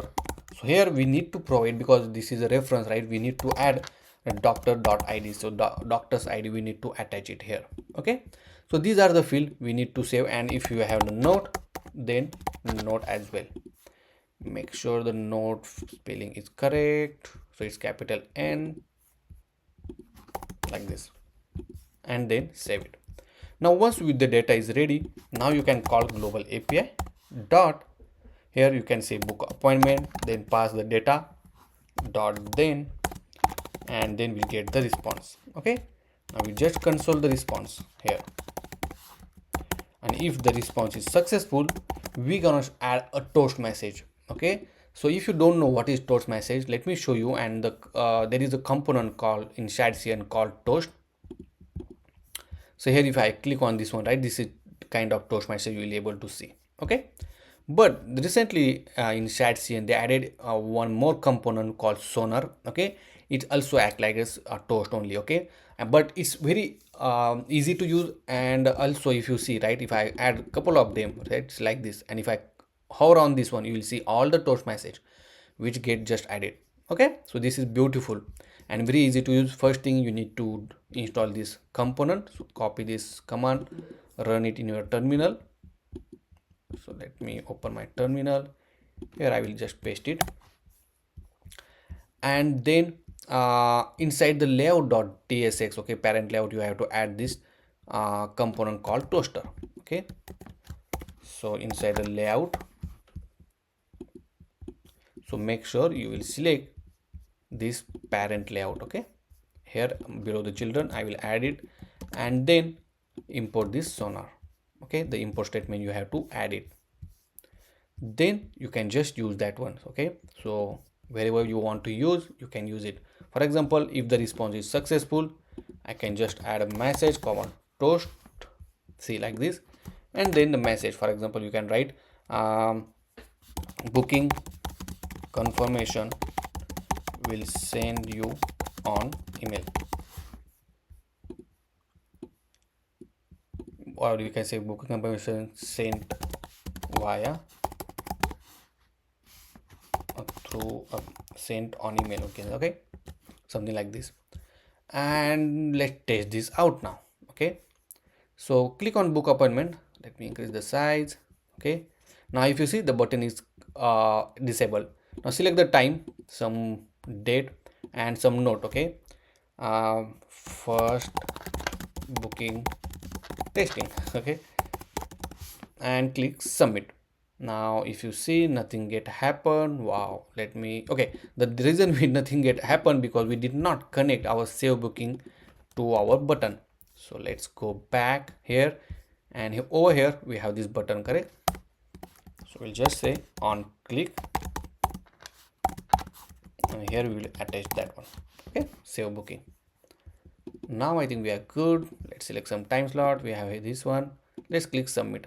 Okay, so we got one error. Okay, let's go to the inspect panel, go to the console, and one, if you see, the note is, it's saying that note is not defined. Okay, so on line 60, so let's go here. So this note is not defined, we have to capitalize this note. Okay, so that's the reason. Let's clean everything, and let's test this out again. Okay, so click submit, and if you see, we got this booking confirmation sent on email. Okay, perfect, that's what we wanted, right? So we have the now successfully saved the data. Let's check in the database. So let's go to this content manager, where we have this appointment. Let's refresh the screen once, and here now if you see, this is the latest item inserted, and if you see, the user name, email, the date get inserted, and the time as well. Okay, so this is the date on which the user created and he selected the time slot, and along with that we have this node called first booking testing. Okay, So the thing is only that doctor is not get connected. See, okay, so there is an issue to connect with the doctor. Let's see what's the issue. So let's check this over here. Okay, so let's comment this out. I added the console.data. Make sure that we are getting the doctor's ID. Let me clean everything, and if I submit this one, now if you see we have console, let's see, and here we have the doctor. Okay, it's showing that doctor has a complete ID. That's correct. Let's test this out again, and let's select the time slot, select the morning time. My wife is not feeling well. Click submit, and we got this booking confirmation. Then let's go back to Strapi. Let's refresh it. Okay, now we have this latest item. Let's see, and okay, now if you see, the doctor is get attached. Okay, so initially there's some issue, I don't know what, but now the doctor information is there. Perfect. So that's what we wanted, and every details, all the details we get saved. Okay, so this is how easily with the Strapi you can save the data, okay, with the help of REST API. So that's the reason Strapi is quite helpful. You don't need to create an API.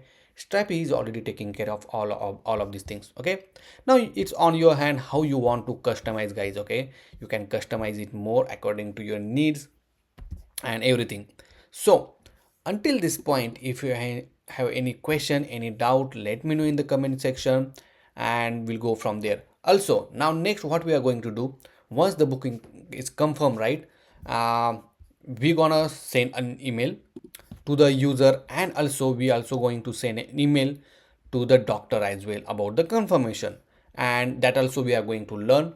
And then next we're gonna user can see the booking inside this my booking page, where user see the all the upcoming booking. Okay, and if you want to cancel the booking, there also we can give option to cancel the booking as well. Okay, so guys, if you did not subscribe to my channel, please do subscribe, and uh, press like button, press notification bell icon, and guys, let's see you in the next section.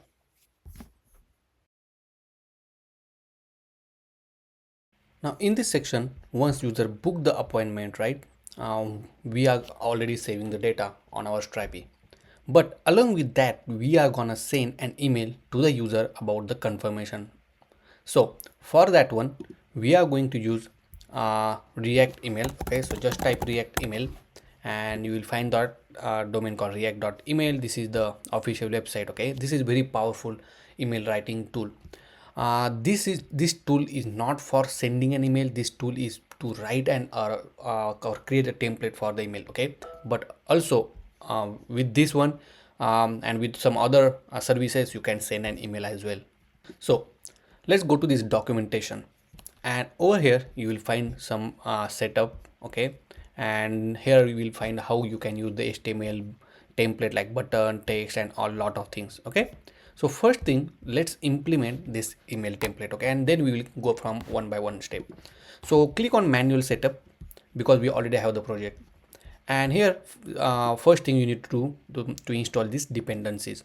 So copy this one, and then go to your project, and inside the terminal, let's open the terminal and paste it here. Okay, once it install dependency, now here inside the package.json you have to add this script. This script is to run their own email server, so that you can check while you're updating the email template. Okay, so let me show you how. So go to the package.json. So inside the package.json, right, we already have this dev script, right? So obviously we can change this to email for the email dev. Okay, and just copy this one, something like this. Okay, now once you run npm run email, then it will run the email template. But now next we need to create a new folder called email. Okay, you have to create a with the same name. So inside the root directory, we'll create a new folder called email, and inside that folder we create a new file called index.tsx. So this is index.jsx, because we are using JavaScript XML, and then copy all of this content. Okay, so we'll paste as it is, and then save it. And the last thing we need to do is to run this one. So let's run npm run an email, okay, because in our script we wrote email and we run it. And let's wait for the server to run. And if you see, it's running on this portal. So open this localhost 3001 and it will take few seconds to build it. And if you see, it jump it on this particular page where we have this file name called index.jsx inside the email folder, right? If I open this one, you will see this email one. Okay, so right now it's showing dark mode. Okay, that's fine. But here you will see the just a button called click me. Okay, and that's what is written inside this index.jsx, which is our email template. Okay, now obviously you can design your own email template, but there is another option. So if I go to this documentation of the React email, you will find the option called examples, and here you will find a bunch of option. Okay, so if you go here, okay, anything you will like it, just you can select the one which you like. So in this case I'm selecting this simple one. Okay, and over here you have option to check whether on mobile view how it looks or on the desktop how it looks. But here we have another option called code where you can have all this code. Okay, so copy this code as it is, and inside your index.jsx I will replace this with this new code. Okay, now obviously we are using JSX, so we don't need this type, so I will remove it, add from multiple location. Okay, we'll just now update this existing one. Okay,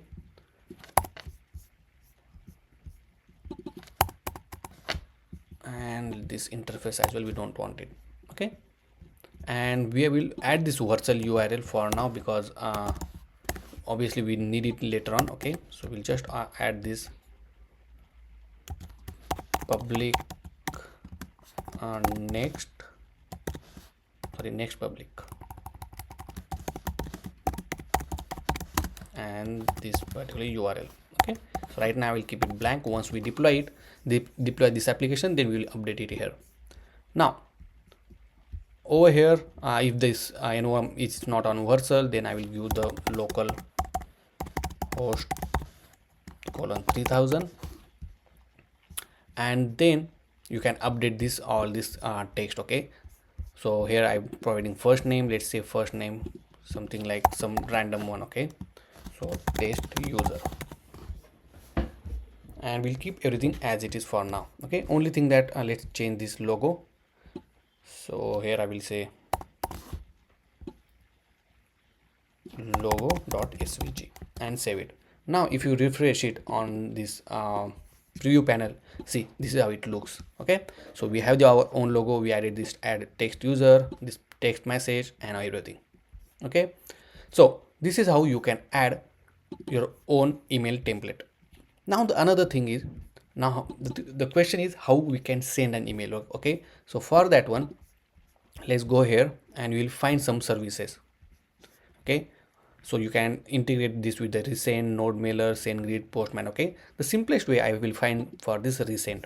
Okay, so let me go to this resend.com, and this is the service which help us to send an email with the React email. Okay, it's very easy to integrate. So first thing, let's install this resend. So I will add a new terminal and install it here. Then if you scroll down, right, actually we are not going with this one. Okay, but let's hold for this one. Okay, obviously we need this particular file, but we need to create an API to send an email.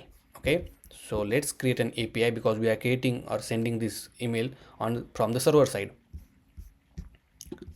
So inside this API folder, we'll create a new file and you can call it as a send email.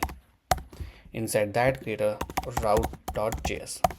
Okay, like this, and here we'll start writing the code. So first thing, let's add all of this code, the import statement.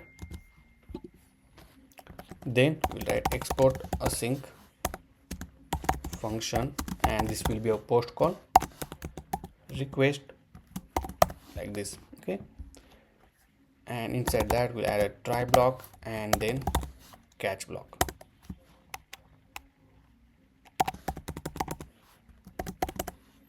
And we'll return the response. So next response dot JSON, and we'll just add the error message.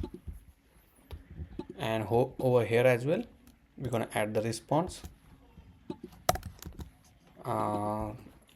We can just say send email sent. Okay, perfect. Now from this code, we'll just copy this resend this particular line of code. Okay, everything. So I will copy this one. So we'll paste it over here, this one. Obviously we need to replace this API key. I will tell you how to generate this, and then this particular function. So we'll just say constant data is equal to, and this one. Now we will just actually we'll just send the result of this. Okay, perfect. Now we are pretty much set up with this one. Now whatever the request, we will get it, right? We'll get it in a in some response variable. Okay, is equal to request dot JSON, and this needs to be await. Perfect, and save it. Now let's create the or get this API key. Okay, so for that one, you need to create an account on resend. Okay, and then sign in with the account which you have. Okay, so in this case I already have an account, so I will just log in with that. And here you will find the option called API keys. Okay, go here and create a new API key. I will give the name doctor appointment booking. Okay, copy this API key name and click add it. Now once you add that one, you have to copy this API key and place inside the .env file.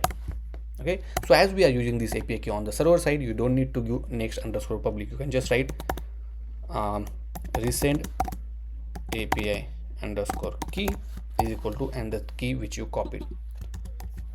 Once you copy that key, here you need to add it. So just write process.env that key name and save it. Now your key is ready. Okay, and that's all you need to do.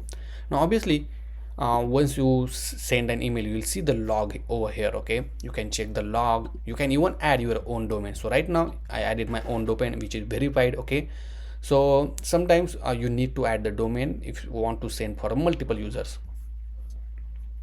Next, let's go back to our code.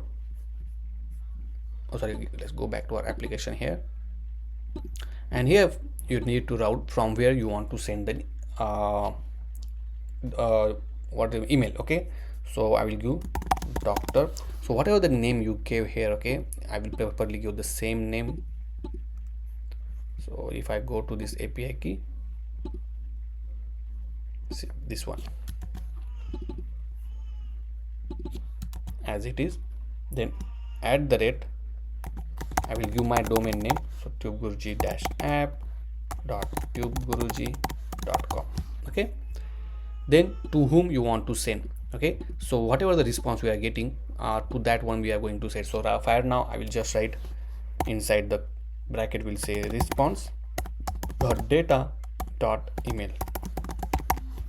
Okay, because we are sending to the user. Here we will send message booking appointment confirmation.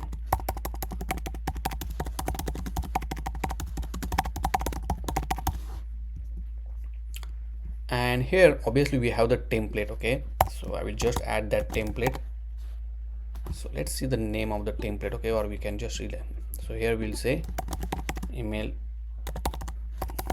template. So this is just function name which we are just renaming, and here we just add that one. Make sure to import it, and okay, so here we don't need to add a component, actually just need to add email template like this, and here we need to pass the response. Okay, so whatever the response we are getting, we will just pass it here inside email template, so that we can update our email template. Okay, but I will tell you later how to do that as well. But basically this is the basic setup to send an email. Okay, now let's close all this tab, and then let's go to this global API. So inside this global API, we need to add that endpoint to send an email. So constant send email Okay, and here obviously we need to make a post call and we are going to send data, so I added the data. Then instead of Axios client, we are going to use Axios only because we are using local API. Okay, so Axios dot post, and here we'll say API slash send email, okay, comma data, which is the body, and make sure to export this one. Perfect, and save it. Now let's close it and let's go to this book appointment page. So inside the detail we have book appointment and we have a method called save booking. Okay, so here once we book the appointment, right, we're gonna call global API dot send email, and obviously whatever the data we already have, right, that data we are going to pass here. Okay, dot then, and we'll just console the response over here. Now the thing is, if you see, we pass data inside this data we have another field object list called data. Okay, so that's the reason inside this inside this route, right, in our API I added this response dot data dot email to access this value. Okay, because we are sending to the user and everything look perfect. Now let's test this out. Okay, so select any date, then select the time, and then click submit. And if you see, we have this send email and we're showing that okay 200. Okay, we got the response as well. Okay, let's check on the email, and if you see, we got the email as well. Okay, so right now this image is not there because we are working on localhost. Okay, but we got this beautiful message and everything. See, okay, perfect. But there is another thing I want to tell you. Okay, currently I already have the domain, and that's the reason I am able to send email to anyone. Okay, that's the reason you need to add a domain if you want to send to all the people. If you want to send an email to yourself, okay, the account one which you log in, then you can use the this particular from method from the onboarding at the recent.dev. Okay, means from the recent.dev you can, with that domain you can send on to yourself only. Okay, and you can see the log as well. If I go to this log, right, you will see the logs, and this is the one of the log. If you see, it's saying that you can only send a testing email to your own email address, because I was trying to send to the other email address if I did not use my domain. Okay, so there are a couple of things you need to play around. So once user book the appointment, we need to show the user's booking inside a new page called my booking. So obviously we need to create a new route for that one. Okay, so this is how the new page will look like. Here we're gonna give the tab, okay, where he can see the upcoming and the expired booking as well. So let's go back to our application, and over here let me bring this like that,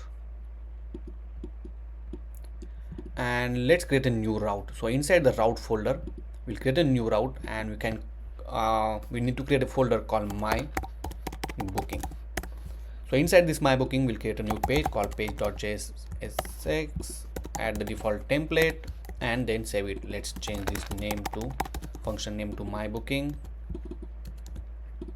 and then save it. Okay, now on the click of this my booking option, right, we need to go it. So let's go to this header.jsx where we have this button called my booking.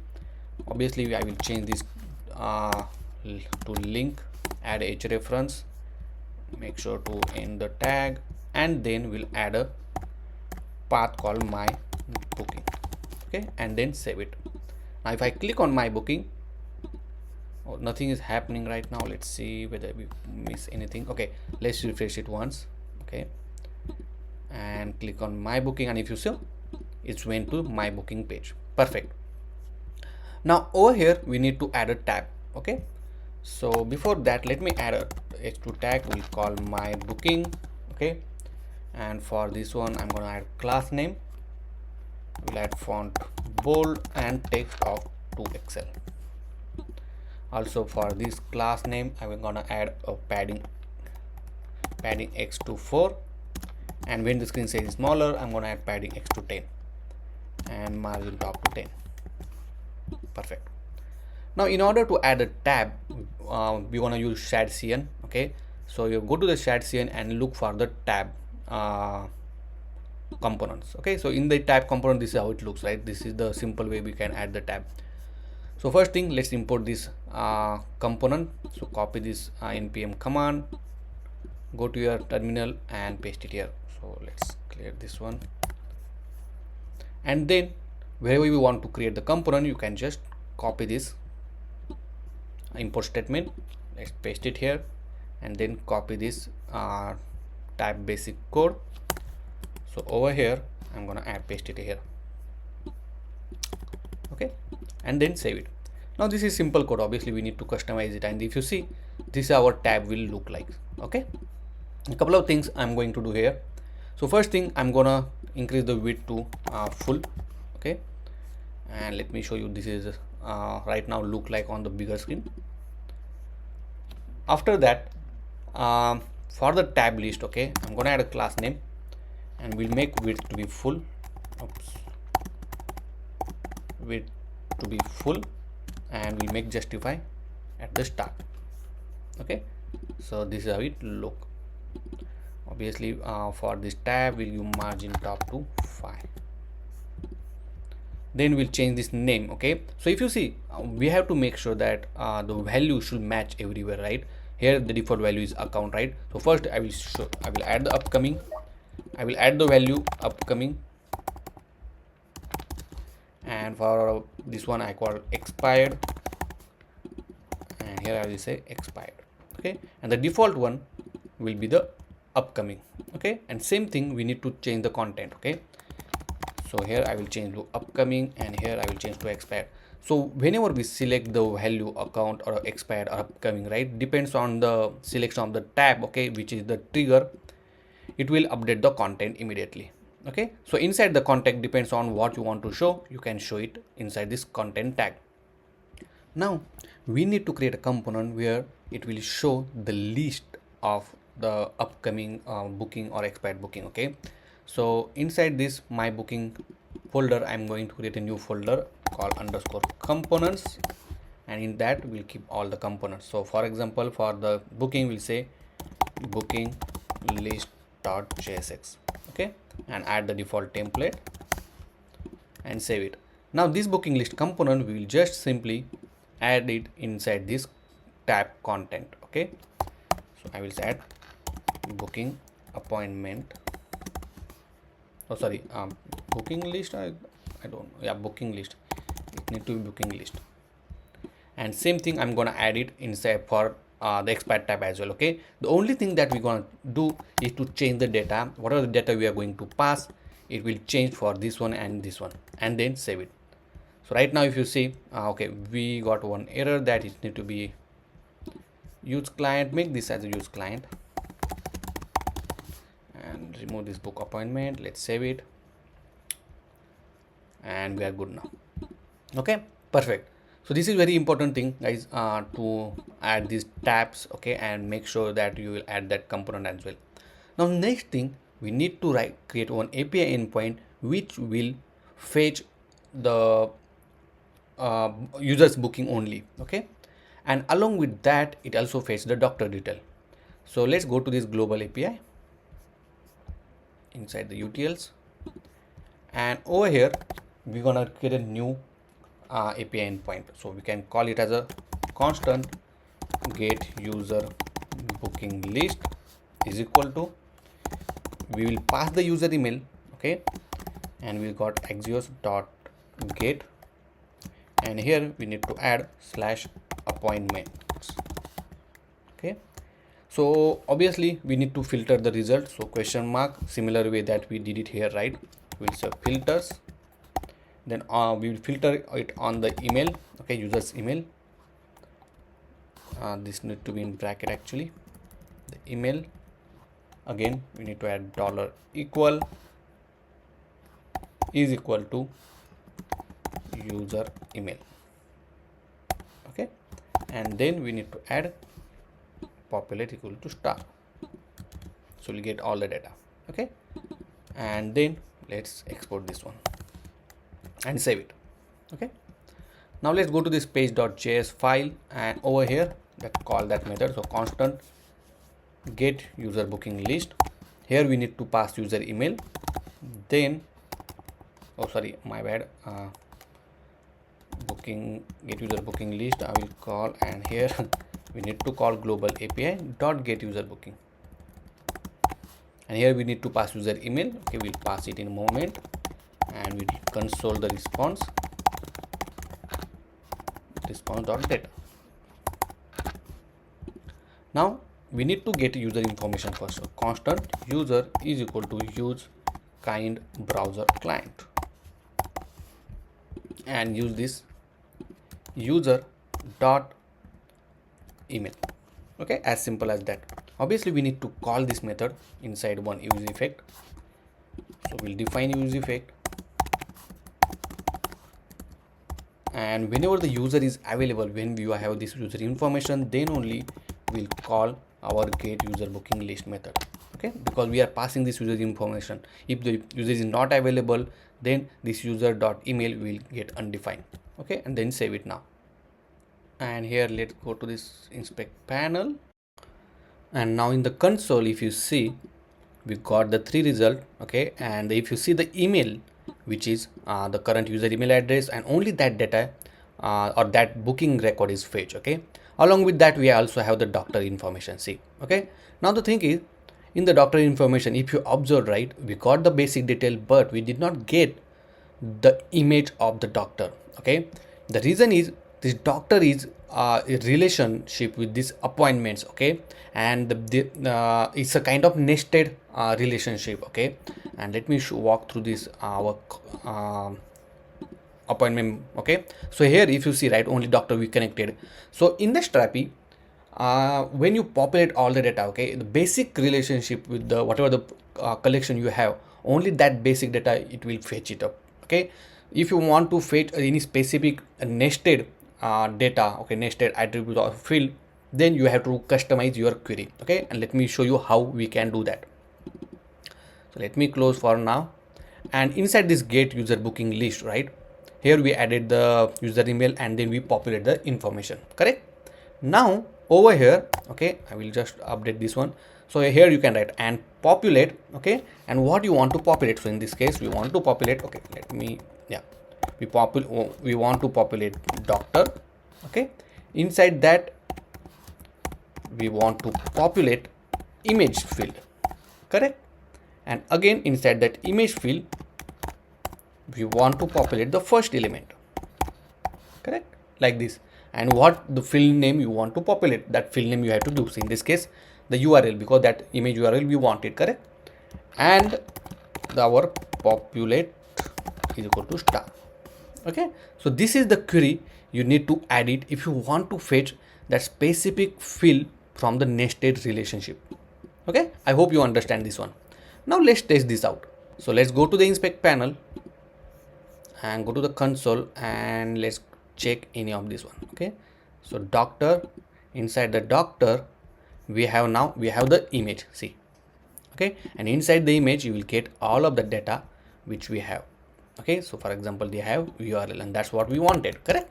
Perfect. So I hope this is very important when we are fetching any nested relationship data. Okay, now let's go back to our page.js and let's store this in one state. So I will call constant booking list comma set booking list is equal to use state, and here I will just say set booking list is equal to response dot data dot data. Now once we have the booking list, right, we need to pass to this one. Okay, but we need to pass here only upcoming booking list. Okay, so for that one we're gonna write one method. Okay, and which will return the expected result. So here for example let's type constant filter user booking. Here I'm gonna get the what type of booking, whether upcoming or it's expired, and then we'll write the logic. So constant result is equal to, we'll write booking list dot filter. Okay, we'll filter the values, and inside that we'll write item and inside that we'll just get the type, depends on the type. Okay, let's ignore the type for now. And what we'll do, so we'll do new date. Okay, then item dot attribute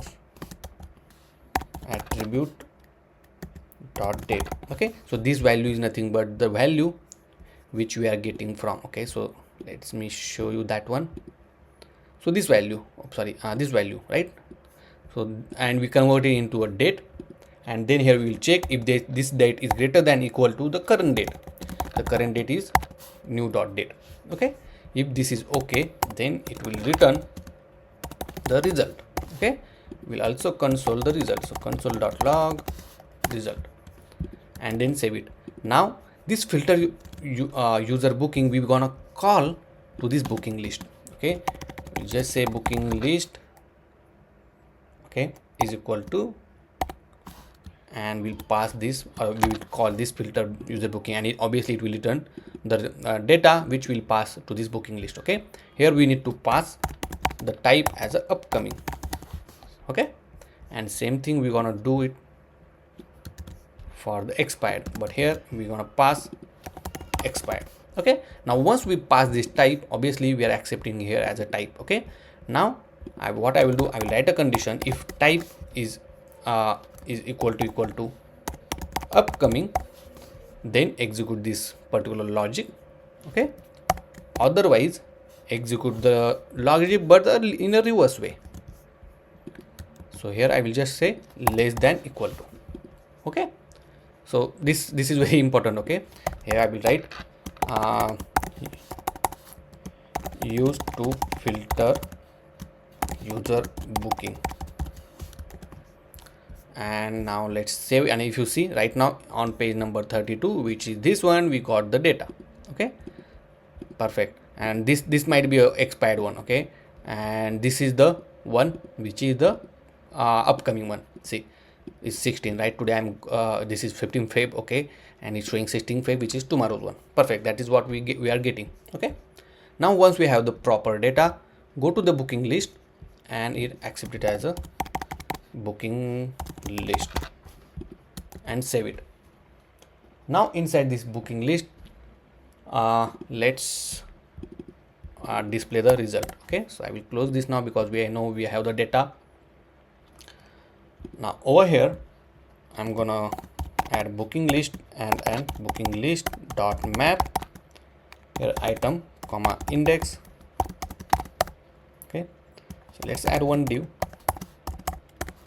Inside that we'll add an image source. Okay, now from in that image, right, I will just copy the complete path. Okay, so path is item dot attributes dot doctor, and there is a very long URL, so I will just copy it from some doctor list, the image, so this path.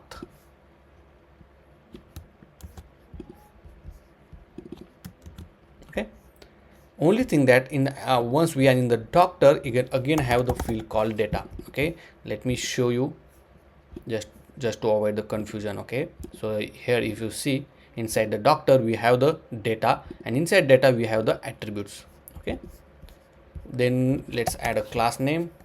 So class name will add width of let's add a width first, width of 100, height of 100, we'll say alt doctor image. Let's save this one, and if you see right now it's showing the doctor image. Let's apply some styling, say rounded to be full. Okay, and object cover. Oh, so here I'm gonna give height of 100 pixel, maybe let's give 70, not 100. Okay, and width also I give 70 pixel, something like that. Okay, so here you can change it. Now once we define this one, let's add another div tag, and here we're gonna add first the doctor name. So item dot attributes dot name,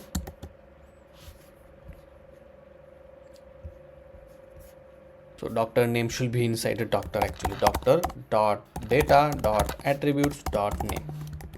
Okay,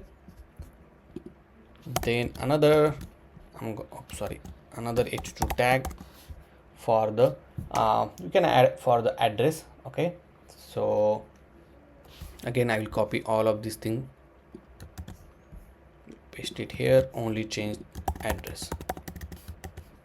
Perfect. Then another h2 tag for the on which date the appointment is. Okay, so for that one I'm gonna add a calendar icon. So here I will add a calendar icon, then I will say appointment main on, and then say item dot attributes dot date. See, okay, now obviously we need to convert this date. Okay, so for that one let's import one library called moment. Okay, and this is very powerful library to convert any date in some different any specific format. Okay, so whatever the format you can give, you can add it. So install this dependency. Okay, I already installed actually, so it's very easy to use. So first you need to add them. Okay, so I think I did not import it. Yeah, let's import it. So let's go to here, copy this import statement, and over here just install it. And once it imported, let's add a moment. Okay, inside the moment you have to provide which date you want to convert. Let me bring this down actually. Okay, so in this case I want to convert this date. Then in which format do you want to convert? So you can give the format in a string. For example, I want to first give date, then I want to show month, and then y. Okay, so it will give you the result. Let me show you how it give the result. Okay, so it will first give the date, the month like October, December kind of thing, and the year. Let's save this one, and if you see the format, okay, you can change. If you want slash, you can give slash. See, perfect. Now and let's give some margin over here. Appointment on. After that, let's give another h2 tag, and that for the time. So I will add clock over here. Oops. And then we'll say on time, you can say, maybe at time we can say. Okay, at time we can give the time. So in this case item dot attribute dot time. See, perfect. And that's what pretty much all of this thing. Okay, now let's apply some styling. First thing, let's bring in one line. So class name, make it flex, do gap of 2, make item to be in the center.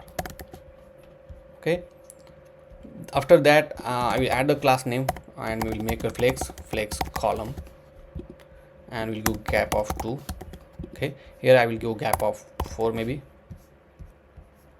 Then for this h2 tag I'm gonna add a class name, font bold, text of 18 pixel. Then we'll make flex, not flex for now, let's add it. Okay, yeah, something like this.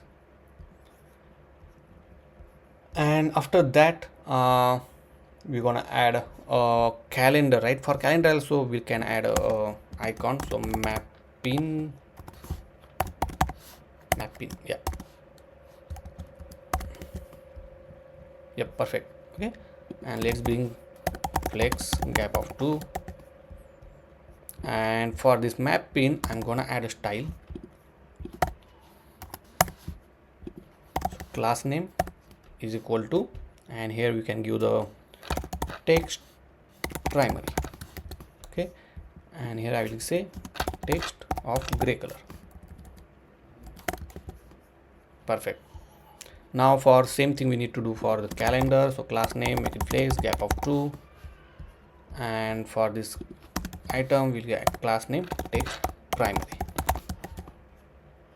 and the last is this h2 tag. Where is that? Oh yeah, this one. Let's copy this one over here, and the color as well for this icon, and save it. Okay, now for this one we'll add a border. Okay, so let's add a border. will add padding of 3, margin of 3, and rounded large. Perfect. Okay, and on the bigger screen, this is how it looks. Okay, you can give more margin if you want, or more padding. And now next, one more thing important we need to add is to option to cancel this appointment. Okay, so what we are going to do, if this is the upcoming booking, then obviously we're going to give the option, otherwise we are not giving option. Okay, so for that one, from the page, okay, along for this component along with the booking list, I'm gonna send one more parameter which is called expired. Okay, and here I will obviously pass false, and for this one, because this tab is an expired tab, so we can pass it as expired value as a true. Okay, and let's accept it here. Let's say expired, and then once we define this one, right, for the name of, okay, over here we're gonna add one button. Okay, if it's expired, then we're gonna add a button. We'll say cancel appointment. Okay, and so okay, it's not expired actually. Okay, because obviously it's not expired, then we'll add that button. Okay, I will add a button of variant, so I will add class name as well, but let's add a variant first. So variant is equal to outline, and then you will get the outline. Okay, now I want this button at the rightmost side. Okay, so you can add a make it flex, and then you can make justify between. Okay, wait, something not right.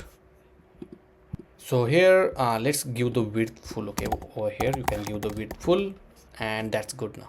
Okay, here let's make item to be in the center for this h2 tag. Perfect. And if I increase the size, this is how it looks. Okay, perfect. Now you can have this, you can change the color as well. Okay, if you want to change this color up to blue, you can add some, for example, like text add primary and outline, sorry, border, we can say border primary. Perfect. Okay, now we have this cancel, beautiful cancel button. Perfect. And if I go to the expired, if you see, we have this expired as well. Okay, and if you see the time as well, it's different. Now if you think, okay, to change this font, you can change the font. I will keep as it is for now. Only thing I want to change this the icon, so I will give a height of 5, width of 5, little smaller. Okay, because it's little bigger. Same thing, I will paste it for all the icon.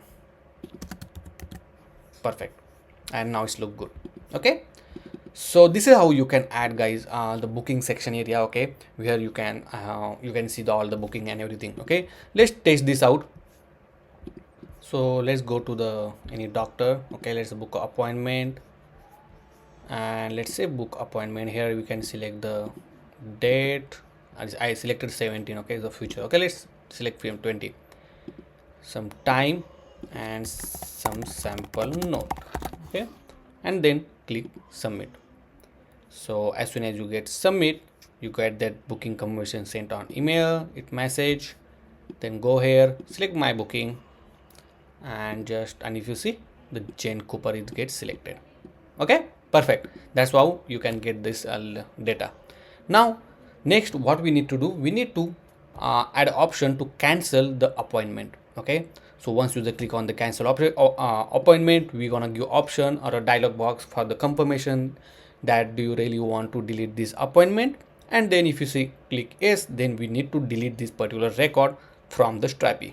Okay, so we'll see that in the next section. But until this point, if you have any question, any doubt, let me know in the comment section, and we'll see you from there.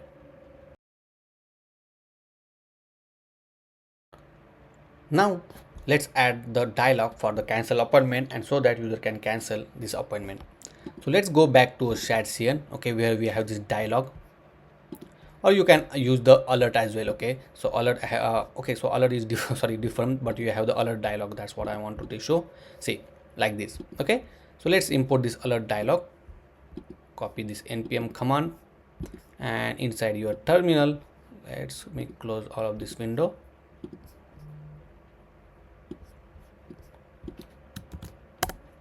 And if you scroll a little bit down, you will find this use case. So copy this import statement. Now you can add the cancel the dialog with the new component. So let's create a new component. We can call cancel appointment.js jsx rfce. Save this one and let's import it here. And same thing, we'll copy this alert dialog and we'll just simply paste it over here. Okay, now obviously this is the trigger where we are going to open the dialog. Okay, now what we need to do, let's go back to our application. This cancel button we need to keep in this one, and then we have to use this cancel appointment component over there. Okay, so from the booking list I will copy this cancel appointment button. So we'll copy this complete button from here, and inside the cancel appointment I will paste it here. Okay, make sure to import this button, and then once you save this one here, you need to add cancel appointment as a component. Okay, see, nothing get changed, but if I click on this cancel appointment, now you will get this beautiful dialog and it's asking, are you absolutely sure? Okay, and this action cannot be done. This is going to delete your account. Here we will change the message, delete your appointment. The message is quite good. I already is there, right? And remove your data from the server and say cancel and continue. Once you click on continue, obviously we want to delete it. Okay, now on the continue button we add the on click event on continue click, and here I will write that method,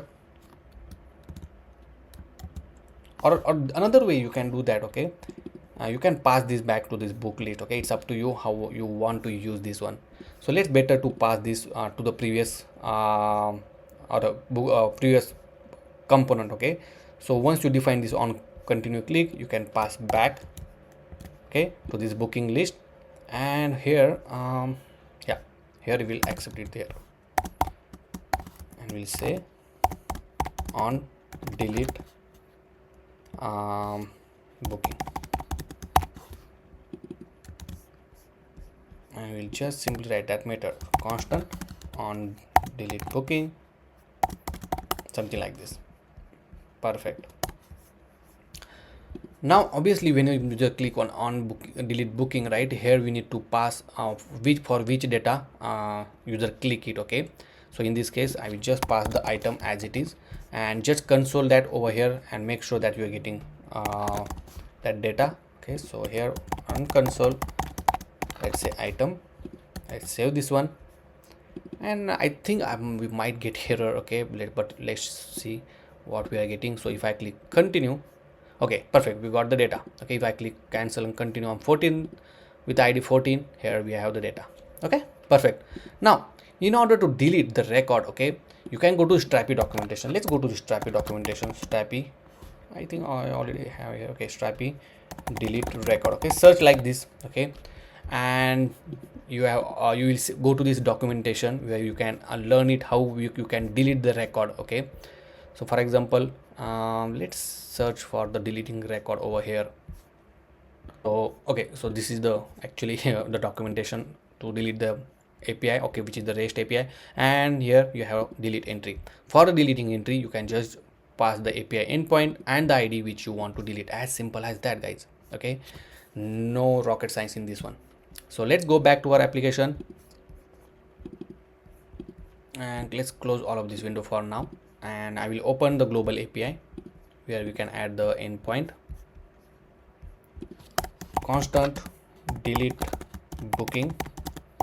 Here we'll pass the ID, then Axios client dot delete. If you see, this is the delete method from the Axios client, and then you can say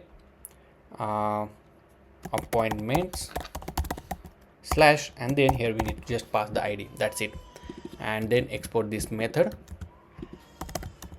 and save it. Okay, now let's go back to our booking list where we added that particular method to delete the record. So over here we'll say global API dot delete the booking. Okay, and here we need to pass item.id as id, which is a record id, then response, and we just console the response. Okay, and if the response is successful, we will show the toast message. So toast from the sonar, and we'll say booking deleted successfully. Okay, and now the another thing, right, as soon as you delete the booking, you have to make sure that you will update this particular record. Right here we need to set some kind of trigger. Okay, so here we'll say update record as a method. Okay, so this update record will pass back to the parent child of the booking, which is the page of the booking list. Okay, and here we'll pass it. Okay, here we'll add that method update record, and we'll simply call get this method. Where is this? Get user booking list method. Okay, and same thing we can do it over here, because obviously not required, but we need to do it. Okay, and because obviously it will update all the data. Now save this one. Let's test this out. So let's delete this particular appointment. Okay, let's cancel this appointment. It will say yes or cancel. If I do the cancel, see, nothing is going to happen. Let me increase the size. Now if I cancel and say continue, and let's see anything is happening, and if you see, the booking deleted successfully, and wow, how beautifully is the list also get updated, right? So this is how magically you can update the record as soon as you delete the record from this list. Okay, so this is how you can, guys, delete the record from the list. So in this particular, throughout the section, we learn how we created data, we learn how we get the data, also we learn how we delete the data, we learn the different type kind of query or a different kind of API filter with the Strapi to how to fetch the specific data and everything. Okay, so guys, I hope you understand all of this content. Okay, this is very important when you are building this kind of application, and with the Strapi it is quite possible to create application very seamlessly and very easy. Okay,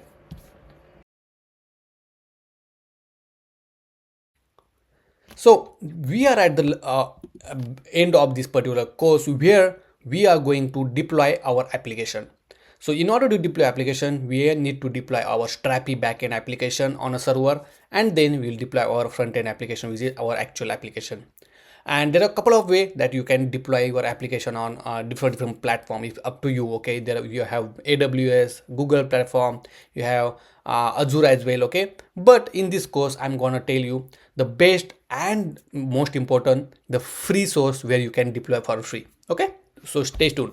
So first thing you need to do, go to the GitHub and make sure to add a new repo. Okay, so I already created a new repo here for the doctor, not this one, so for a doctor appointment booking web Next.js. Okay, and I just push my code. If you don't know how to push it, then you can just search on the internet. Okay, but in this case, make sure to add your all the Strapi code over there. Okay, so whatever the changes I added, I will just commit my changes. Okay, so git commit, and then I will, oh sorry, I need to add the first, add git commit. I will just let message, and then I will push it. Okay, and boom, it get pushed now. And now if I go here, I will refresh it, and all the code over here. Okay, for this repository. Now as I say, there are a couple of ways you can deploy. Okay, the most easiest way to deploy your application is Heroku. Okay, but the Heroku is now paid. Okay, it's not a free. So most of the people don't afford the to buy this, or to buy the monthly subscription. It costs around $5 per month. Okay, then this is not good option for us, because we are looking for a free option. Then if you want to go to free, then this render.com is one of the best option. Okay, where you can deploy your Strapi backend. Now render provide a lot of different services, guys. Okay, so if you don't have an account yet, create a new account, and once you create an account, you will jump on this dashboard. Okay, so on the dashboard you will see a lot of application which I already have. Okay, over here if you see, we have option called new.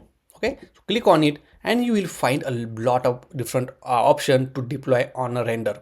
So you can deploy static side, you can deploy web services like Node.js backend API. Okay, in this case, obviously Strapi can be come under this web services. Even you can deploy private services, background worker, even though you can run the cron job as well. Okay, not only this, but you can also create a PostgreSQL. Okay, so here is thing. When we create the Strapi, we use MySQL for as our database, right? And we did the customization, we add all the database configuration and everything, right? But if you don't want, if you don't have an access to MySQL database, or if you don't want to pay it, so on the render you will get a free PostgreSQL option where you can create a PostgreSQL and you can connect that one to a Strapi. Okay, and then we have plenty of more. Now, in order to create or deploy our Strapi, you need to select web services. Here, let's select the option where you can say build and deploy from Git. Okay, or you can deploy the existing image from the registry as well, but we have the Git, so I will select the Git option. Then click next, and here you will see the option okay, or maybe if you did not connect to the GitHub, then make sure to connect to the GitHub, and then all the repository you will find it here. Okay, now in this case you have to select the repo which you want to deploy it. So in this case, this is my repo, so I will click connect, and here you need to give the name of your service. So in this case I will say appointment booking admin. Okay, now you can select the region which is nearest to you. So in this case I will select Ohio, then branch which is main, the runtime is Node, everything I will keep as it is. And over here you will find option, right? Obviously we want free, which is a hobby project, so select the free one. Okay, then you have to add some environment variable. This is very important. Okay, so there are options, you can add it directly from .env file from here, or you can add one by one. So now you can add one by one, it's up to you, but I will just add the .env, and here I will paste all of these. Okay, so go to your Strapi. Okay, over here you need to navigate to the .env file. Okay, where you will find all the configuration regarding our Strapi. So copy it and then paste it over here like this. Okay, and make sure everything is correct, perfect, and click add variable. And if you see, all the variable is get added inside the Strapi. Okay, everything is there. Make sure nothing is anything is not correct or something like that. Just fix that one, and then once you did this, you can click on this create web services. You have plenty more option, advanced option, but we will not gonna touch to do that one. Okay, so for example, this option called auto deploy. So this option help us when you deploy or you commit your code to the GitHub, it automatically deploy the new changes. That's very useful actually. Okay, now let's create a web service, and it will take now a few seconds or couple of minutes to build or to deploy the application. And here you can see the log. Okay, so right now just getting build, so we'll wait. I will pause the video over here, and boom, we are ready. So our application, the Strapi backend is get deployed. Okay, and if you see, it's saying your service is live. Okay, now in order to access it, here you will find the link. Okay, now just click on this link, and boom, it open on this particular particular URL called appointment booking admin on renderer.com. Now obviously we don't have any custom domain, but if you want to add a custom domain, you can add that one. Now once you run this one, okay, in order to access the admin panel, so just write /admin, because we are in the production mode. Okay, not on the development mode. Now once you are here, just log in with the account where you log in before. So I will just log in it, and then here is we are in the admin panel. See, okay, and boom, and everything is there, because whatever we have in the local host we are running, everything you will find it over here. Okay, so we have the category, doctor, and everything. So if you see here, we have all the data. I just refreshed because it was not loaded properly. Now everything is there. Okay, now even though you have all the media and everything, because whatever you have in local, everything will be on the server now. Okay, now next thing we need to do is to update the our endpoint. Right now we are just pointing to localhost. Now we need to point to this particular URL. So let's copy this endpoint, or not the endpoint, the domain, and then inside our application, instead of localhost 1337, I will replace it with this one /API. Okay, and then save it. One more important thing, as we are on the free tier on the renderer, right? It's little bit slow, but it's good for the development purpose. Okay, now let's open our application, let's refresh it, and it's still loading. And if you see, now we have this beautiful category and everything is now loading from the new domain. Okay, let me show you. So inside the network, let's refresh it once, and if you see the category, okay, here is the category. Okay, and if you see the URL, so in this case the URL is appointment booking admin on renderer, which where we deploy our Strapi one. Okay, so if you have any question, let me know in the comment section. I am happy to help you guys in this case. Okay, and now let's deploy the application. Now in order to deploy our web application, okay, similar thing what we did in the previous section. So until that, you first need to push your all the code to the GitHub. Okay, and make sure all the code are here. I will also push or update my code because I already have the existing repo. Okay, I will just update my code. I will just commit it, and I will push it. Okay, now once your code is up to date, okay, you have to go to the vercel. And if you don't know about the vercel, so vercel is for the deployment purpose, and whatever the Next.js you see, right, the vercel only develop this one. Again, it's a free to use, and for the also for the small business, I will definitely suggest to go with the vercel to deploy your web application. Now if you don't have an account, create a new account, and then you will launch on you will jump on this dashboard. Okay, where you have option to create a new project. Now just click on this project and connect the repository. Okay, whether it's a GitLab or GitHub or Bitbucket. So in this case it's a GitHub for me, and then I will select the repo which you want to connect. So in this case, this is the web Next.js application I want to import. So click import, give the proper name of the project. Then you can add the environment variable. You have the build output setting, I will keep as it is, and then I can add it all the environment variable. Okay, now recently they update that you can just copy all the .env and paste it here. Okay, let's try that out because I never tried it. So go to the .env file. So in this case is .env.local, copy all of them and then try to paste it here, and if you see, boom, wow, everything is there. Now we have all the keys and everything. Okay, make sure it's there. Now for the vercel, we'll update it later on. I will keep as it is for now, and then click deploy. And this is how simple it is to deploy your web application. Now we'll wait to build all of these steps, and beautifully our application is deployed now. And here it's saying congratulations, and you can see the preview as well. Okay, now everything is set up beautifully. You have you can even customize or add your own domain as well. Okay, let's try to open it now, and boom, everything is there. Okay, and even though you can see all the API call getting updated, everything is up to date.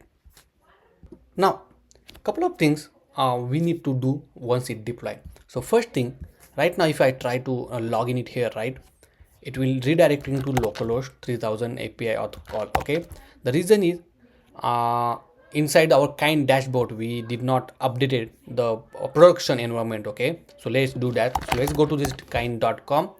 okay, let's sign into our account, and once you are in the dashboard, go to the view details. Here if you see, right, we have this allow callback URL.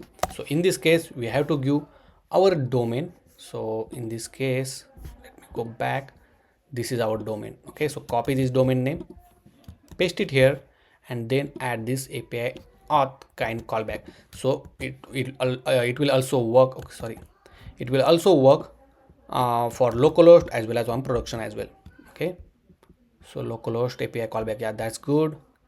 Here as well we need to add a logout URL. So I will just copy this one paste it down, and then everything's look good. So let's save it. And then once you update this one, you have to make sure that you will update in your project as well. So let me increase the size over here. If you see, the kind site URL right now is localhost 3000. Okay, so what I will do, I will just control C it. Okay, so you don't need to actually update over here. Okay, you can just update in your .env file. So let's go to this production, go to this continue dashboard. Okay, so this is our vercel. Okay, and inside the setting option, you have an option called environment variable. Okay, over here we added all the environment variable. Okay, so you just need to update this site URL or post logout, redirect URL, and all of this thing. Make sure these are the three things we need to add. So first is kind site URL, so I will update this one. Let's say edit and paste this one. Oh, we don't need to paste all of this, we need to add a domain actually. So I will copy this domain, paste it here. Okay, then let's save this one. Then we need to update another thing, the logout and login redirect URL. So logout is this one. Let's edit this. This need to be this one, and the last is login. Okay, and then save it. Perfect. Now all the production variable is good. Also make sure everything is good here. Okay, and one more last important thing. So right now in our application there are a lot of images is coming up, right? And on vercel for there is the image optimization happen, okay, for the Next.js by default. And inside the usage, okay, you have limited number of image optimization, see, like this. Okay, so you can do only 1000 image optimization, otherwise you will fulfill the free tier. Okay, otherwise you have to create a new account then. So for that one, there is one option, you have to configure the Next.js file. So let's go to this Next.js configuration. Okay, and inside these images you just need to add image. I forgot actually, let me check on the Next.js site. So here if you see, right, we have to write unoptimized true. So we just say unoptimized and we will say true, and then save it. Okay, now just commit this change. So git commit m update. Oh, we need to add first actually, and then we'll push it.